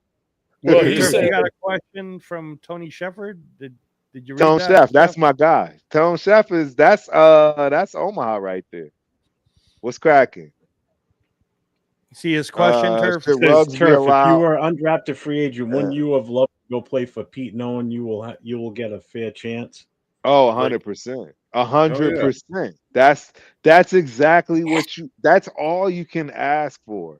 And that was one of them joints that I was worried about going to San Diego from Connecticut. Guys, Connecticut is basketball, bro. I grew up, and believe it or not, I was actually a better basketball player than I was football in high school. But football back then was non-existent. But there were guys. I think everybody remembers that name to Bucky Jones because he graduated the same year I did. To Bucky Jones was a monster. That dude, he was from New Britain, hard hitting New Britain, right? Same place as Aaron Hernandez, wild ass. And hey, I mean, we just weren't known for football. So here I am coming to San Diego, right? With all these dudes that failed out of high school, but they was coming here. They have full rides to everywhere. They have full rides to all the big schools. But the ace in the hole I had was my coach my last year. My coach my last year was from San Diego. He came from Lincoln High. He went through the system. He played at Mesa. His coach was there still. He was like, you'll get a fair shot. That's right. So that's what I went there with, bro. I had a fair shot. And I was up against dudes that had full rides to USC, UCLA, and like Oregon and something. It was wild. And I couldn't believe I beat them out for one. It was just wild. And everybody was waiting to see me fail. I learned so much going to JUCO. Green as hell, just this suburban kid coming from the East Coast. Man, I learned so much. Every week I had dudes just waiting for me to fail. In the Northeast, the big sport around the North New England area is hockey and basketball. Basketball. It's b-ball all day. Hockey too. You're 100% correct. Hockey is a little bit more from like the Connecticut border north. Like I had it in my high school. Rhode Island, New Hampshire. I had it in my high school. Yeah, Connecticut. Yeah, they do have it too. Oh my God, yes. Yeah, yeah. We had the Hartford Whalers, bro. Yep. You'll see me wear my Hartford Whalers hat all the time on Dead in the Water. Football and baseball and not that big around here. I mean, baseball kind of. I know around my area it is. Football's not. I mean, let's put it this way: is my state's small. The smallest state in the country. Right. We just had the biggest name come out of Rhode Island that entered the draft. Didn't get drafted, but he got picked up as an undrafted free agent. The Broncos took him. That kid from Georgia, Xavier Truss, the guard. Yeah, he ended up going to Denver. He came out as like a 4-star recruit out of Rhode Island. Right. He was like one of the best offensive football players we've had in freaking years to come out of this state. Right. So yes, there you have it. Yes, Rosetown. That is me in the raccoon skin. Do y'all know who the guy is in this picture on the far right? Can anybody say who the guy is? He's literally the most hated person in the state of Texas right now in terms of basketball. That's the hint you get. Can anybody tell me who that guy is? That's the far right. I know you're talking. That's the GM from Dallas, right? That's Nico. That is my dog, my guy, my ace, my boom coon, Nico Harrison. Yep, that's my dog. And I don't care how y'all feel about his decision, any of that. Shit. He is a Bobcat through and through. He was a baller at Montana State. Didn't do us no good because she still lost in the freaking playoffs. Bingo. So, and he told y'all what you got. You got a goddamn lazy, non-defensive playing ass Luka. You got what he told you got. Didn't do this no good. So that's my guy. I just had to make sure I put that out there for all y'all. And yes, Ron, I'm sure you know who Nico and all the other Bobcats are too, bro. So I got a question. Hold on a second. I got a question. When's the Lakers' next game? Not. Do you know it's going to be a while. Chris turned his camera off. I was saying I'm a Warriors fan, so it didn't matter to me. Hey, I know the Luka Celtics gives you 30 and gives up 30. Exactly. It's like a wash. It's a wash. Hey, Turf, you know what It's team still has wild. games to play? The Boston Celtics have games. I to agree. play. I agree. Hey, and they're gonna have Dude, a they're lot gonna of win it games to again. play. I'm telling you. Just like I I said don't it on the show disagree. with you and I don't Spencer. disagree. Yeah, I don't disagree. I don't Hey, disagree at all. Turf. Chris, Turf you can Ron back One them. thing, I'll tell you one thing. I'll be happy when they get this old fart out of the Lakers. LeBron got to go. Like you said, when they signed Trey and Dez, what the hell y'all doing? This lazy fat guy who eats everything but pizzas. See that, Turf? What are you doing? So anyway, Lakers lost. That's it. I'm done. Basketball season's over with. I don't give basketball. Yeah. I'm done with it. Yep. Won't even not watching no more games at this point. Won't need to. I'm not team out. I don't watch how you play some basketball. So now my focus now is Raiders upcoming OTAs, mini camps, all that stuff. I had to wait another month or two. And that Dodgers, yeah, they're all right. I don't watch baseball because baseball is boring. So now just waiting for the Raiders to start doing things. So Hey, Ron. EC Everett says, knock, knock, LeBron. LeBron says, who's there? OKC. OKC who? Okay, see you next year, LeBron. All right, guys. Good night. I'm out. I love it. Yeah, Chris ain't feeling none of this. Chris, Hey, Turf. Yeah. The funny part is Ron said, "Hey, my daughter lives in San Diego. I'm going to give him some advice, and it's probably not good advice." Dude, Chris not only left the screen, he left the studio. He's not even backstage. Ron, he failed completely. I'm just going to say it right now. Ron, lie to your daughter and tell her Tijuana is fake. It doesn't exist. All right. Don't go there. Don't go there. Don't do it. Don't do it. It doesn't exist. It's not even a thing. It's fake. It's not even there. Bro, Club Excess. I'll never forget it for as long as I live. $5. All you could drink till 4 a.m. And they'd be blowing those whistles and they would literally pour alcohol down your throat all through the club. Yes.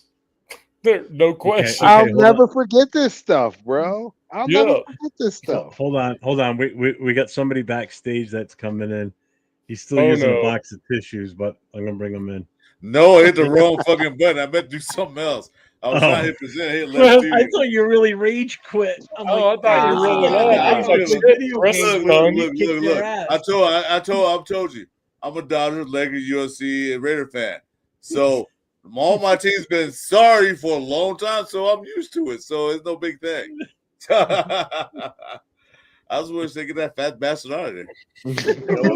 Lazy bastard and old bastard. Get him out. He said Chris is about to go to Tijuana right now. That's hilarious. Oh, my passport expired. I didn't even knew it, but if I had a new one, I'll be there right now. EC Everett says, "I apologize, Chris. Come back." No, I hit the wrong. I was thinking I was gonna leave, but I hit the wrong button. Like, oh shit! I left. Oh shit! My bad. I laughing my ass off. I don't care. Left the studio. Like I said, all my teams are sorry, so I'm just in that boat. You're just freaking over it. I'm just saying a little long, man. Hopefully something changed. Hopefully the Raiders will change that crap sooner than later. Yep. Oh God. Hey, so I have an ESPN Raiders depth chart. Do you guys want me to tell you about that one? Oh, Not wow. really. Go ahead. ESPN's projection of the draft chart. Hold on one. All right. So quarterbacks Geno. Present it. Hit the present button at the bottom so he can pull the screen so we all can see it together. Yeah, that way you don't have to read it. You can just present it. Yeah, present it. How do I do that? At the bottom of the screen, hit present. Then Jeff will see it and he'll pull it up. Go to the studio. Maybe. Hold on. Present. Hey, real quick, Turf, while he's looking for that, I want to ask you, because Papa Rundown's catching up right now because he was watching it with his brother, but you didn't get to watch it at all, right? Okay. I don't know nothing. I just know the outcomes, but I don't know nothing. I heard it was boring across the board. It definitely did not live up. The two things I'll say about it is the event itself, Turf, was amazing. Like everything about the event was awesome. The fight didn't live up to the hype that they were trying to build it up for.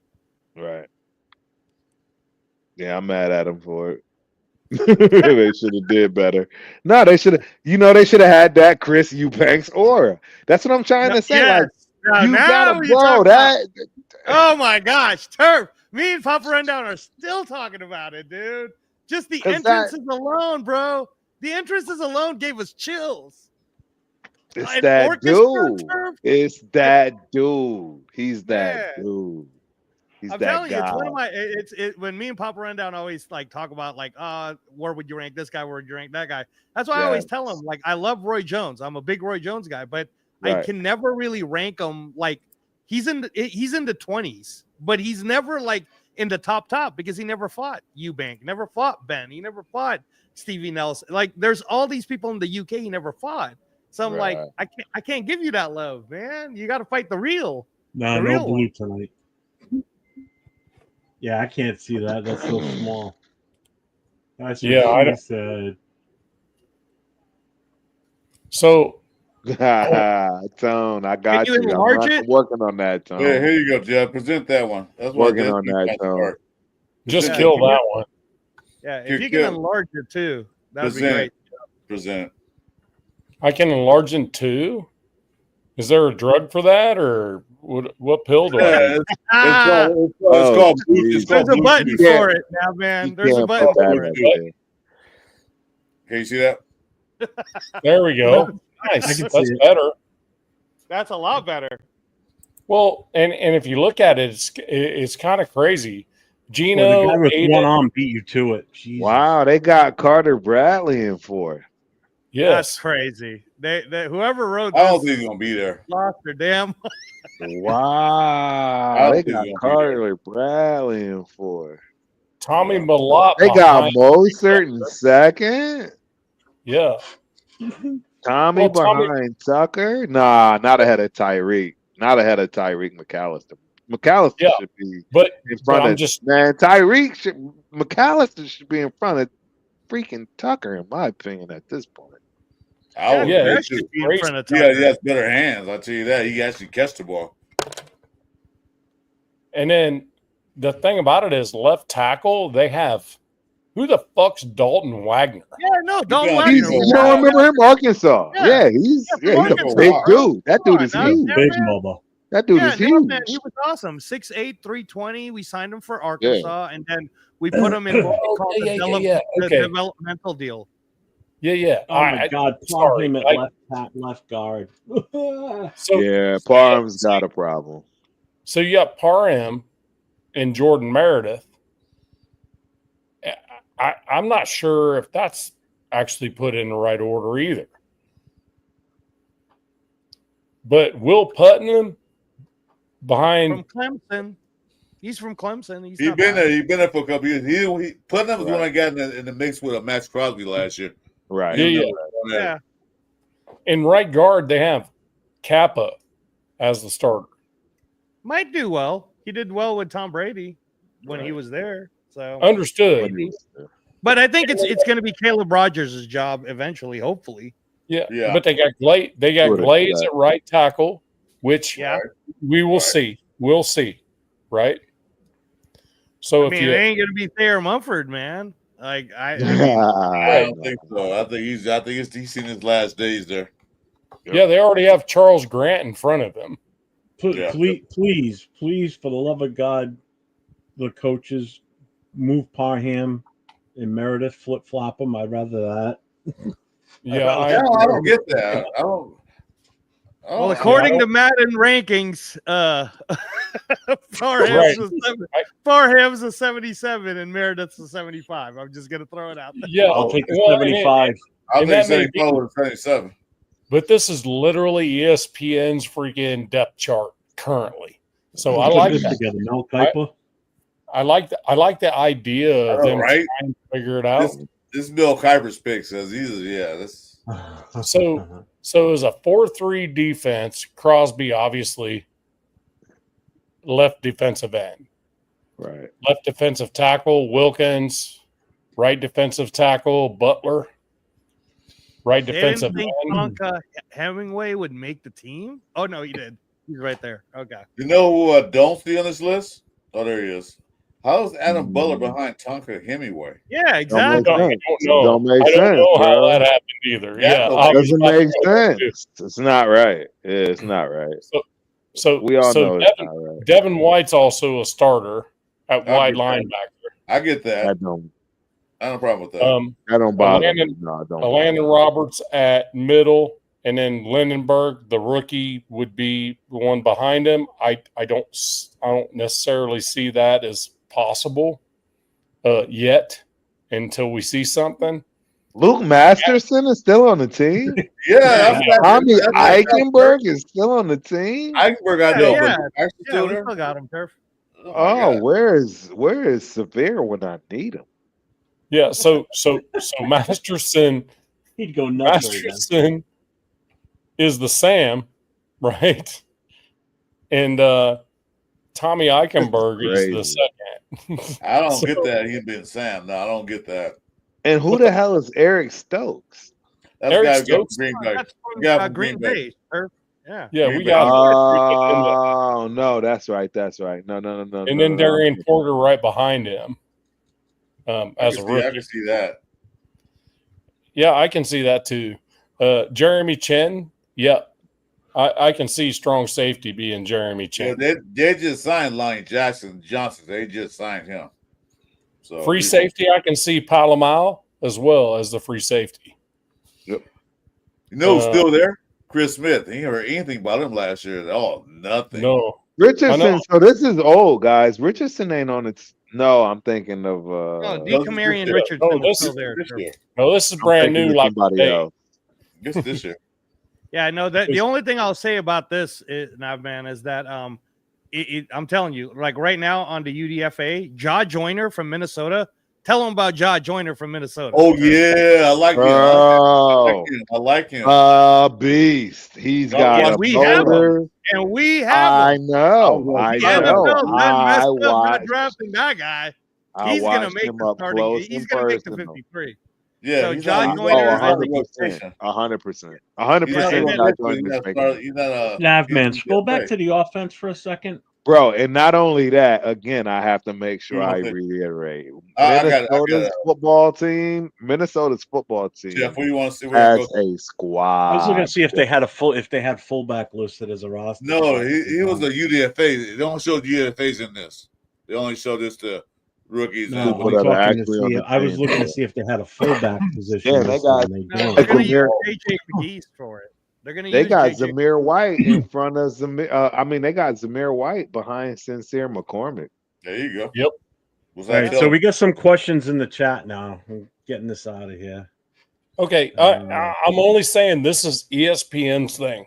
They just threw this up there, and I thought it'd be interesting to look at.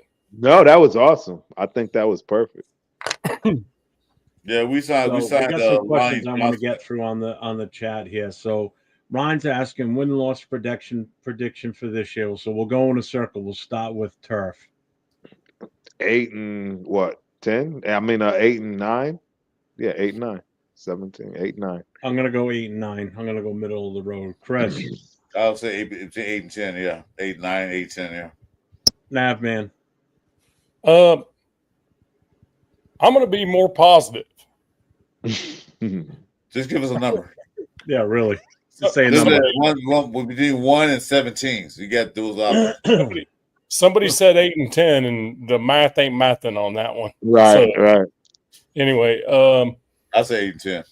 Eight between 8 and What's 10. a 17-week season with 16 games for all teams?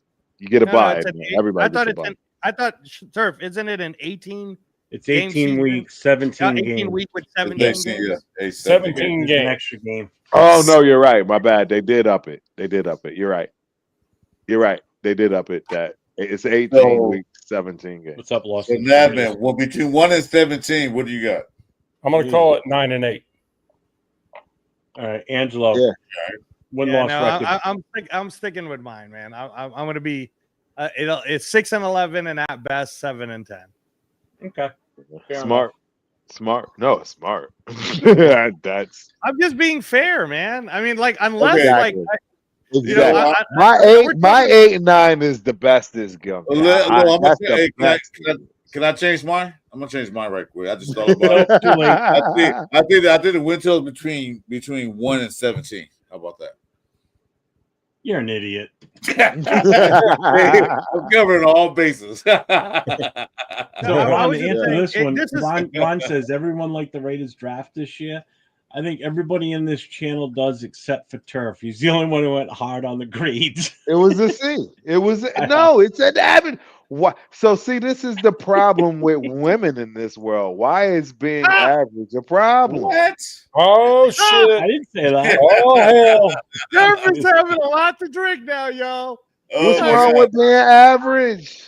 Good Just damn say- Why thing, my is old lady he- sleeping right No, now. Yes, I didn't say Jeff was a woman. I said this is what's Yeah. wrong with women. Oh man. I Turf. said why He's is on one. no? This is an honest question. Why is C a bad situation? It's average. What's wrong with average? But you know what? We base it on what I'm just what they saying you get graded it drafted. harder than we did. That's all. Oh, No way. I graded it harder than a lot of you people. you 'cause graded I've it on come back true to- evaluation. I just want you exactly put some because oomph I've come behind the back. reason why you gave it the vote. So for the people that don't know, I did not miss a home game in our home stadium for the first 4 years of its actual opening. It's all documented. Am I wrong, guys? Y'all know this. No. So No, I'm you were trying there, to Turf. tell you, for You were there. all of those years, see what happened to me? They just did they just put this scientific thing on it. I got cheated. We that 2021 season when we played the Bengals for the playoffs, Yeah. That's it true. forced you to believe that was happening every year. And Yeah. we know the outcome. The Right. first year was the only man. year that made sense for me to do what I did, but I supported the team. And I'm now from the show me state. I'm done with that being optimistic. I'm more along the lines of being very objective when it's, you know what I'm saying, doing this thing here. And then subjective also because I've been in the clouds long enough, man. So the reality is I think No. that you, again. I'm just saying, for the the chat. reason why I gave it a B plus I'm just comparing to the past draft of the past 5 to 6 years, 7 years. That's Yep. what I'm comparing to. The draft was better than the all these drafts. Like last I year agree was with a that. fluke. Last year we got lucky. But compared to the rest of these drafts we had, no, this draft has a B compared to the rest of those drafts. That's what I was comparing to. And plus play So me. Turf, looks like you got some pushback here. So time says I love everything is wrong with average. You have average teams like the Raiders, who I believe is average, and you have teams that are above average, and then you have teams better below average, like the Patriots. And then Ron says the Raiders didn't draft average this year. Well, see where the Raiders drafted average in a lot of areas are at the position. Come on, and the bro. value. It's the position and the value. So that's what I'm trying to say. We all know that this draft for running backs is probably going down as the best running back draft in NFL history. Yeah, I And agree. we drafted a running back that a lot of people didn't agree with being the number one running back at number 6. You know what I'm saying? That's gonna come back. See, and then people want to get upset when I say Ashton Jansen needs to show up and have 1,500 yards rushing and maybe 700-800 yards receiving. and 10 touchdowns for it to matter. Because that's what you do at 6. And some of you guys who are on the chat who have been longtime Raider fans like Turf and myself and everybody else here on the panel is you have to remember Darren McFadden, guys. Like we picked Darren McFadden 4, and Darren McFadden coming out of college was fucking amazing. Arkansas. I got pictures. Right? He's one of my guys. I love Darren Mack. He's humble. Yeah, he's I have his jersey. He's one of the best alumni that we have, people. If you see Darren McFadden, trust me, it's okay to talk to him. Yeah, it's just but Turf, no matter what we did, the injuries, right? Like we overused them and the injuries, and that's what me and Jeff were saying during the draft. Is it's like unless we address the O-line, this kid's gonna get injured, so we better get some other running backs and not let him go. Like all these people are expecting him to be like Madden or be like in Boise State, and I'm like, listen, man, these are grown men that's going to be hitting this kid. I'd prefer he's the third down back learning until we shore up the O-line, you know, because they're going to overuse him, man. Look at what they did with the fact that Brock Bowers didn't get injured last year is thank goodness. Oh, yeah, the amount of time he was out there and everything. 100%. Yeah, we got lucky.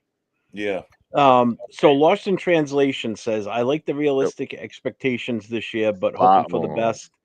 Best, yet knowing it's a process that seems to be heading finally in the right direction. McDaniels set shit back a few years now. Chris can attest to this because I've said this many times in the past this season. That is the day we hide. Hang on, my turn. I haven't talked much. Shut up. Oh, thanks, Jeff. Appreciate that. What are you saying?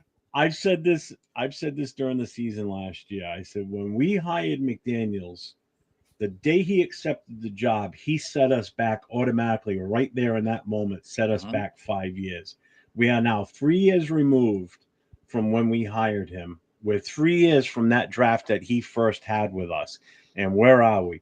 We're 3 years going into the start of the 4th year since he was brought in. And we're in a better position now. We're getting there. But I'm still saying we're 2 years away. This season coming and the season after before we can seriously think about being contenders in this league and doing something going forward. The building blocks are being brought in. They're on site. They're on the construction site. They're in the roster. They're in the building. It's a matter of how we piece them together going forward to build this into something that's going to last a while. Pete Carroll is the architect of this. No two ways about it. He's the one that's going to come in and lay the foundation and get this rolling. And then it's going to be whoever takes over when his time is done, whether it's 3 years or we take him for the 4th year. When he's done and turns it over to somebody, hopefully he's turning over something that's going to progress and go forward and put us into a different position. And we just keep right on trucking. And that's how I see this. That's how I felt about this when we hired McDaniels. Good offensive coordinator. I'm not going to say he's a great offensive coordinator. He's a good offensive coordinator because when he didn't have Brady, he sucked. Okay. He's a horrible head coach. Proved it once in Denver. Why Mark Davis gave him a second shot is fucking beyond me. And that's what set us back. He took a playoff team and dismantled that team. The team that he took over when he became the head coach, he destroyed this team. He did. First of all, you replaced Derek Carr with Jimmy Garoppolo. How is that? That was crazy. That's a downgrade. That's a downgrade. That's not even a lateral move. It was crazy. Because Derek Carr, as much as people don't like Derek Carr is a hell of a lot better quarterback than Jimmy Garoppolo. What has Jimmy Garoppolo done? The time he was good in San Fran, they had one of the best defenses in the league. Yeah, he did nothing. You know, and he was mediocre. Tom Brady didn't have like superstar stats every single game. Their defense is what did it for them during their Super Bowl runs. Their defense was out of their mind. He did what he needed to do, and he was successful and he had the stats. Well, that's going to happen when you play 20 years in the league. Of course, you're going to have those stats. You know, you play 10 to 15 years, you're not even going to come close to his stats. You add another 5 years to that, you're going to finish with what he had. Right. You know? So McDaniels destroyed this team and put us where we are. The infighting, how Some of us like this, some of us don't like that. I mean, you saw the Obliterated diversion this past season of Obliterated it. You know? Obliterated it. And now this past weekend when we were doing all our live shows during the draft, this was the happiest I've seen Raider fans on shows and in the chats. Yes. Chris even called it. He goes, "It's like we just won a series of games with how we did in the draft and how we look going forward." So I agree. It's coming. Everybody just needs to. Again, I know I've said it a few times. Trust the process, or trust the way we're going. It's gonna get there. Unfortunately, it's gonna take a couple of years, but we're gonna get there. Like I said, Turf, in this draft, it wasn't those like, what the? Right. Well, every it was pick. 3 of those. It Like, was 3 of those. It was 3 You of know, those. some of us like not happy. Like Jeff wasn't happy that we did Genty. I wasn't happy neither. I thought we could trade back. But overall, it wasn't that bad. A couple players maybe probably say, we'll see why there is a reason why they're doing that. And I can see why. I mean, I can't see why. I don't know why, but you know the reason why they're doing that. Pete Carroll's not no dummy. He's been in business too long to pick players just because. He's picking for a reason. He wants competitors. He wants athletes. He wants certain style of play. Like my boy Jeff said, he's laying the foundation. I don't expect the Raiders to go to playoffs next year. If you do, great. If we win 10, 11 games, awesome. We're back in business. I'm not expecting them to make a lot of noise, but I'm expecting them to play competitive football. I expect them to be in most all the games. I don't expect them to make dumb mistakes. That's what people are going to do. Not making stupid mistakes. Right. Well, and that's my point. And that's what I was pointing up to was the comment that prompted this was that's one of the smartest comments I've seen out of the chat. Be patient. Yeah. But what the setback, where the setback happened, you know, and I firmly believe that freaking dismantling freaking set us back a long way. And it's going to take a minute for us to get better. It's going to take a minute. This isn't going to be us going to the Super Bowl this year. Please, everyone, please temper the expectations. Yeah. You know, some people have. Some people have nightmares of whatever it is that makes gives you nightmares. You know what harks back to me and gives me nightmares is every time I think of that press conference with Ziegler and McDaniels for the first time when they hired him, is the two of them sitting at that table at the press conference, looking so phony and so fake. And we're gonna get back to the Raider way and this and that and that. It looks so forced and so fake on McDaniel's part. It was sickening. Right. That was probably one of the worst press conferences I ever watched because it just made me want to throw up in my own mouth. The press conference disgusting. And I agree with Time. If Al Davis was still alive during this draft, he would have taken Shador round 1 at number 6 without a doubt. That would have been. That press conference that Jeff just mentioned. That press conference. Who was sitting between those two? Mark Davis. But in the last press conference, like with AP, even AP Telesco, and then it was the haircut that Mark Davis wasn't nowhere near those guys. Let them talk. It's like Mark had to be there to make sure they said the right things at the right time. Right. And the difference is when Pete Carroll's on his press conference, you have a former player, Marshawn Lynch, yelling Raiders in the middle of his press conference. That's a difference. That's a huge difference. This comment right here, too, from EC Everett. A lot of Raider fans were understandably mad that Spytek didn't go off in free agent. I'm optimistic because next offseason, most of the dead money drops off with bargain free agents not eating up cap space. Right. And I get what he's saying because a lot of people were pissed off. But did you really sit down and seriously look at the free agent grouping from this past season? It was horrible. It was absolutely horrible. Nope. They were all old for the most part for their positions. There were nobody out there that made me go, ooh, I want that guy. It was all, we could probably use him. Yeah, he would add depth. Yeah.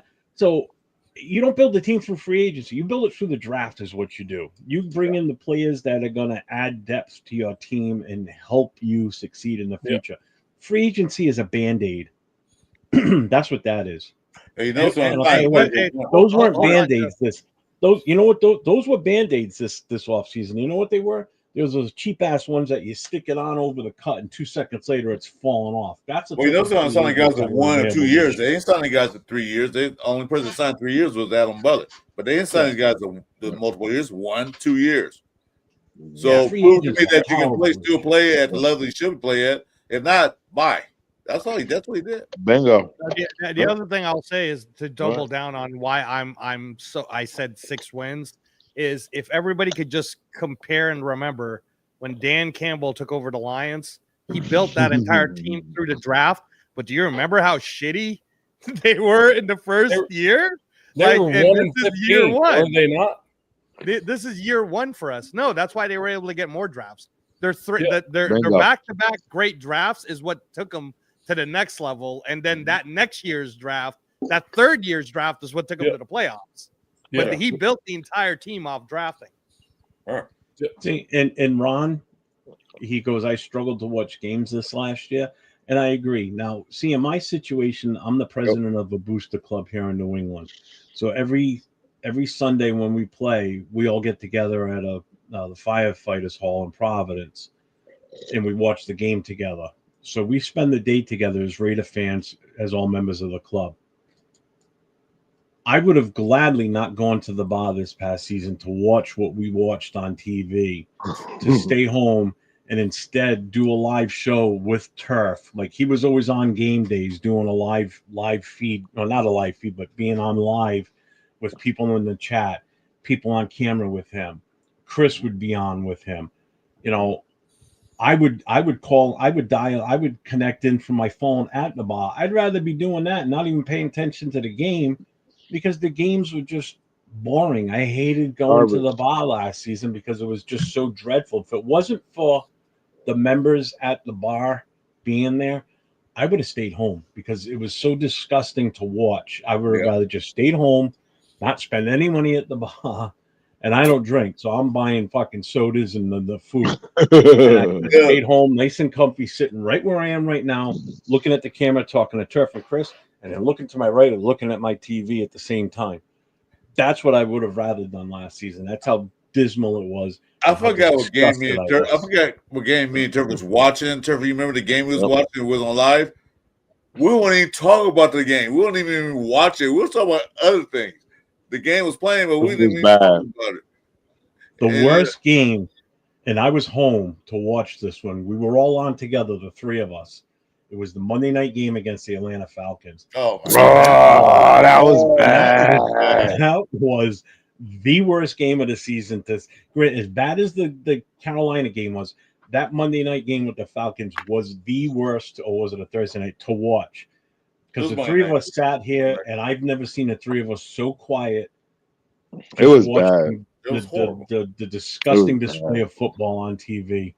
That was horrible that night. Well, Jeff, me and Turf were at the Carolina game. You remember Turf?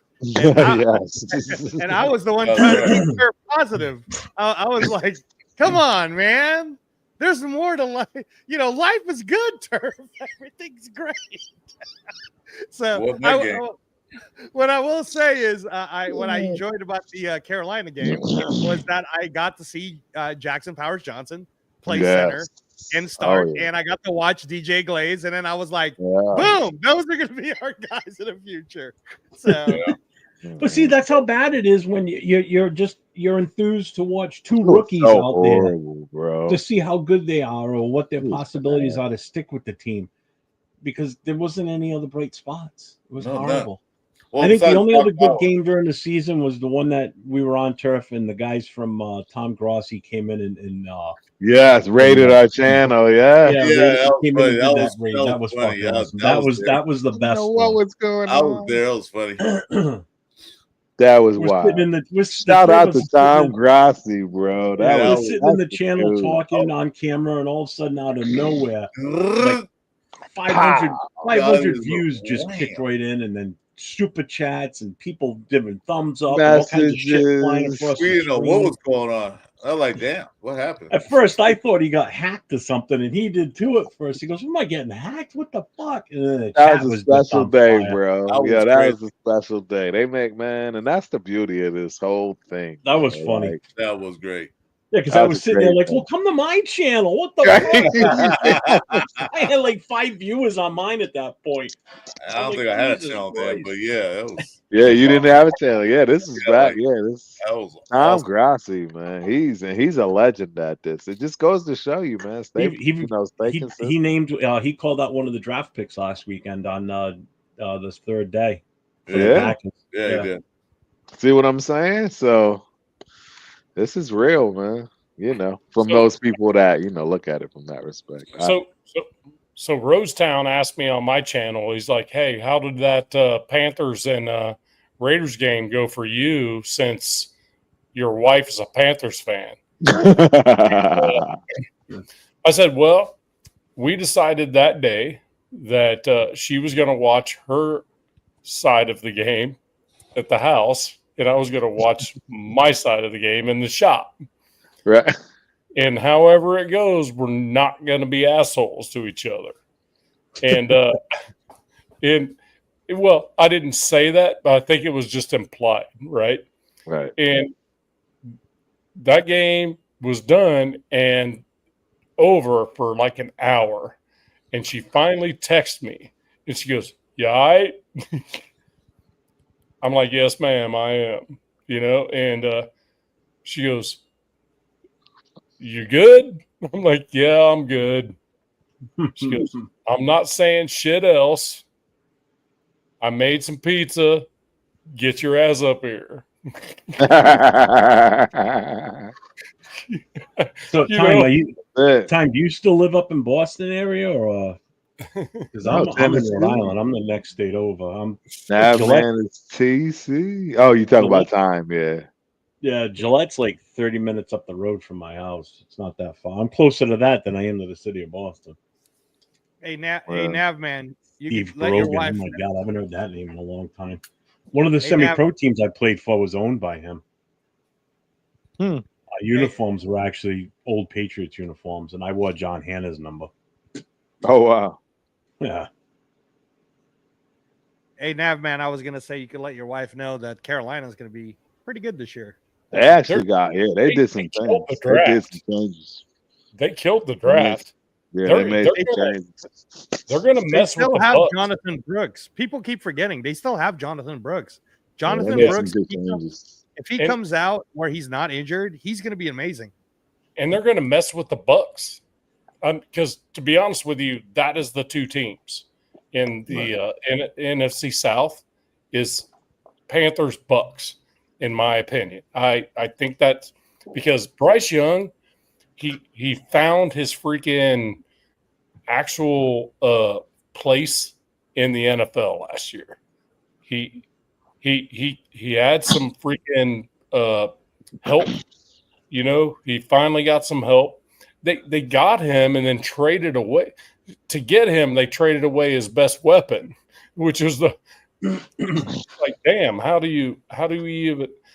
That's what I told my wife. I'm like, how do you get a rookie quarterback and trade away the only weapon he has, in DJ Moore? How do you do that? Didn't the Patriots get 3 guys from us? What's that? They got Spillane. They got Spillane, Chason. Yes, Spillane, Chason, and Hobbs. One more. Mooring.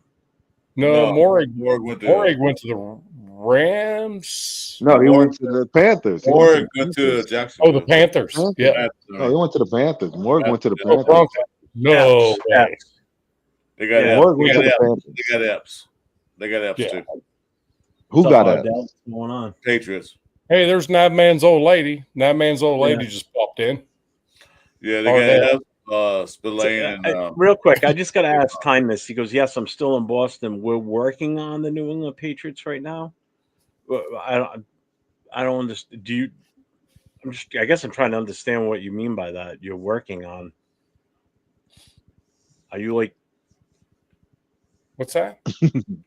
You work for like the NFL or something, or a TV show? I don't see what you see. I don't get that. Oh, I didn't put it up. Hold on. Okay. It says, "Yes, I'm still in Boston. We're working on the New England Patriots right now, who I think is going to be pretty good." with the better coach. Sorry, the better man. coach. Mayo's gone. Tony? He's been gone. Yeah, we got fired 5 minutes after the game. I was gonna say, yeah, like I don't understand this comment either. Time, you out of time. It's You kind out of like the Nuggets. It's like, yeah, fire the coach, and it's like, well, we don't have another one in That was mind. wild. That I was guess, wild. I guess the best coach is the best player on the team. You know, it's one of those. It's wild. Yeah, I don't know Oh, what shit. freaking goddamn Nuggets were doing. Yeah, is Somebody that else, another team, name? fired their coach. It's like, what are you doing? Right? Yeah, what the fuck are you doing? Doesn't make any sense. It's the Dude, you're going playoffs, into and you're the playoffs. firing You just- people.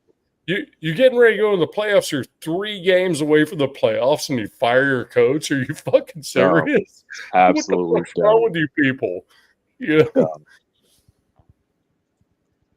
Had to be bad. There's got to be another story to that. Has Right. to. I'm not a LeBron fan. I'm not a Lakers fan. Some of these guys are Lakers fans. Well, maybe No, just, I'm just a Chris. sports fan, and I'm just like, what the?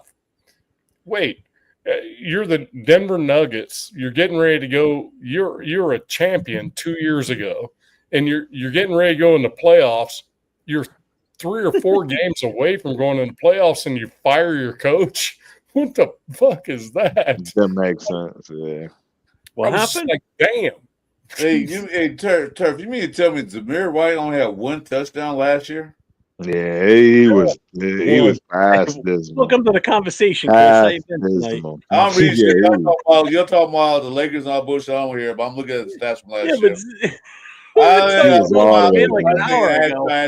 I didn't ask Jeff a question. I asked Turf a question. I'm maybe not a I'm not Lakers Turf a fan. question. Hey, Anyway. Chris. No. Chris, And then Madison has 4 I touchdowns. love you. No, you don't. Yes, I do. Yeah. Treat me like I'm an adopted redhead stepchild, man. So get out of here. Yeah, Jeff targets it. He's a targeter. He just targets that shit. No, I was just shocked when I saw the stats. I'm looking at the stats from last year. I'm like, what the fuck? I thought you had more than that. Angelo, I agree with you. I think the only competition for the Bucks in the South, NFC South, is the Panthers. I firmly They got believe a that. squad. They got a squad. You don't They think got a Penix squad. and Atlanta Falcons can do something? Got to work out. Yeah. Gotta work And I out. said this earlier too, Time. I said that Patriots game for us is not going to be as easy as it would have been last season. Oh God! it's Not what you guys did in the draft. Absolutely not. Oh yeah, No, it's not the gonna be. Patriots are going to be awesome, and Drake May's the real deal. So I- they got a real one with that kid. I believe that dude's a freaking stud. I Yeah. really do. Drake May, yeah. I think he'll pan out. Wait a minute, Alec, And I did not say What's that. up, my 2 cents? So- Welcome in, man. How you Alec, doing? you're a Dubs fan. Is that the Golden State My Warriors? bro, what's up, man? It's got the ass kicked. They lost. So Right. anybody that's Relax, new in here, Chris, anybody- are we doing that? Are we talking about each other's teams now? Is that what we're doing? No, man, I'm asking Dubs. He said go Dubs. I said you talking the Warriors. I said it's lost to Houston Rockets, man. Ain't talking about nobody's team. I Get know. anybody that's new in the channel, Get off that's my new- back. You're gonna make me pissed off right now. Hey, I'm trying to do promos for you, so shut up. I don't want to shut up. Anybody that's new in the channel and in the chat, make sure you You think I hit deal with everybody that, up man? on the panel. I do. Hit everybody up on the panel except for Chris Ferreira because he's a dick. Now, No, I'm not. hit everybody up on Oh. their channels. We got the Ultimate Raider Fan 32, which is Turf, the gentleman. That's right the here on other the side. It's the other way. I know. Go over to his all- channel, hit the notifications, hit the subs, hit the thumbs up, then go over to my boy Chris 4 Raiders. Do the same on his. Down below me is 93 Navman, but he's also his Raider Shield family. Raider Shield family on YouTube. Make sure you do the same for him. And on my channel, hit the subs, hit the thumbs up for the notifications, especially for Chris and I, because we tend to go on live at the drop of a hat, especially during the week. Angela. And hit the notifications. Angela doesn't have a channel at the moment, but you Yeah, can find him on everybody just keeps- Instagram at Reyes Boxing on Yep. Instagram. if you have any information, any questions on boxing, MMA, or whatever, that's the guy to talk to right there for sure. Just not Chris and I have a show coming up tomorrow night called the Raiders Last Call podcast. Tomorrow night's show is on the defensive backs in the for the Raiders throughout the history. So what we do on the last Last Call podcast, we just talk about the Raider history from day one up to current. We don't talk about like the current situation with the team, the draft and free agency and all that. We just cover the history of the Raiders. So this week, tomorrow, it's going to be the cornerback, safeties, free safeties. Last week, we did the draft history. So make sure you catch that tomorrow. Chris and I are supposed to be Papa Rundown on with us also. I haven't heard from him if he's going to make it or not. So make sure you check all those channels out. Turf's got a few different shows he does during the week. Normally Friday nights, it's Turf's show on Friday. Don't worry about that. We are going to keep doing what we're doing here. I love it. We're going to keep rocking. I've been helping cover on Friday nights to give platform to fans, whether it be in the chat. We open the channel up so people can come in and be on camera. So this is like a completely open mic show type of thing. Just we're not telling jokes. We're talking football and pretty much anything and everything. Appreciate everybody that's been in the channel tonight and supporting us. So it's been a good night so far too. We're at 4.5 hours since we started. We started at 9 o'clock Eastern. Just chopping it up.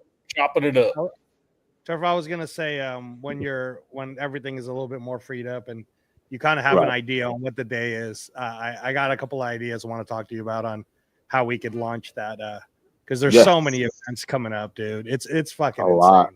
And you already know the big one will be, or maybe these guys will actually care, is the Allegiant Stadium one in September. That's going to be the one that's going to make everybody go, what? It might make it might make the most sense. That might make Well, we'll talk because you're right. There's a lot going on. Yeah, there's a lot though, dude.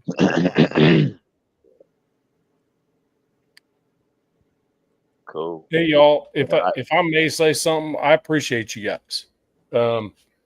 I'm a new guy, and I just appreciate y'all's help.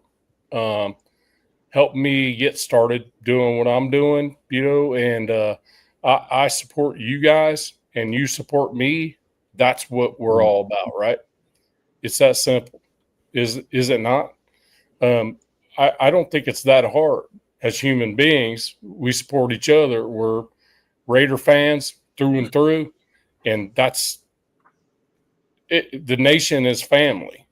It's the only nation, and I don't like when others are trying to fight with each other, and disagreements is family business. That's what it is.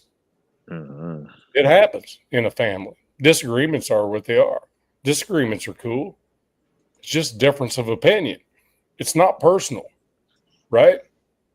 So anybody that ever goes in a chat or anything and starts trying to make something personal, that's when you need to realize it's time for you to go.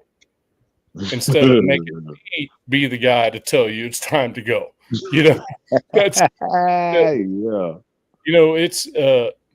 it's an adult decision. Do you guys agree with that? Absolutely, 100%. Yep. I'm sorry. What you say? What you saying here? Repeat that. Yeah, I can't repeat it. That was sent from the heart, brother. And I couldn't repeat it if I tried. No, I heard everything you said. You're absolutely right about that. We are a family. We are a Raider nation. We're gonna have disagreements. We're not gonna agree on everything, but it's one thing we do agree on. We all love the Raiders. Win, lose, or die. That's a fact. What's up, Nico Banks? Oh, I heard everything you said, man. There comes Rosetown again. All right. I have one that's not too terrible that I told on my stream if you guys weren't I got there. a knock joke. It involves LeBron James. Well, you can tell that one, Jeff. I like it. Already did. I already did. You just trying to piss me off tonight, right? You just trying to piss me the fuck off tonight. When I say bye, I really mean it. Bye. Bro. Already did. It's not piss me off tonight. I don't give a fuck. Legacy season's over with. Bye. Good. Get rid of this now. Let's move on to football season. That is the best joke ever. I have a LeBron knock joke. Yeah, right. Go ahead and say it. I already did. I love it. All right, you guys will seriously maybe rage quick again. I will get out of here. Turf, it was nice talking with you, brother Angelo. As always, man. Again, Nav man and Jeff, fuck both of y'all. Yeah, fuck yourself too. Yeah. Are you leaving? Go to your channel, read your nasty books with your girl Blue. So leave me alone. Are you reading? Are you leaving for real, Chris? What? Chris, are you really leaving for tonight? Yeah. Why stay? Y'all making a mockery of me, so why stay? I'm not making a mockery. No, nobody's. Dude, look at that. Even Alex said, "Peace, Chris." So he's saying, like, "Get the fuck out of here." Y'all are crazy. Yeah, they like it when I'm angry, so I'm gonna go in and play the role. Is that look at that. We'll give you center stage. Nice. He's like, yeah, fuck that. I was gonna give you center stage. It was all about you. We were gonna make you happy, but I guess not. Oh my goodness! You got my LeBron James. Yeah, fuck LeBron. I wish you ever leave. Rosetown doesn't want you to leave. Rosetown says for you to stick around. No, Frank Weber said later, Chris. So they all saying goodbye. You're kicking me out. So I'm gonna go do what Bueno said. I'm gonna go outside and argue with the clouds. Although it's nighttime, I'm still gonna argue with the clouds outside. Argue with the stars. Go out there and do Twinkle Twinkle Little Star. Oh, you're right. I could do that too, and the moon. The moon that's fucking tripping me out. Twinkle, twinkle. Well, outside, yell the moon. I ain't going nowhere. Damn it! What's you that mock draft at? You said that the Bengals picked Archman. Which one did you use? Pro Football one? Yeah, bro, that was crazy. Yeah, I'll tell you right now exactly what it was. Okay, here it is. So the first pick, Cleveland. Second, Jets. Saints third. Titans fourth. Giants fifth. Panthers are sixth. Colts are seventh. The Browns are eighth because that's from a trade from this year. They got us actually at 9 now. We've moved from 15 to 9 for next year. That's how they have us ranked already. Yeah, that makes sense. And with the first pick in the draft, the Cleveland Browns, even though they drafted 3 quarterbacks this year's draft, they take Arch Manning. That would be wild. They got us taking Lenoris Sellers, quarterback from South Carolina. Nope. I don't see that. I wasn't going in to do a mock draft, Turf. I just need to explain that. I was going didn't realize that they had already updated everything for the 2026 draft. I was going in to look for a specific player to see something about him. So I went into that mock draft tool. I hit it, and all of a sudden I'm like, Arch Manning, why the hell is he the first pick? And then I'm like, oh shit, they've already changed it. This was on Sunday, this past Sunday. I'm like, shit, they were already moved on to 20. There are people that people will be. So then I just started watching how it went. Manning first, and they think Cleveland's gonna suck that bad. They're gonna have the first pick again. It's like, damn. Right. Well, gentlemen, I am gonna go. Chris ain't going, but I am going. Oh, I'm gonna go to Rabbi. Hey, Turk. Yeah, we're gonna shut it down. One sec, bro. Somebody actually gave us a compliment in here. Where's that at? This one dude, he said, Raiders first, y'all mid. I'm like, thank you. I'm happy to be mid right now. I agree. Thanks for that compliment, bro. Yeah, you know, I agree. He's in here being a douche, but still, thanks for that compliment. I like mid. I like Med. I like being better than last. I'll tell you that. Yeah. Not any day in the week. I like Med. You know. Like I said, I'm with you, man. next year, I don't want to be in the top 10 draft picks. I want to be the lower half of it. That means we lost a lot of games. Hey, Turf. Yeah. So you're since you're really gonna go. So again, reminder: tomorrow it starts at 4.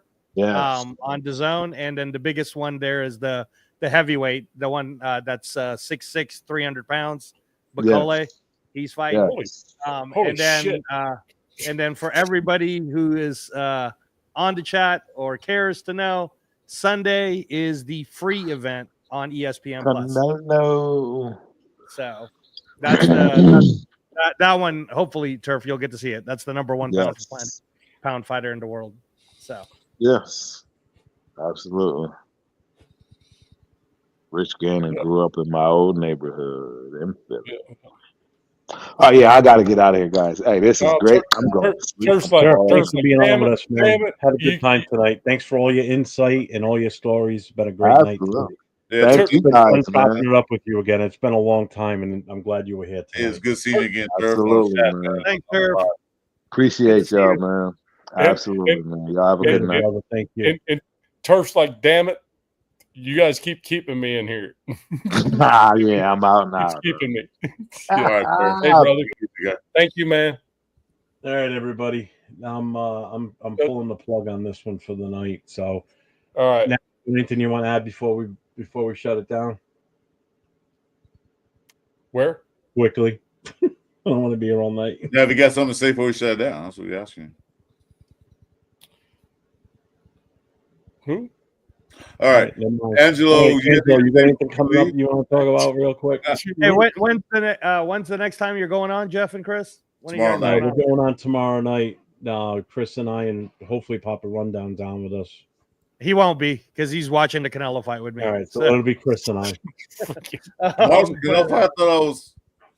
No, that's what I was telling Turf. Is tomorrow it starts at 4, and it goes on, and the Canelo fight will probably start around 8, maybe 9. Depends on how many knockouts we get.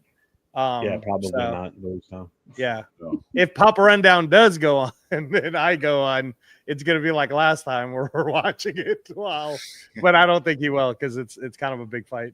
And then Sunday was the one I was saying, Chris. I sent it to you already. That it will not cost you a thing, dude, and give it a try.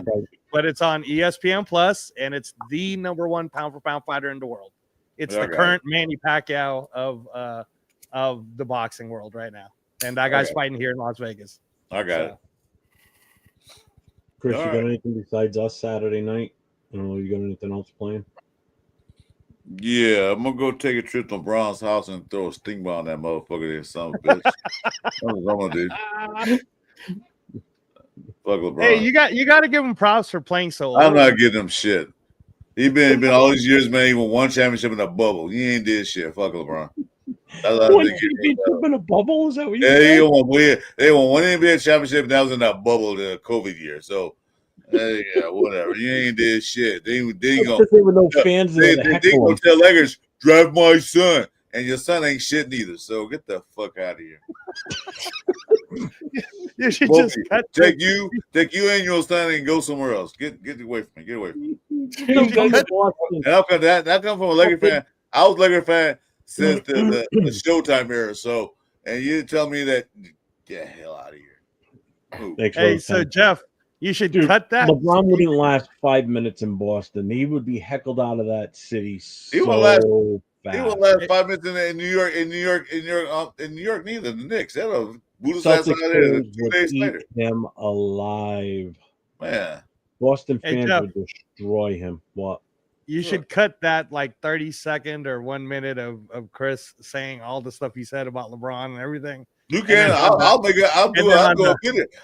a video for it right now. Fuck LeBron. And then on the title, you should put translating what Stephen A. Smith really wants to say. It's like, hey, Stephen A., check this shit out. Well, if I was there, I'll punch LeBron and goddamn my boy. Shut the fuck up. You sat there and Lakers sign my sons. I don't play my sons. Do what? Get the hell out of here. All right. Final plug here. make sure, again, everybody that's still in the chat and watching us, make sure you hit up everybody that you saw on the show tonight. You had Afakasi Raider. You had Chris 4 Raiders. You have Navman, which is Raider Shield family. Angelo is Reyes Boxing at Reyes Boxing on Instagram. Turf is the Ultimate Raider Fan 32 on YouTube. Myself, I'm 401 Raider Jeff. You'll also find me at NE_Raider Boosters. Who else was on here tonight? Who else do we have in? AR, that was it. AR and Turf, that was it. Right, no one else was in. Am I forgetting somebody? No. At the beginning, wasn't there someone else at the beginning? It was on momentarily right when I popped on. I wasn't sure. Okay. Oh, right. Boston X. He doesn't have a channel. He just happened to be a Boston fan. Oh yeah, okay. Channel up. He was cool. He was all right. Wasn't a dick, which was good. No, so we've got Chris and I. We've got our show tomorrow night, Raiders Last Call podcast. I'm sure we're probably now that the draft is passed and all the hype about the team, and we're going to be in that slow down mode for a little bit. I definitely want to start streaming, playing games again as like a relaxation thing more than anything. Horseshit. Yeah. Did you say horse shit or warships? I said horseship. No, it's not like you said horse shit. Yeah, Chris is into that shit. I watch these dudes play. I'm telling you what, you guys need to check that shit out. I'm telling you, these dudes. It's a lot of fun. You got to watch these two this week for shows I got coming up. No, I played one time. Dude, Wednesday night, Raider Connection. It's myself, Leo, also as Cheeto Linus, LV Raider 10, and Just Raiders Baby on Wednesday night. The Raiders Connection. We have a special guest on with us this coming Wednesday night. We're going to have Peggy Holmes on. She's going to give us her take on how the draft went for the Raiders. So she's usually on for the first hour. So make sure you catch at least the first hour if you want to see Peggy and get her take on everything. And then Thursday night, it's Nate and myself for the Raiders Coast to Coast on Thursday night. And probably more than likely next Friday night, it'll be Chris and I hosting another one of these next Friday night, along with Turf popping in at some point. So everybody that likes coming in on Friday nights and partaking in the chat and on camera, you'll be more than welcome next Friday like we normally do. First hour, we just chat it up a little bit, get the chat going, and then we'll open it up after usually like 45 minutes to an hour or so, depending on how it's going. But until next time, everybody, thanks for watching us. Thanks for the super chats tonight. I appreciate you all. Appreciate your support. All the new subscribers that kicked in tonight, I appreciate you all. And thanks everybody that was on camera with me tonight. You guys were all awesome as usual.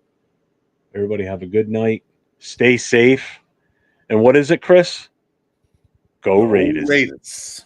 Raiders.